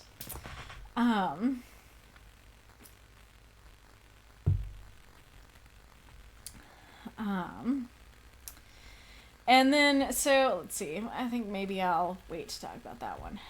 Oh yeah, I did not notice this for most of my reads, but, he staggers back, and I kind of assume that's just like, ooh, a little bit of a, stagger back because it's like a lot of momentum there. But I don't feel like a little stagger back is really enough to require him to run back over. Not that big a deal, but a little thing. I'm also curious, so there's kind of a thing of, so does he know that she can heal? Because that is kind of a question of, well, why is he asking if she can make it if he knows that she has healing power, so as long as we get this out, she'll be able to use the healing power. Another thing is, well, why can't her healing power, if it's that powerful that immediately is healing, why can't her healing power push the ballista bolt out of her? What am I gonna say? Yeah, like Wolverine kind of situation. So is there something, is it like a werewolf has a silver-tipped arrow in his leg, and he's like, hey, it's silver, I can't heal, I can't get it out, kind of thing. Is it that sort of thing? That's what the tipped with something is? It's not so much poison as it is like an anti-magic something. In which case, that's super cool. I like that idea, but I don't think that's quite conveyed. And honestly, that wouldn't be hard to convey. You could literally just say, you know, please take it out. Like, it's tipped with anti-magic, whatever, with anti-magic poison or something like that. I think would work fine. Let's see. Oh yeah, and then the poison itself is a question because, well, yes, taking the bolt out will make it so you're not being actively poisoned anymore. in some ways the damage has been done. Like, the poison is now in your system, and so sure, taking it out means you're not being actively poisoned anymore. There's still a lot of poison in you, and that's more of the problem. And then definitely more of an issue with if you want to cut off the end of it and leave the rest in. Greater problem if there's poison in it. And so then there's also the question of like, well, if the poison is the problem, then removing it doesn't necessarily mean that she's gonna make it, you know, that the poison is still there. So I think if you did mean that poison, I do think emphasizing that a little bit more and talking about that more would be beneficial to the story. Definitely a big question that I ended up having with the story is that the first time I read it, I felt like I couldn't really see the prompt anywhere. And after reading it a few more times, I think I see it in a couple ways. One is that we have this warrior giant being soft with his dragon and loving his dragon and trying to help. And also we have this warrior dragon who has a hide soft enough to still pierce. You know, she's not invincible. However, I think that, I like that. I like both of those uses of the prompt. I think that works. I think part of the reason that I left my first reading going, I don't feel like I can see the prompt anywhere, is because neither of those feel out of the ordinary for what's happening here. It doesn't feel super soft to be like, hey, you're hurt, let me help, you know, sort of thing. Or to be hurt doesn't feel like you're extra soft or anything like that. So I think really going harder on either take, you know, even to like talking about how soft her hide is or talking about how gentle he's being or something like that could be good, could be helpful things.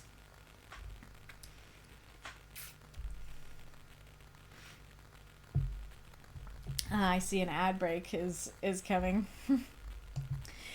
Me when someone comes at my chest wound with muddy hands. No. Me in the same situation. L to the not to the amazing. That's great. Oh, good golly, it's an ad.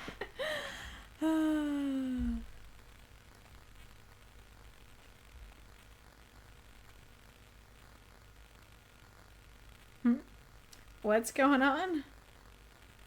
What about my mic? Oh, no.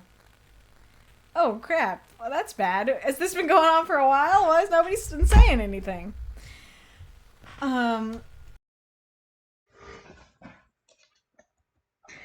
I can try and plug it out and back in again. Does that do anything? Is it up a little too far? I turned it down. Does that make it less Crackletown?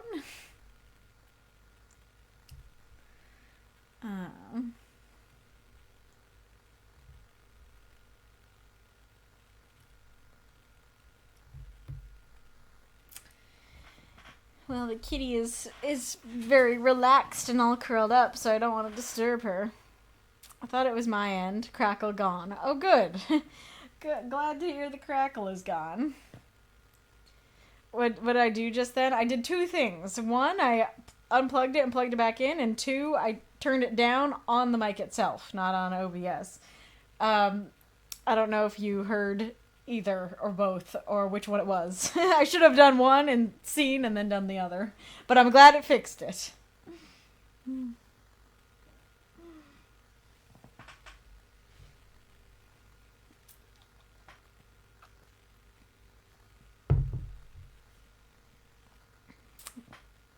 Trying to decide what to do. I guess I can do another story where we trade off saying words.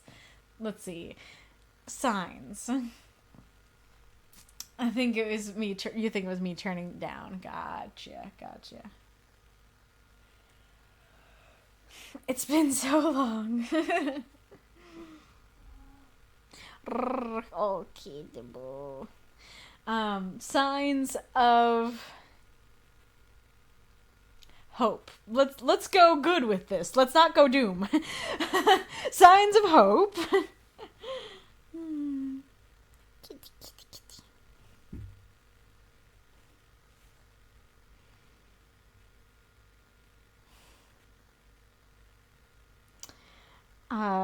Signs of hope have been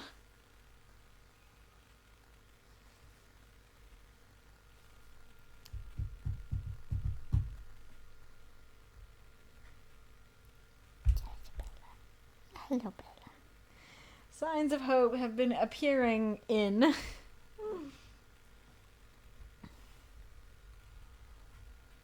Oh, she's up now. Kitty's up now. oh, now she's behind the thing. Signs of hope have been appearing in the eastern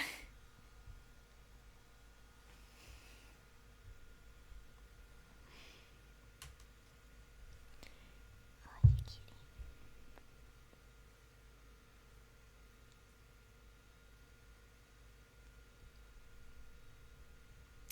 skies. That's probably a good place to end that story. Signs of hope have been appearing in the eastern skies.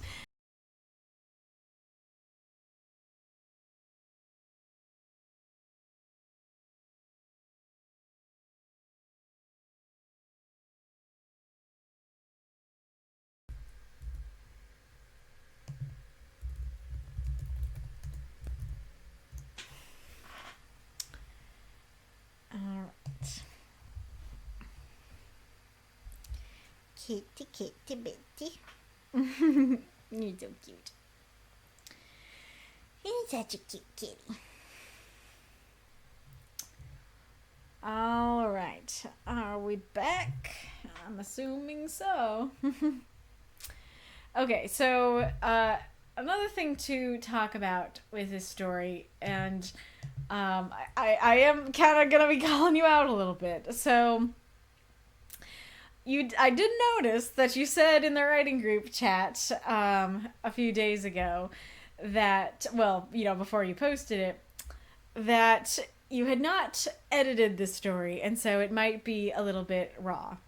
So I understand being excited to post your story and get feedback on it and wanting to do it as early as possible.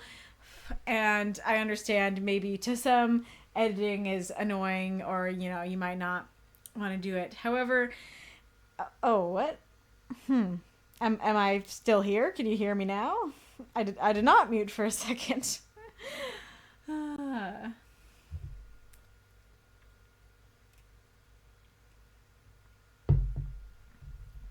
Okay, Desed can hear me. That's good. Thank you. So it's important to me that you guys edit your stories, and I'll show you a thing just as a little reminder regarding this topic.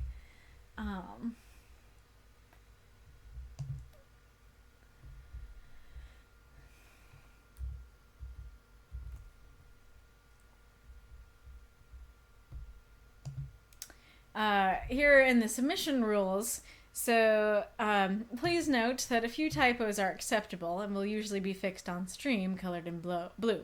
But a story that has so many minor typos and or punctuation issues that it is difficult to read may be ineligible. I'm here to read and critique your stories, but I'm not here to fix formatting issues that could have been easily fixed with a second read or a beta reader. Please make sure you reread your stories at least once before posting. If your story has enough minor issues to make it clear you did not do this, it may be ineligible. Let me go back.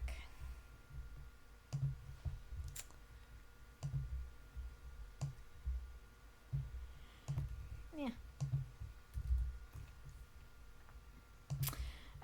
So that's not to say that your story had like so many minor issues that it would necessarily qualify for that.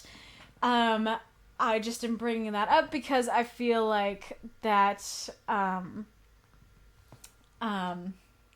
trying to think how to phrase it exactly, but I really want you guys to edit your stories because I'm here to critique and discuss your stories, but I don't really want to be the one to be adding in all the little minor punctuation or spelling issues that you could have easily fixed on your own. Now, some of you write at like at the last moment. Like, I know some of you will write at 3 a.m. on a Thursday, and others might post at noon on a Friday or something like that. That's an understandable reason for someone to not have any time to edit their stories. They just want to get it in. I totally get that. However, I know that wasn't the case with this particular story because I know you posted on like Monday or Tuesday. And so you definitely did have the time for it, even if you were like, no, I don't want to let it sit for a night in my Google Doc and edit it the next morning. I want to get it posted now. Even if you want to do that, you can still come back to the forum post the next day and reread it and take a look at it and make sure that you catch any minor issues that might have happened. Now, like I said, for the most part, this story actually doesn't really have too many issues, which is great. I'm grateful for that. However, there is one issue, which is that your character's name changes. Your character's name goes from being Dunir to being Durin. And I don't know if I'm being extra harsh in saying this, but I'm kind of thinking that if you get anything wrong in your story, if you have any kind of typos or anything like that, it shouldn't be your character's name. For example, like, I'm writing a Frankenstein retelling, and the place that Victor goes to university is called Ingolstadt. And Ingolstadt, to, like, an American person, is spelled a bit weird. And those first couple of times, for sure, I had to look up the spelling of it to make sure I got it right. But now I've written it enough that I highly doubt I would ever spell it wrong. And so, granted, like, maybe this is a new character, and maybe you don't have a lot of experience writing down his name. However, even so, like, this is your story, this is your character, you know their name. And so that should be the easiest thing to catch on a reread. That should be the easiest thing to edit and fix. This is a problem that should really not be happening. And so even though, like I said, there aren't really that many issues with the story, that is definitely showing that this story didn't even get a reread. And that's not really something that I like to see. And so, like I said, as long as you're not posting in the last minute, and even if you are like, I want to get it posted, I want to get it to the people as fast as possible, you can still reread it and edit things the next day. And I don't know if you guys think that you can't edit things in the forum. You absolutely can. So just to clarify, in case anybody is like, oh no, when I post it, it's set in stone. It's not. The only time it's set in stone is the deadline. The deadline is when you can't edit it anymore.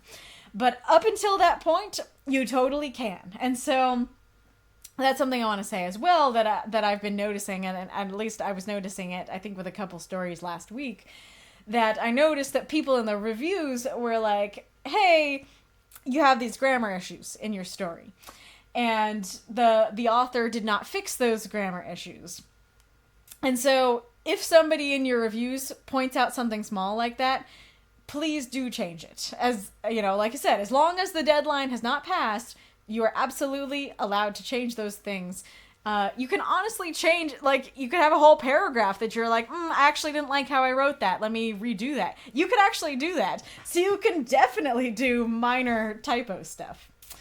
And like, I don't know, let's see. I said here. So if you're like, oh no, that still feels nefarious to edit it, what you could do is you could put in the title version 2 or V2, and or you could post version 1 in the comments.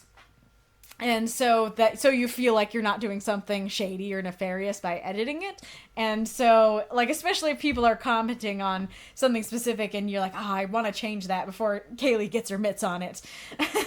Then, and like, you feel like people arriving at your story would be like, what's everybody talking about? That's not in the story at all. You can post the earlier version in the comments so that newcomers can see what it used to be and what everybody's commenting on, if you so desire. But you're not even required to. Like, you can edit your stories up until the deadline. So And, like, I don't know how much I've talked about this specifically, but how I view it, editing is writing. That I was gonna say editing is a part of writing. No, like, editing is writing. Like, you write the story and you edit the story, and you can't, to me, you cannot remove either part. Of course, you can't remove the actual writing, because then you don't have a story to edit in the first place, but to me, being a writer means being an editor. Being a writer means looking your story over again and tweaking where it could be better and stuff like that. Like I said, if you're writing at 3 a.m. or in the morning or something, yes, you don't have time for that. But if you have time for that, please do that, because that is writing. That is an important aspect of writing, at least in my view of writing.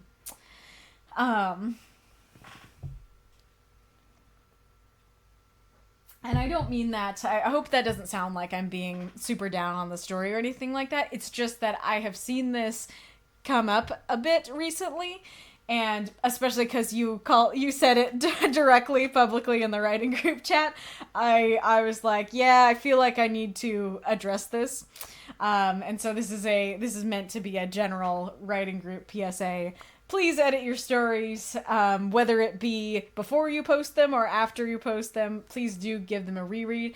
If a reviewer notes a typo or something, please go fix that before the stream. And I think I saved that for last. I think that was mostly everything.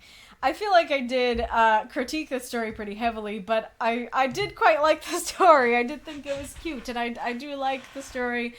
Even though the backstory wasn't conveyed within the story itself, I do think it's super sweet, the idea that she hatched in his hands and she means the world to him, and he's, like, taking care of her and is continuing to do so, is super sweet, and I do really like this tale. Oh yeah, I think something I forgot to say is, I don't know if where you intended the prompt to be is with the dirt and mud, that it's like, it's soft but it has strength.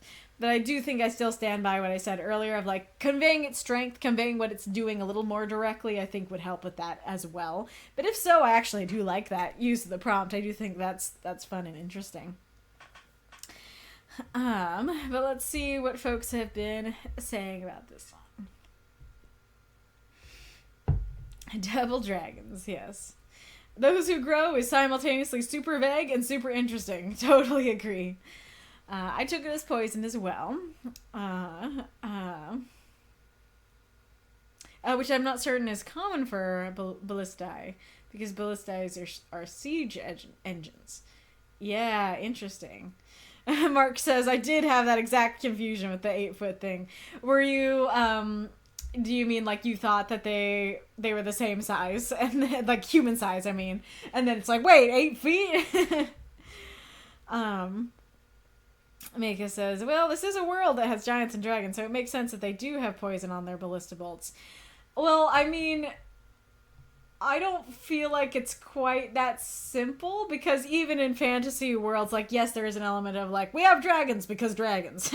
But something like that, I still feel like needs an explanation. Like, yes, you can do wacky things that might not have been happening in real life, but they're still this type of weapon for this type of warfare, and so it does feel like I need more to understand why it's poisoned, kind of thing. I mean, I don't know. I guess as I was reading, it wasn't really that much of a problem, but just in general terms of, like, I do actually agree with Wolf that, if this isn't a weapon that's usually a poison, that's a little weird and makes more sense as to why it's kind of a question of, what do you mean tipped, kind of thing. And giving more emphasis to the poison would be good, you know. Oh, interesting. English is, funny enough, Chinese wutia and tiantia use exact numbers, but as a way of exaggeration. Oh no, didn't mean to click that. This is because the Chinese language is very mathematic oriented. Curious. I don't know if there's a difference between bolts and arrows, but I know you're not supposed to pull arrows out until you have medical aid. Exactly.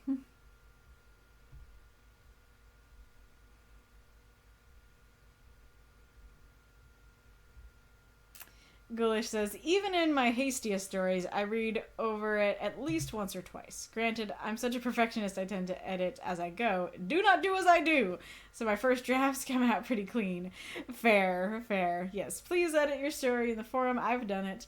Usually it's a repetitive word I've repeated, like I've done here. Nice. I don't know what the yes in all caps was. One of my favorite people in TTRPG is an editor who also works as a developer. She's awesome. Nice. Coolish tangent. I hate that we've had no spider stories. Spider silk is super strong. That actually did come to mind. I should have said that in last stream. I mean, granted, maybe I thought of it later, but that was something that was coming to mind to me too, of spider silk. Yeah. But anywho, I don't believe we have unlocked Galler's story, which makes me sad on a couple levels, but it has been a good stream overall. I've enjoyed it. I hope you guys have too. And any new people who are here, I hope you've had a good time. I hope this was a good introduction. And if you would like to join the Discord, don't hesitate to do so. So now it is time to announce the prompt for next week.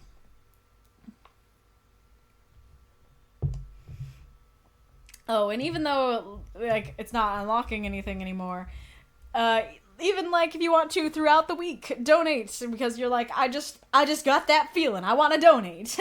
Go ahead and do so. Ain't no problem with that. Alright.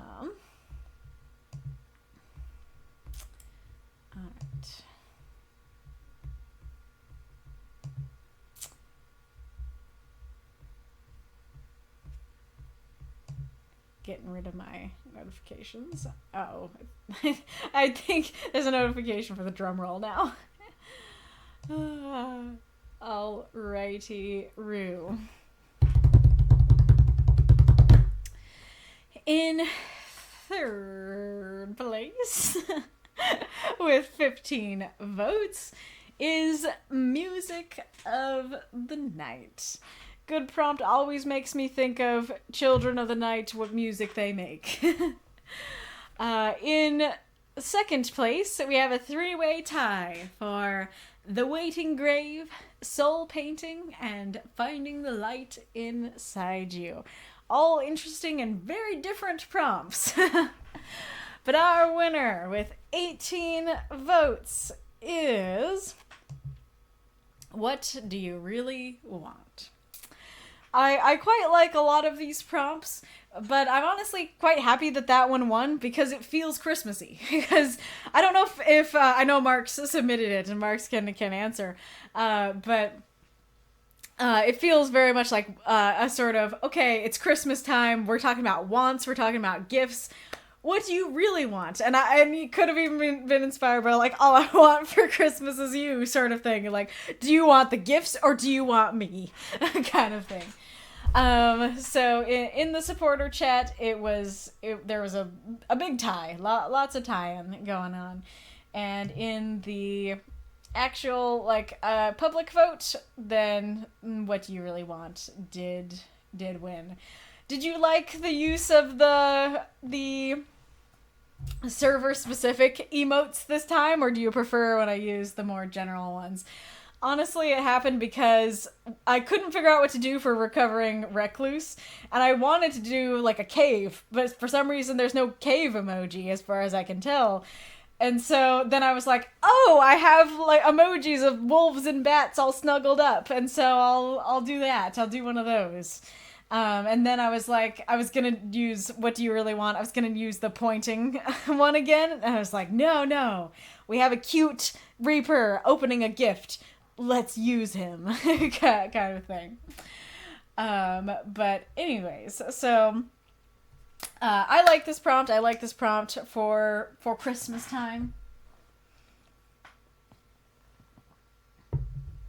So it's very much this idea of... to me, it conveys this thought of, like, okay, there's, like, a surface level want, but what do you really want, sort of thing. And I guess that's part of why I like it for Christmas, because for Christmas time, yes, we're getting a lot of gifts, and those are awesome and wonderful, but Christmas is a lot about, well, yes, gifts are awesome, but really it's about family. It's about being with those that you care about and showing that you appreciate them. And so what do you really want, kind of thing? Do you want monetary gifts? Do you want physical gifts? Or do you want the love and care of your family?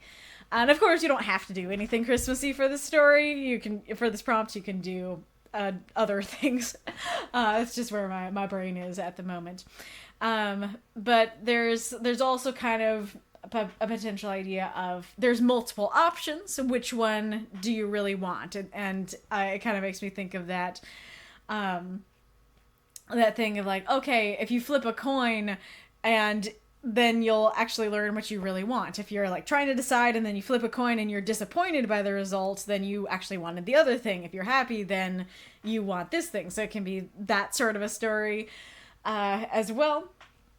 And trying to decide between two things you want, which one you really want, which one you want more. It could be a situation of someone is maybe more directly lying about what they want. And it's like, is that really what you want? Are you really telling me the truth here? Sort of thing.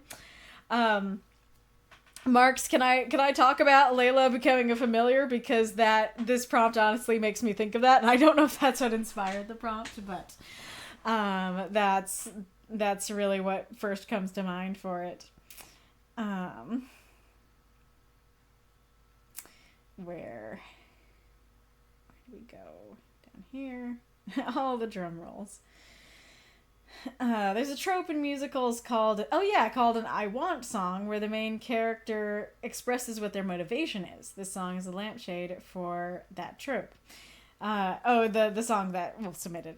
But yeah, that's a great point. That's very true. Usually, early in the musical, we have our main character. So like, for example, in Moana, How Far I'll Go is very much an I Want song, that like, yeah, I want to be out there in the water, I want to go past the reef, sort of thing. And so we know what's up, we know where the story is going, we know what the motivation is. So yeah, you could totally take this prompt in that sort of direction as well, where it's like, it's not, because I'm taking it as like, oh, what do you really want? I'm really focusing on the really. But yeah, you could just do it. This is what I want. This is what I want really badly. Take with the prompt. So you could have the story basically be your I want song. This is what I want out of life, sort of thing. That is really interesting. How you can take the prompt as just conveying something a character really wants badly, or you can convey it as, okay, that's what you want, but is that really what you want? Sort of thing. That's awesome. Mark says, I do think this was inspired by Mariah.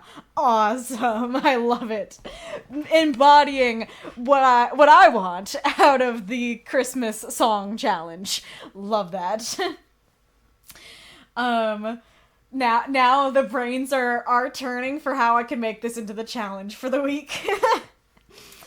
And then Ghoulish says, "You fiend!" I'm joking. It's a fair fiendishness, yes, but Mark says I'm good. So in Marx's book, which Overly Familiar is or will become, one of the characters, Layla, who's an angel, I'm trying to think how to explain it concisely. I'm bad at these.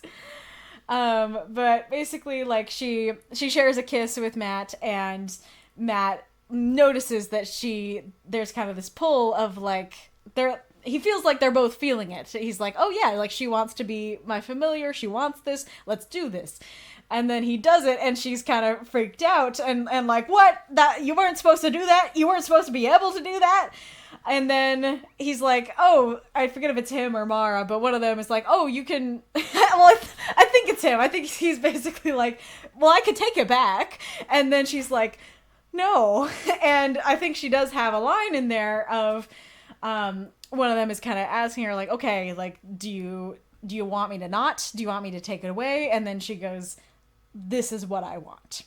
And so, and that very much feels like the vibes of this prompt, where it's like, oh, okay, like you're kind of freaking out about it. So do you want me to take it away? And she's like, no, I don't. This is what I really want, you know? And that yeah, those are the vibes of the prompt to me personally, that you have some different options for, that you have some options, or that somebody can be protesting what's going on here, but be like, okay, even though I'm protesting, actually I really do want it, kind of thing. Wannabe by Spice Girls. That's like the if you want to be my lover thing. Tell me more. Tell me what the relation is. If you listen to the song, there is some sexual allusions, but really it's just that one line. It's supposed to make you uncomfortable. Interesting. I don't recall that. Because I think I've heard the song before. But I also heard it as a kid, so I assuredly would not catch that. But yeah, I'm not seeing a whole lot of talk about it, the prompt. There's usually more suggestions, so give me your suggestions, peeps. What do you think of the prompt? What do you think is going on? Wolf is carrying your weight here. In the song that you posted, gotcha, not in the Spice Girls song. Very fair. Well, there are a lot of prompts that are pretty self-explanatory, but we still talk about them, and we still talk about what ideas that come to mind with it, you know. Yeah, there is a lot of room with the prompt. I think that's part of what makes it a good prompt is that there's a lot you can do with it, and like I've been saying, I do really like the word really in there, allowing you to do more, because you could have just had it be what do you want. But that really being in there offers extra wiggle room and interestingness to it. I guess while I'm waiting to hear if you guys have any more thoughts, I actually did want to talk a little bit about the Flesh Horse prompt here. So this was interesting because this prompt got the same amount of upvotes as it did downvotes, and I very much understand why that happened, because the prompt is quite specific, and it is a like meme inside joke with the stream. And usually this type of prompt is something that I would veto for being too specific. The only reason that I'm not is because it is like a meme and inside joke with the channel, and we have used the Flesh Horse as a prompt before, and actually I liked that prompt. I think it worked just fine. I didn't really have an issue. If I recall, didn't really have an issue coming up with anything for that one. And so I am down to do a special holiday celebration with a more memey prompt, if that is what other people want. And I feel like I could find something to do with it. But it is highly specific. It is a meme and stuff like that. It is this jokey meme prompt. So I also get why it got a lot of downvotes. So I kind of wanted to address that, talk about that on the stream, just out loud. What are your guys' thoughts? If you upvoted it, why did you upvote it? If you downvoted it, why did you downvote it? Do you feel like this is the kind of prompt that deserves a veto because it's too specific? Are you like, no, it works because it's for the channel and we have done this prompt, so like almost this prompt before, you know? So what are your thoughts on that? And then I guess I can also, like the other question is, what do you guys think of the downvotes in general? I was surprised because I actually quite liked that. I think that worked quite well. I think people were respectful and only downvoted prompts that they seemingly that they thought were actually didn't work well as a prompt. I didn't see a vast plethora of downvotes for everybody. It seemed like people were being respectful and doing their job. And I could pretty much see why the prompts that got downvotes, why they did. So I actually thought it worked really well, surprisingly well. So what did you guys think? Did you have the same reaction? Or are you like, no, I didn't like that. That wasn't fun. And I guess I'll address, because there was a question about if the downvotes should factor into the calculation. I guess I'll ask you guys your thoughts on that. I was not thinking, at least in the test run, I was not thinking that the downvotes would be something that would be part of something to be calculated. That I was just thinking of the downvotes as, this is something to indicate to the submitter that it's just, hey, some people don't think that this is a great prompt, because that's the whole reason it came up, right? Is that I was saying, like, if you don't think a prompt is very good, you should say that. But I also understand, especially like, you know, I also understand why people don't. And there's kind of an element of, I think some people keep submitting the same prompt over and over again, and some of those prompts are actually quite good, but they just aren't getting enough votes to win. They aren't getting enough votes to make it to the poll. And then other prompts aren't great, but they continue to be submitted because the submitter doesn't know. The submitter doesn't know that they're not great. They think they're both the same. They think both prompts are great, but just not quite great enough to make it, you know, sort of thing. And so the whole conversation was about how we should have a way to, like, it would be good to have a way to tell people, hey, yo, maybe don't keep submitting this one. Maybe that's not the greatest one. And so I wasn't sure about the downvotes, because I know that can get mean fast. And granted, I don't know if I keep doing this where things will go, but that so far it actually has seemed to do its job. I mean, granted, I don't know if you're going to submit next week, but it seemed to do its job in the sense of people going, hey, not sure this is the best prompt. And as I said in my little intro, even if you get downvotes, you don't have to stop submitting the prompt. And I think the Flesh Horse prompt is a great example that it might have been the prompt that got the most downvotes, but it also got a ton of upvotes. And so just because some people are disliking the prompt doesn't mean that everyone dislikes the prompt. And so it is just something for you to consider. And like, oh, okay, I got downvotes. I'm going to consider if I want to keep submitting this prompt. And it is totally fine if you keep doing so. It you just are doing so now knowing, this might not be one that makes it, kind of thing. So the intention of them was to be an indicator to the submitter, think about this one.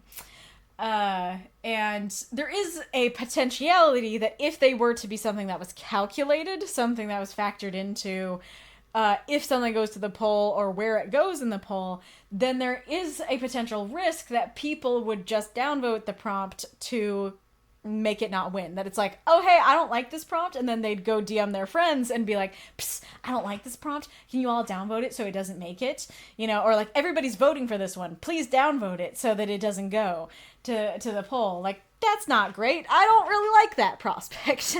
But I do still want to ask you guys, are you all in the camp of, I think that the downvotes should be something that's calculated, or are you more in the original camp of why I was doing this of, this is a good indicator to the submitter, but that's all.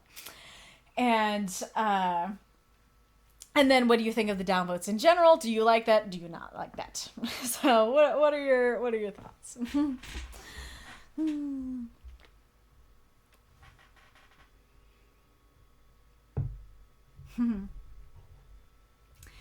I mean, I arrived long after the Flesh Horse stuff happened. I would have nothing to write for it. I mean, the Flesh Horse stuff happens all the time. It's not like a singular event that happened. It's a me that I guess that's part of why I was willing to let it through, is because it wasn't a singular meme one day. Like jellyfish in a bag, that was a singular meme that I would not have kept submitting it. I would not have kept submitting it over time. And so we're lucky that it won that one time. It got to have its day in the sun. But the Flesh Horse is an enduring meme. And so, and then, like, there is, I don't know. I guess that is part of the question, because I was going to say, well, even if you weren't there for the original and stuff, you could still have stuff to write for it. But I guess that is the question of, like, is that what the majority of people are feeling. Are the majority of people going, yeah, fun meme, but not fun to write for? Or the majority of people going, oh, like, this would be fun, a fun challenge to write for because it's our beloved meme, kind of thing. Yeah, Koryan says, I think it wasn't abused. I think the downvote thing. We be timid little geese. Very fair. Not sure what that's referring to. Oh yeah, or go back to the drawing board and rework it. Yeah, great point. That instead of it just being, maybe don't keep submitting this one, it could mean, hey, go back to the drawing board and rework it. Change the phrase. Because that is a thing. That there are prompts where it's like, this phrasing ain't so great. This phrasing is too specific. But if you just change one word, it's a great prompt. And like, this one wasn't too specific, but as far as I know, Wolf was submitting a prompt for a long time of synthesis of flesh and wire.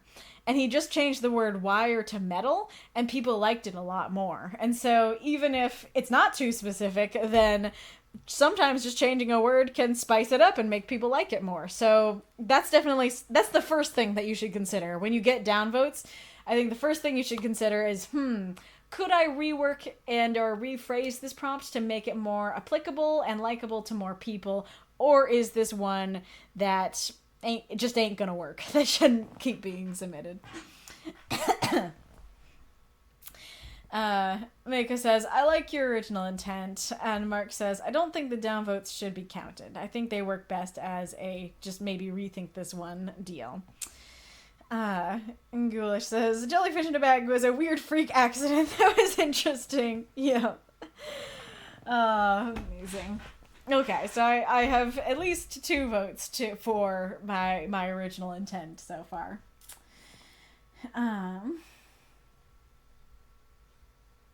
Oh gosh. The wolf is referencing the song he posted. Nobody wants to be trapped in their boss's office where they're spontaneously singing about what they want their wife to do to them in bed. So that's why it's like a satire of an I Want song. That is wild.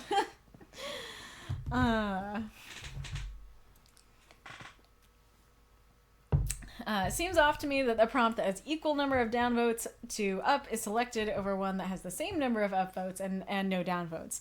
Yeah, that is fair. That's definitely a fair thought, and that is why I want to hear more voices on this, because I think there are merits to both trains of thought, and there are pros and cons to both trains of thought. So that's why I'm wanting to hear from folks in the chat. So we have 2 votes for original intent and 1 vote for they should be counted so far, at least. But no more discussion of this prompt, so I guess I'm gonna be surprised on what you guys want. What do you guys think, while I'm thinking about it, what do you guys think I could do with the challenge for, because I would say something like use Mariah's song, the All I Want for Christmas Is You song, like as your challenge, as part of the prompt, but I feel like that's just, if a bunch of people do take that, it's just going to create a bunch of very similar stories and not promote creativity, and the challengers are supposed to, promote creativity and present different ideas and stuff like that.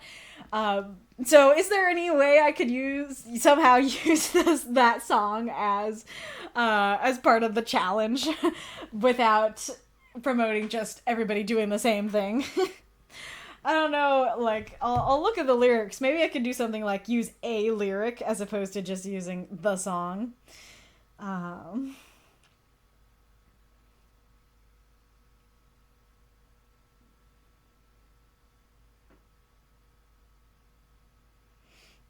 I mean, the lyrics are very samey and very Christmassy, so I'm not sure about that, actually. That song is a cover? What's the original? All I Want for Christmas Is You. One of the hated songs for around Christmas. Which, just for funsies, I'll ask, do you hate the song? Do you love the song? Or are you neutral on the song, chat? I am, So I don't think I've talked about this before, but I have an interesting immunity, or at least so far, that's how my life has been. I have an immunity to really annoying songs. So I actually like that song, and I also actually like the Wham song. What is that? Why can't I think of the name? I wrote a story about it. Last Christmas. That's what it's called. I think part of the reason I like it is because of the story I wrote, because I like that you can use it to mean an actual heart.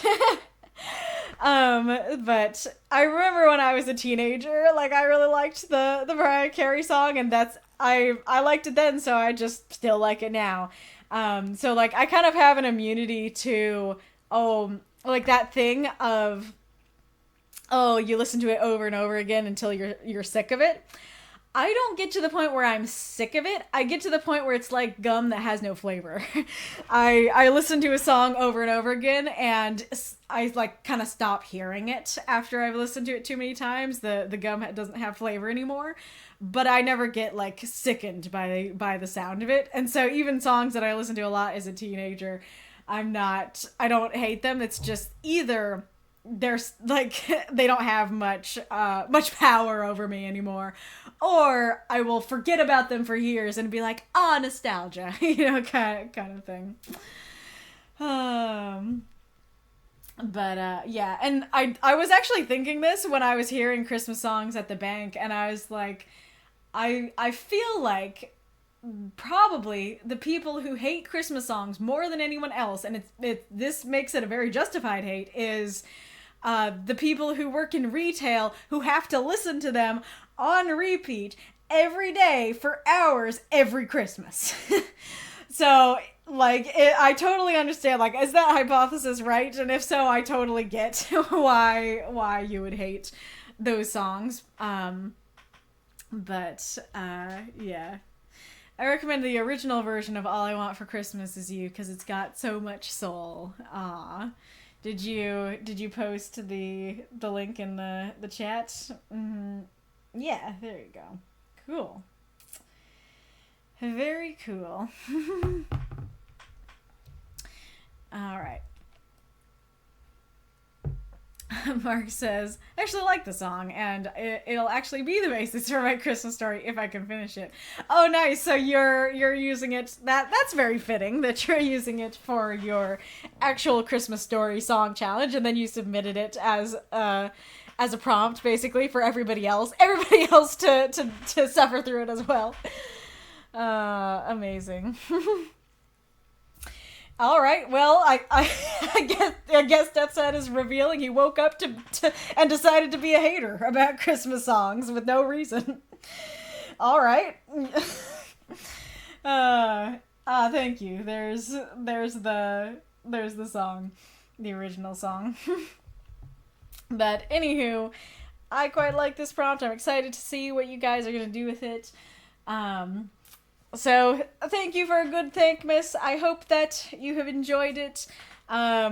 Wish we saw more new faces, but I'm happy for the new faces that we saw. And if there are any new lurkers, I appreciate you, even though you're not talking. So, yeah. Well, if you're not right here on the stream, we do backup readings. So, if you would like to either read your story to everyone else, have somebody else read your story for you, or just lurk, all are good. Come hang out with us. It is in the backup queue. Well, the backup queue is where you post the links to your story. And then the writing group chat is where we chat. And then the writing group voice chat is also where we chat, but out loud. And it is a good time. There's a lot more back and forth discussion. Definitely worth joining. But yeah. Okay. It's worth joining, so come join us. Ghoulish says I have a preference for hymns. That's very fair. Yeah. We have two Yes, one last call to any lurker, indeed. We have 2 links to choose from for the Discord. Would love to see some new faces in the Discord. That would be lovely. Come join us, and the backups are at 5 p.m. Central Time on Sunday. Oh, let me look at the month.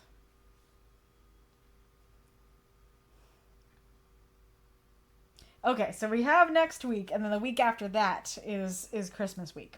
Okay, so it's pretty much confirmed with my family and me that I'm not going to be streaming Christmas week. So next week, I think we're going to be good. But note that whatever prompt wins the week after that is... I don't know if I'm going to not stream for 2 weeks or just that 1 week. I don't know if it's going to be a Christmas and New Year's no stream time, or if it's going to just be Christmas no stream time. So the prompt that you pick for next week is either going to be the stream for January 4th or January 11th. So keep that in mind. Yeah. Join us or else you won't get what you want. That's the easiest one yet. Yes. All right. Hope it's a good one. Yes. Alrighty, Roo. Well, I hope you've enjoyed it. I've enjoyed it. Yeah. Oh, yeah. I was actually... So, there is kind of a question of... Granted, if I'm streaming the Christmas... Well, yeah. If I'm streaming the Christmas stories, then, I guess the January 4th or 11th stream might be Christmas stories, actually. So that's something to consider as well. So the prompt might actually be further back than that. Thank you for the stream. Thank you, Koryan. Love to see that. Yeah, so I will see you all next time. I hope you have fun with the prompt. And I hope you get what you really want. Who do you want me to raid? Oh, nice. Steelhelm. Yeah, let's do that. You guys enjoyed that. You enjoyed his presence last time. Let's go. Alrighty, Roo. Deedle-a-deedle-a-doo. I got a cute cat on my desk. Alright. I will see you all next time.